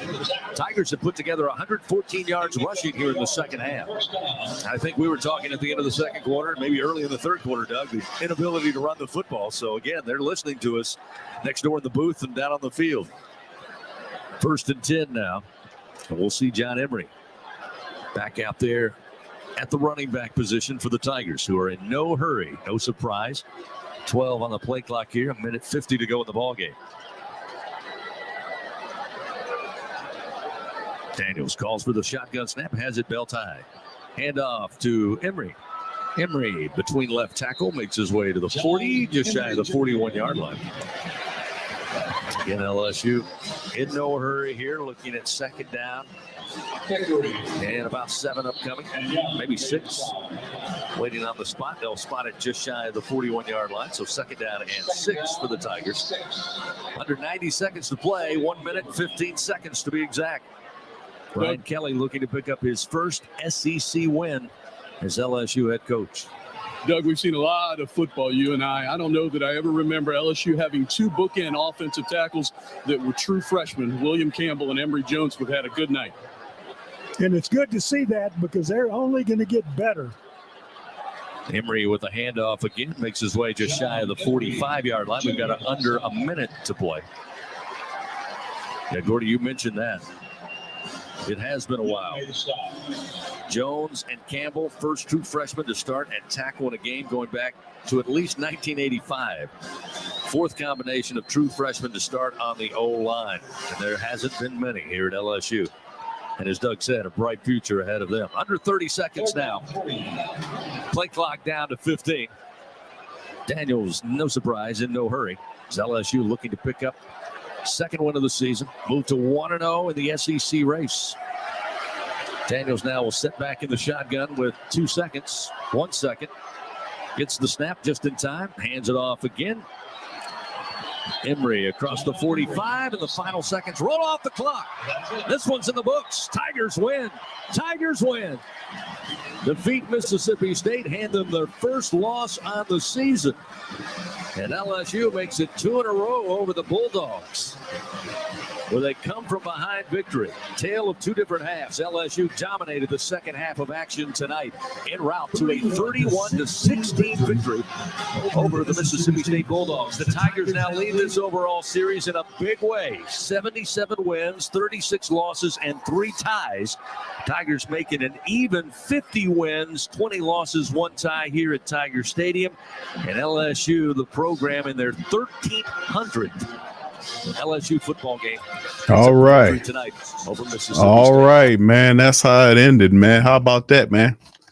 You want to talk about a change of events, man? It's going down, man. What a hell of a game. As it didn't look like we were doing pretty much of nothing in the first half.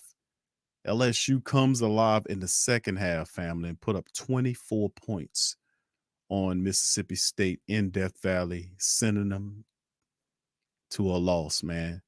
LSU's defense was crystallizing during the first half, but in the second half, they only allowed 3 points from them people. They shut the offense completely down, while the LSU offense took off 31-16. LSU climbed to 2-1, opening up that SEC schedule. Big win for LSU as they were able to solve some really key problems, man, in the first half. And what did we say at halftime? It's all about adjustments. So congratulations to the Tiger Nation, man, as we get that win, man. We improved to 2-1. Let's go over the final team statistics here, fam. 20 first downs versus 15 by Mississippi State. LSU had 0 third down conversions converted in the first half. They went 6 of 15 in the second half, fam. So how about that? 3 of 14 there by Mississippi State. And then, of course, the yards totally just exploded for LSU. 416 total yards versus 289 by Mississippi State. 214 on the passing by Mississippi State's quarterback versus 210 by Daniels. And, of course, you look at the rushing attack. LSU put 206 yards up on Mississippi State's defense. Remember at halftime we had 81, and I said between the first two games they only allowed 84.5 yards per game running on them. LSU said the hell with that. They put 206 on them people and only allowed them to run 75 yards. So they completely turned the spigot off on them. LSU averaged over 5 yards per carry on 38 attempts. Awesome. 7 of 39 in the penalties for LSU versus 3 of 40 by Mississippi State. 2 turnovers, obviously, by Mississippi State, the fumble and an interception. And of course, you see the Tigers had a fumble lost by Jaden Daniels on the snap. LSU took control of the clock. That was the big part of the win as well. They were able to take possession of the clock. 32-46 was their clock versus 27-14 for Mississippi State, man. So there it is. And, of course, let's go over the individual statistics as Jaden Daniels, man, continues to play pretty solidly and spark this offense. And we got a better performance in the second half by the overall offense, just a total better team effort in the second half to seal the game off. Jaden, he finished 22 of 37 for 210, almost 6 yards per throw. He had a touchdown, passing touchdown, and a rushing attack. 16 carries for 93 yards, average 6 yards per rush. He had a scrambling touchdown there. Jay Daniels continues to handle his business there. And good to see somebody else outside of him running the ball is Armani Goodwin had 9 carries for 75 yards, 8.3 yards per rush. He had that big 47-yard gash on Mississippi State that bust him open for a touchdown. And John Emery Jr. in his first game back, 11 carries for 32 yards. Not much shaking there, but we think he'll improve. So overall, 38 carries for 206, over 5 yards per carry, and 3 rushing touchdowns. LSU complete offense in the second half. And this is a confidence builder for them moving ahead. So bottle whatever you did in the second half and see if you can wash and repeat with that thing. Top catcher of the ball for the Tigers was Malik Neighbors, 6 catches for 76 yards. Man, average almost 13 yards every time he caught the ball. Keyshawn Butte had 3 catches for 31 yards, over 10 yards per catch. Jare Jenkins, 3 for 23 on a score. Brian Thomas had 22. Josh Williams, 4 for 18, 2 for 15 for Emery. And Goodwin and Taylor were 1 catch apiece in the game. So it was a pretty damn good game there by LSU's defense, who kind of held Mississippi State down, tamped them down in the first half, while the LSU offense found a way to kind of get going.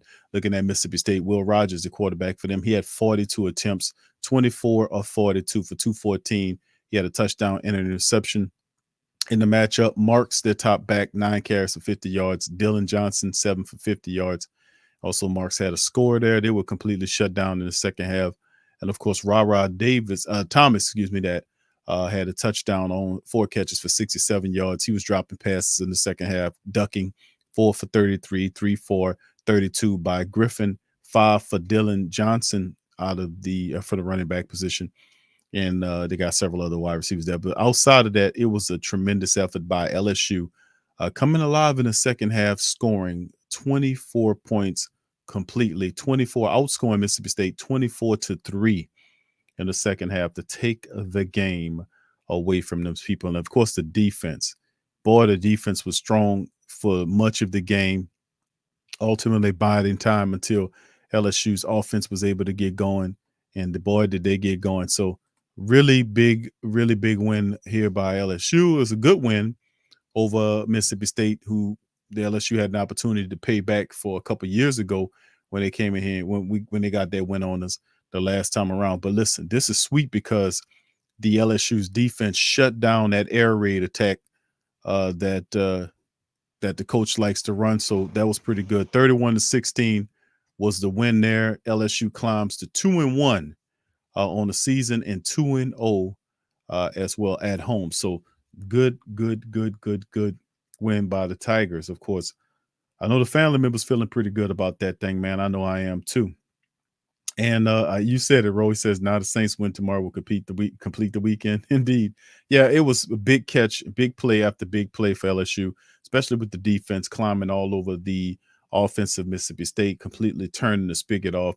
Whatever they were doing that was positive in the first half, LSU had an answer for it. They totally adjusted to it in the second half, got their offense going. And man, there's one thing I could appreciate about what I'm seeing from LSU is that they're doing a phenomenal job of making the adjustments, not only just, adjusting, but the type of adjustments that literally just turn everything off. I mean, you have slight adjustments that lead to slight results.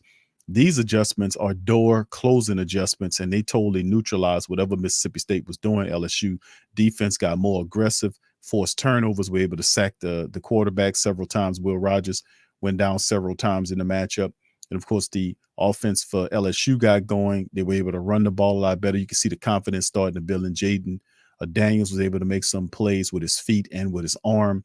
Wide receivers came alive in the game. So, I mean, it was a plus in the second half that helped improve them to get that 31-16 win. LSU's now 2-1 and 2-0 at home. So I know y'all happy about that, family. Very good win. Brother Damon says, Q, I'm working. Haven't been able to sit and watch, but the third game, and we're not getting what we expected out of Bhutan Purusha at the moment.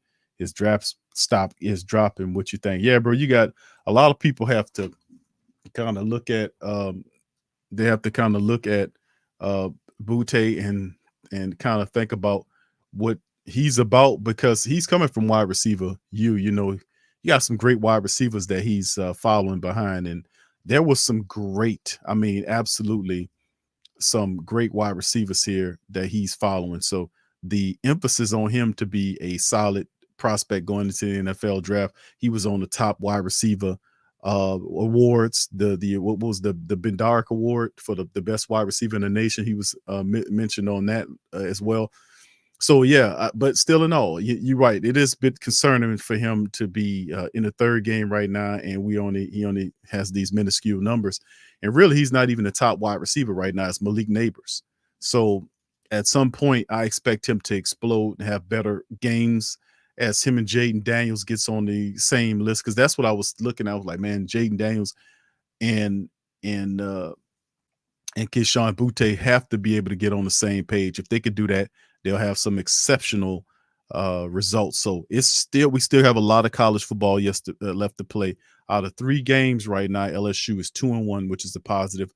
They got New Mexico coming up next week, which I think we should be able to. I'm not trying to underestimate somebody, but LSU should be able to climb to a 3-1 move there. But we'll look at that later on. So thank you for the comment there, Damon. Appreciate you. Youngblood says Armani Goodwin is shifty and has a pretty good burst. He needs to get more carries going forward this season. Did you notice that that's what Coach Kelly did?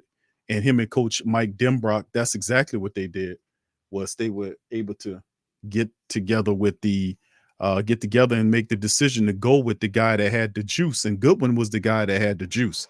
He was the one that had the juice. And then they did kind of flip flat back to other guy. But the reality is this: that he's a bowling ball, man. That guy is a little guy, is a bowling ball. And we knew when we used to look at the scouting reports and we kind of looked at the him coming out and doing what he's doing, that we knew that he kind of had that burst with it. But he got his power is he can run inside or outside. He's a bowling ball. That's why I call these kind of little backs. He's a good receiver out the backfield. So he kind of had the glow what was going on with LSU's offense, versus anybody else. So they just ran with the hot guy. All right, True says, yep, now he's showing why he started the first 2 games over Noah Kane. Yeah, you can see why they made that switch, fam. That's true. Yeah, I know. Yeah, Mason Smith, man, that's sad to say. I think he would have completed. This line, man, what they were able to do to Mississippi State. We know Mississippi State don't have the best offensive line in college football, but it's still an SEC opponent that came in undefeated, and LSU knocked them off to get the win at home. After doing a bit struggling, they made the necessary adjustments and they were able to take care of business. 24-3 in the second half, fam. They were able to turn it on. And remember, they didn't have a 3rd-point conversion all first half. And then they turned it on in the back end and had finished with 6 of 15 for the game, and then with a 31-16 point win. So it's phenomenal, man. I actually love what happened in this one, man. So it's pretty good. Devin says, yeah, they were yes, indeed. They was averaging 40-something points a game coming into the game on the 2 wins. And they actually has some pretty respectable wins, beating Arizona out there, and the other win. So, I mean, they came in here feeling really good about themselves, like they could take LSU down. You could tell by the confidence in the first half and what they were doing. And then all of a sudden it just went to hell for them, and LSU turned on the afterburners and burnt their asses up. Yeah, I know, bro. They using them. They starting to really use them good. Harold Perkins Jr. and several other defenders. Ojolari was another one. Ali Gay. I mean, they're really starting to kind of use these guys in a good manner. So, man, yeah. And Wingo, man, how y'all like Wingo with Mason Smith now? Brother Damian mentioned Mason Smith being out for the season, but how y'all think Wingo did? And some of the interior play in the middle, not bad, huh? This team was stopped to 75 yards rushing, and they have a pretty good defense, and we were able to pile up 200 yards, and I know most of that was Jaden Daniels scrambling, but still in all 200's 200, right? True Louisiana ever. So the the technician says still have plenty to fix, though. I hope they can get it fixed before tough SEC teams come. Yeah, we yes, indeed. I definitely consider that, man. John, what's up? John says yes, team win. It was great seeing Emory. Yeah, it was good seeing him back, bro. But it bodes well to see exactly where that LSU is going to go. They're going to keep Armani Goodwin using them as the featured back there and kind of slowly work Emory Jr. back into the fold. I mean, of course, he's the back with all of the novelty and everything. Everybody knows him as being one of the the highest ranked backs to come in here, since Leonard Fournette was here. So Emory Jr. Definitely has a lot of stuff to kind of pick up, but Goodwin had a phenomenal game. So we'll see how it moving ahead, how it looks, but that's a good problem to have, 2 really good backs. So this is going to be fun, man, watching as we move forward. We got New Mexico State up next, and Coach Kelly continues to handle the business with LSU. So congratulations to the Tigers, man. We get the win tonight. By a score of 31-16. We now improved to 2-1, 2-0 at home, man, and it's pretty good. So, yes, indeed. All right, Youngblood 46 says Big Q Emory Jones is going to be a block machine on that line. Yeah. All right, appreciate it, bro. Damon says, Q, I really didn't have high expectations this year. I even said maybe 7-8 wins, but hopefully I'm wrong. Big dog, I know next year we would be I'm a realist too, like you, brother Damien. I think I think most of us didn't, have the expectation that the Tigers was going to win the national championship this year. You know what I'm saying? I think we all kind of tempered our expectations to know that that's a lot to put on them. We knew coming into this team that he had to kind of rebuild a lot of aspects of what Coach O had last year, that, that a lot of players left in the draft. We had a lot of people that transferred out.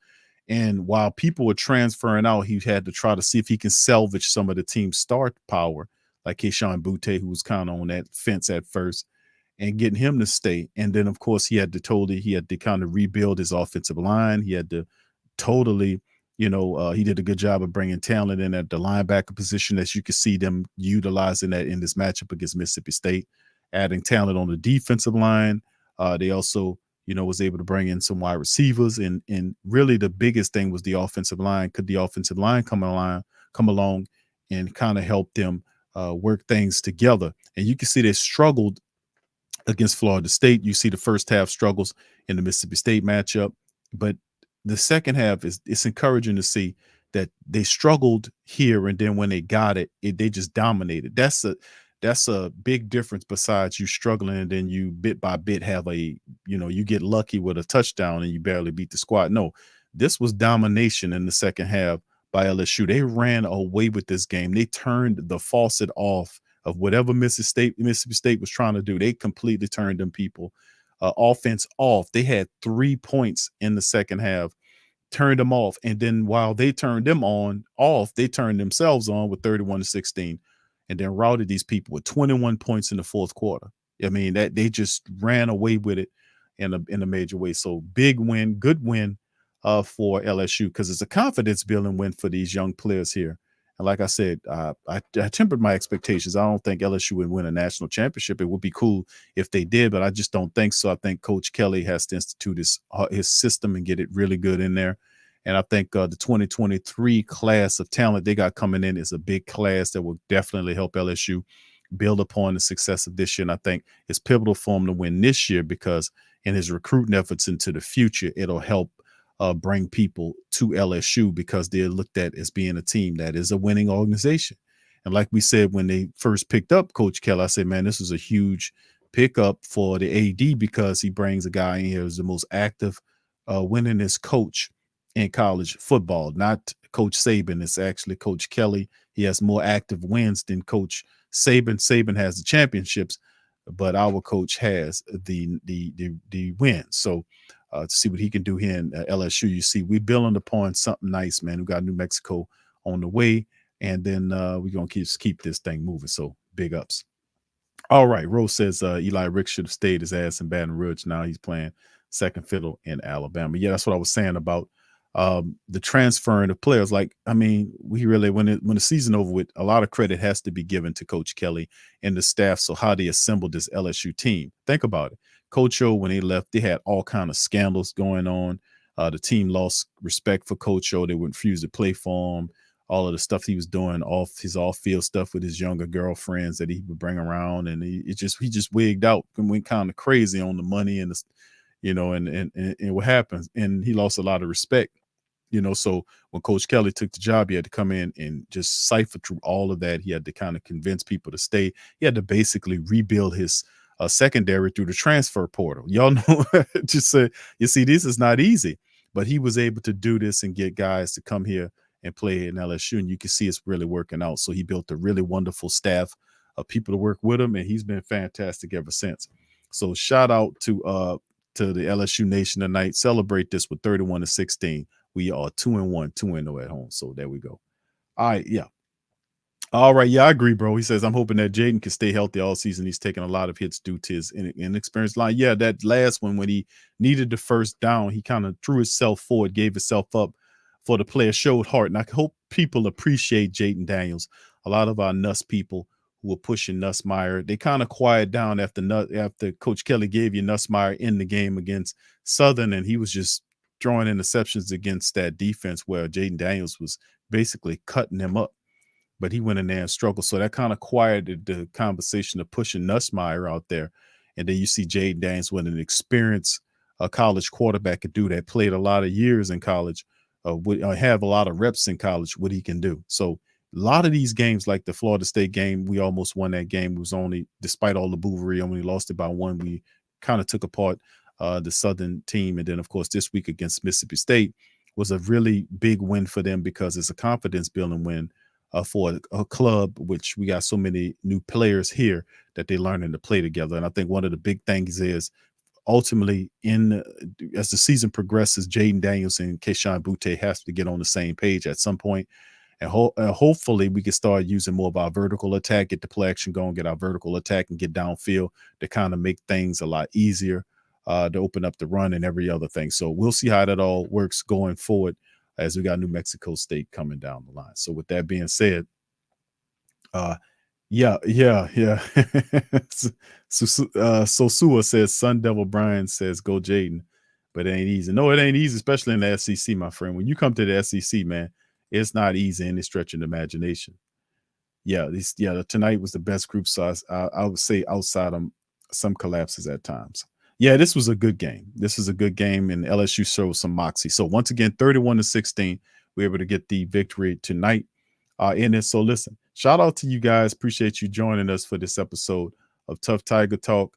We've been in this thing 4 hours, over 4 hours now, and it's always cool when we get that win. So if you are new to Tuff Tiger Talk, please mash on the subscribe button. Feel free to hit the like button and the share button. and share Tough Tiger Talk with the rest of the Tiger Nation. We up in this thing. Appreciate you guys for chiming in up in this thing. And we will return, more than likely we'll return tomorrow with another recap. We'll have Coach Kelly's commentary on the back end of that thing as well. So, it's just great win by LSU tonight. Fantastic win by the Tigers tonight as we come from behind, baby. We come from behind and make it pop against this team. And I'm just happy, man. I'm really happy that it wasn't a damn loss. But matter of fact, man, before we go, let me go ahead on and we got Coach Kelly chimed up right here, fam. So here go Coach Kelly. And then after that, we'll probably take some more questions from you guys, and then we'll kind of get up out of here and shake and do our thing. All right. Here's Coach Kelly on the post game. Put one in the chat if y'all can hear. I think outstanding defenses. Ours was better in the second half. I think they had 6 possessions, and I think they punted, 3 times. And I know they had a field goal. We had the interception. I think one on down. So just a classic, battle of 2 really good defenses. And then, guys making plays in the second half. Jaden Daniels made a lot of plays for us in the second half. Receivers stepping up, the back step up. And what was evident to me was our physical conditioning in the third and fourth quarter. We were able to control the line of scrimmage. When everybody knew we needed to run the football, I know I was asked this question several times. We ran the football effectively, and we were able to close out the football game. And that's what you have to do, and we were able to do that effectively. So really excited. Our guys are gritty. They were down in the game. They never questioned whether they could come back. And we're building that kind of mindset. And if they keep working hard and keep doing the things the right way, we just want to be a better team in November. So if we can incrementally keep working at it and get this team better in November, this can be a pretty good football team. So that will open up the questions.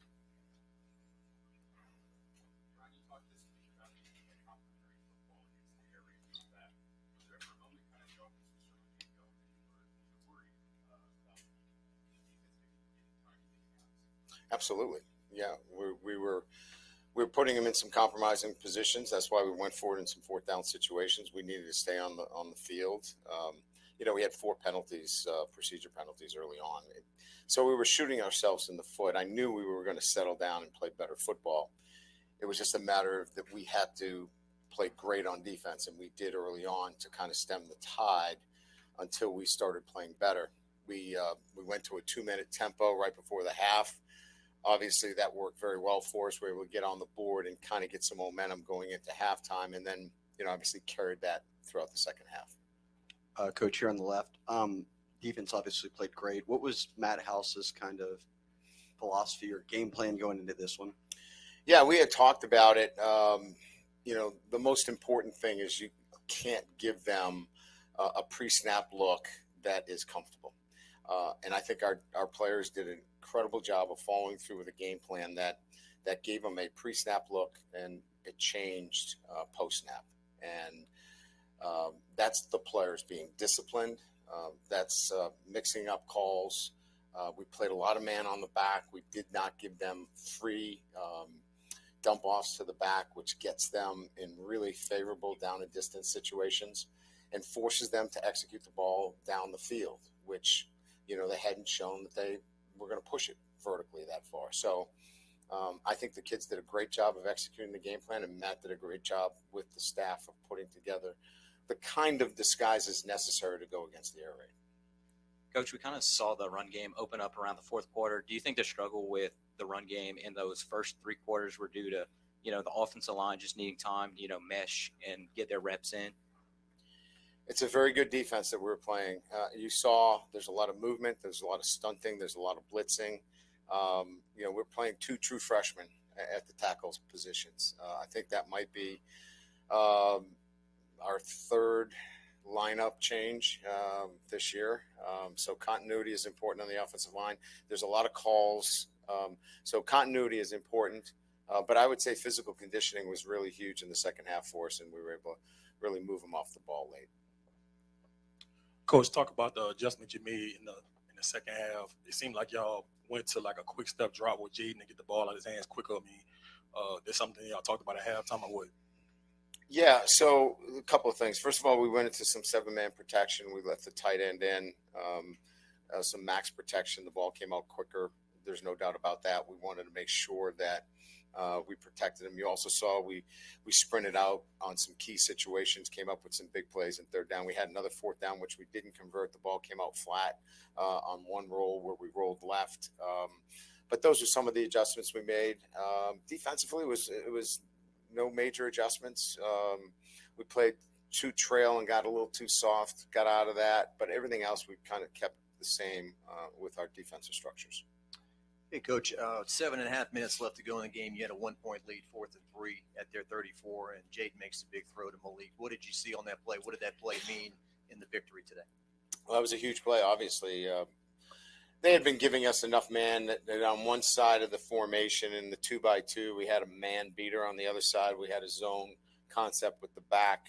So we were going to flood a zone if it was zone or quarters. And on the other side, it was, a one-on-one with Malik with a lot of field to work with.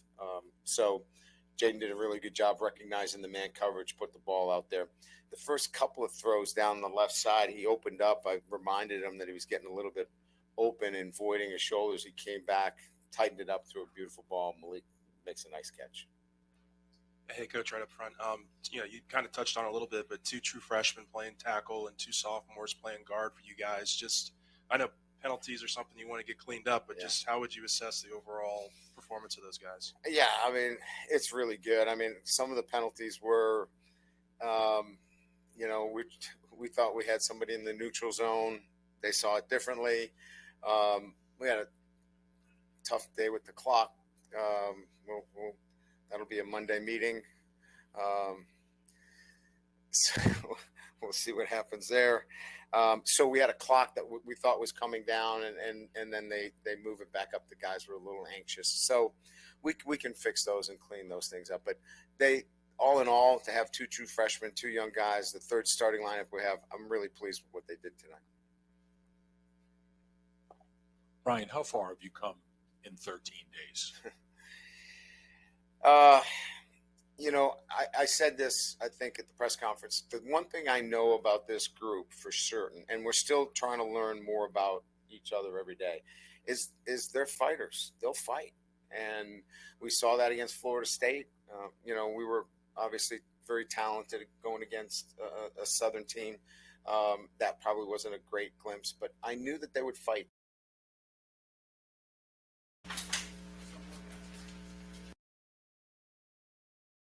Too trail and got a little too soft, got out of that, but everything else we kind of kept the same with our defensive structures.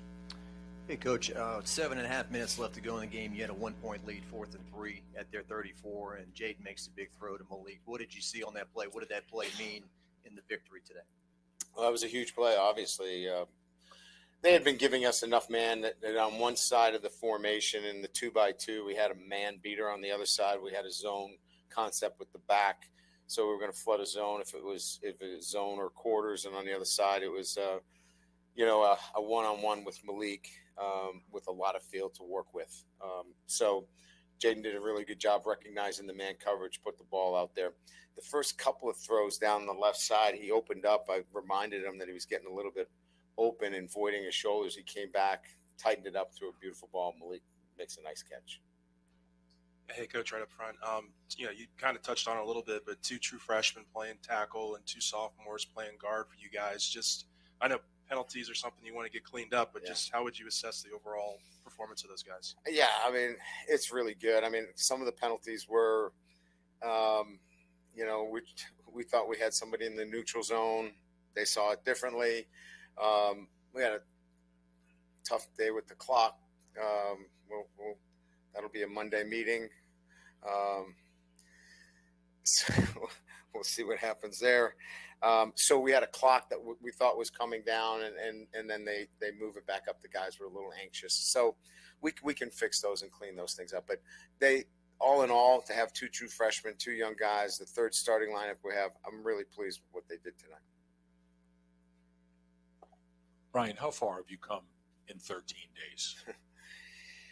I said this, I think, at the press conference. The one thing I know about this group for certain, and we're still trying to learn more about each other every day, is they're fighters. They'll fight. And we saw that against Florida State. We were obviously very talented going against a Southern team. That probably wasn't a great glimpse, but I knew that they would fight tonight. The areas that we have to get better at is we have a standard of preparation that has to get better each and every week. And if we continue to work towards that standard of preparation, they're going to be pretty good. But it's going to take – it's not easy. And I think they're starting to believe that. Winning helps. So if we can continue on that realm, I think this team can continue to get better. Coach, the comfortability of Malik and Jaden, they seem like they have a connection there. Yeah, I mean, he likes finding them.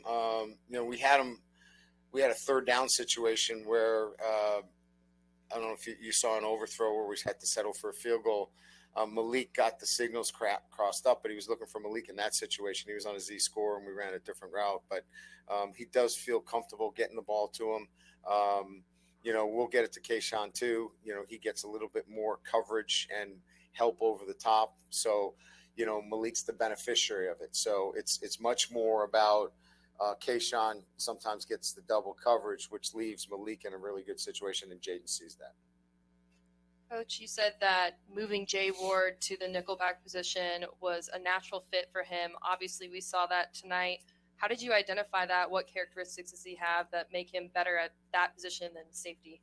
Yeah, playing him low and giving him the opportunity to run fit. He had 15 tackles tonight. He was outstanding. He was all over the place. One of the things we were concerned was the ball getting outside. It got outside him one time where, he got a little over aggressive, but he was all over the place. And it's just the position itself where he can be involved in the physicality instead of being a deep player in the middle of the field. That's really the difference between where he is now. Coach, here in the back. Obviously a big credit to your defense tonight, but would you say that Roy falling on the muff punt would be the turning point of the game, or what's your perspective on that? Yeah, I mean, I think there are a number of different, things that we could look to. Jacques talked about the big fourth down conversion to Malik. I think, putting the game away, but that certainly was a momentum builder. I think the score right before the half was crucial, getting something on the board and building momentum with the group so they had something where we could say, hey, we didn't play great on offense, but now we're right in it. So I think there are a number of moments that you could look to, but certainly, we got one back there, certainly. I believe you started 0 for 8 on third downs tonight, then went 6 for 7. I know you got to credit the players, but what you see with the calls and kind of how you changed that third down game plan? Yeah. Paralysis by analysis, maybe. Early on, we went faster. We kept 7-man protections, simplified it, maybe got a little too cute early on, and kept it a little bit simpler moving forward in those third down conversions and got the ball out quicker, and we got some run after the catch, instead of trying to get to the markers. Good. All right. Thank you.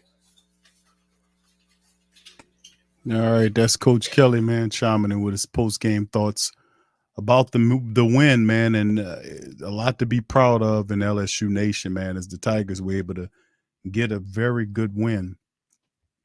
Confidence-building win, as you heard the coach speak about, making it pop, making it happen, 31-16. They improved to 2-1, 2-0 at home. So this will be good as we will continue on Tough Tiger Talk. We will return in the week, and we'll do a preview of their next upcoming matchup for those LSU Tigers. But for right now, man, we're going to celebrate this one.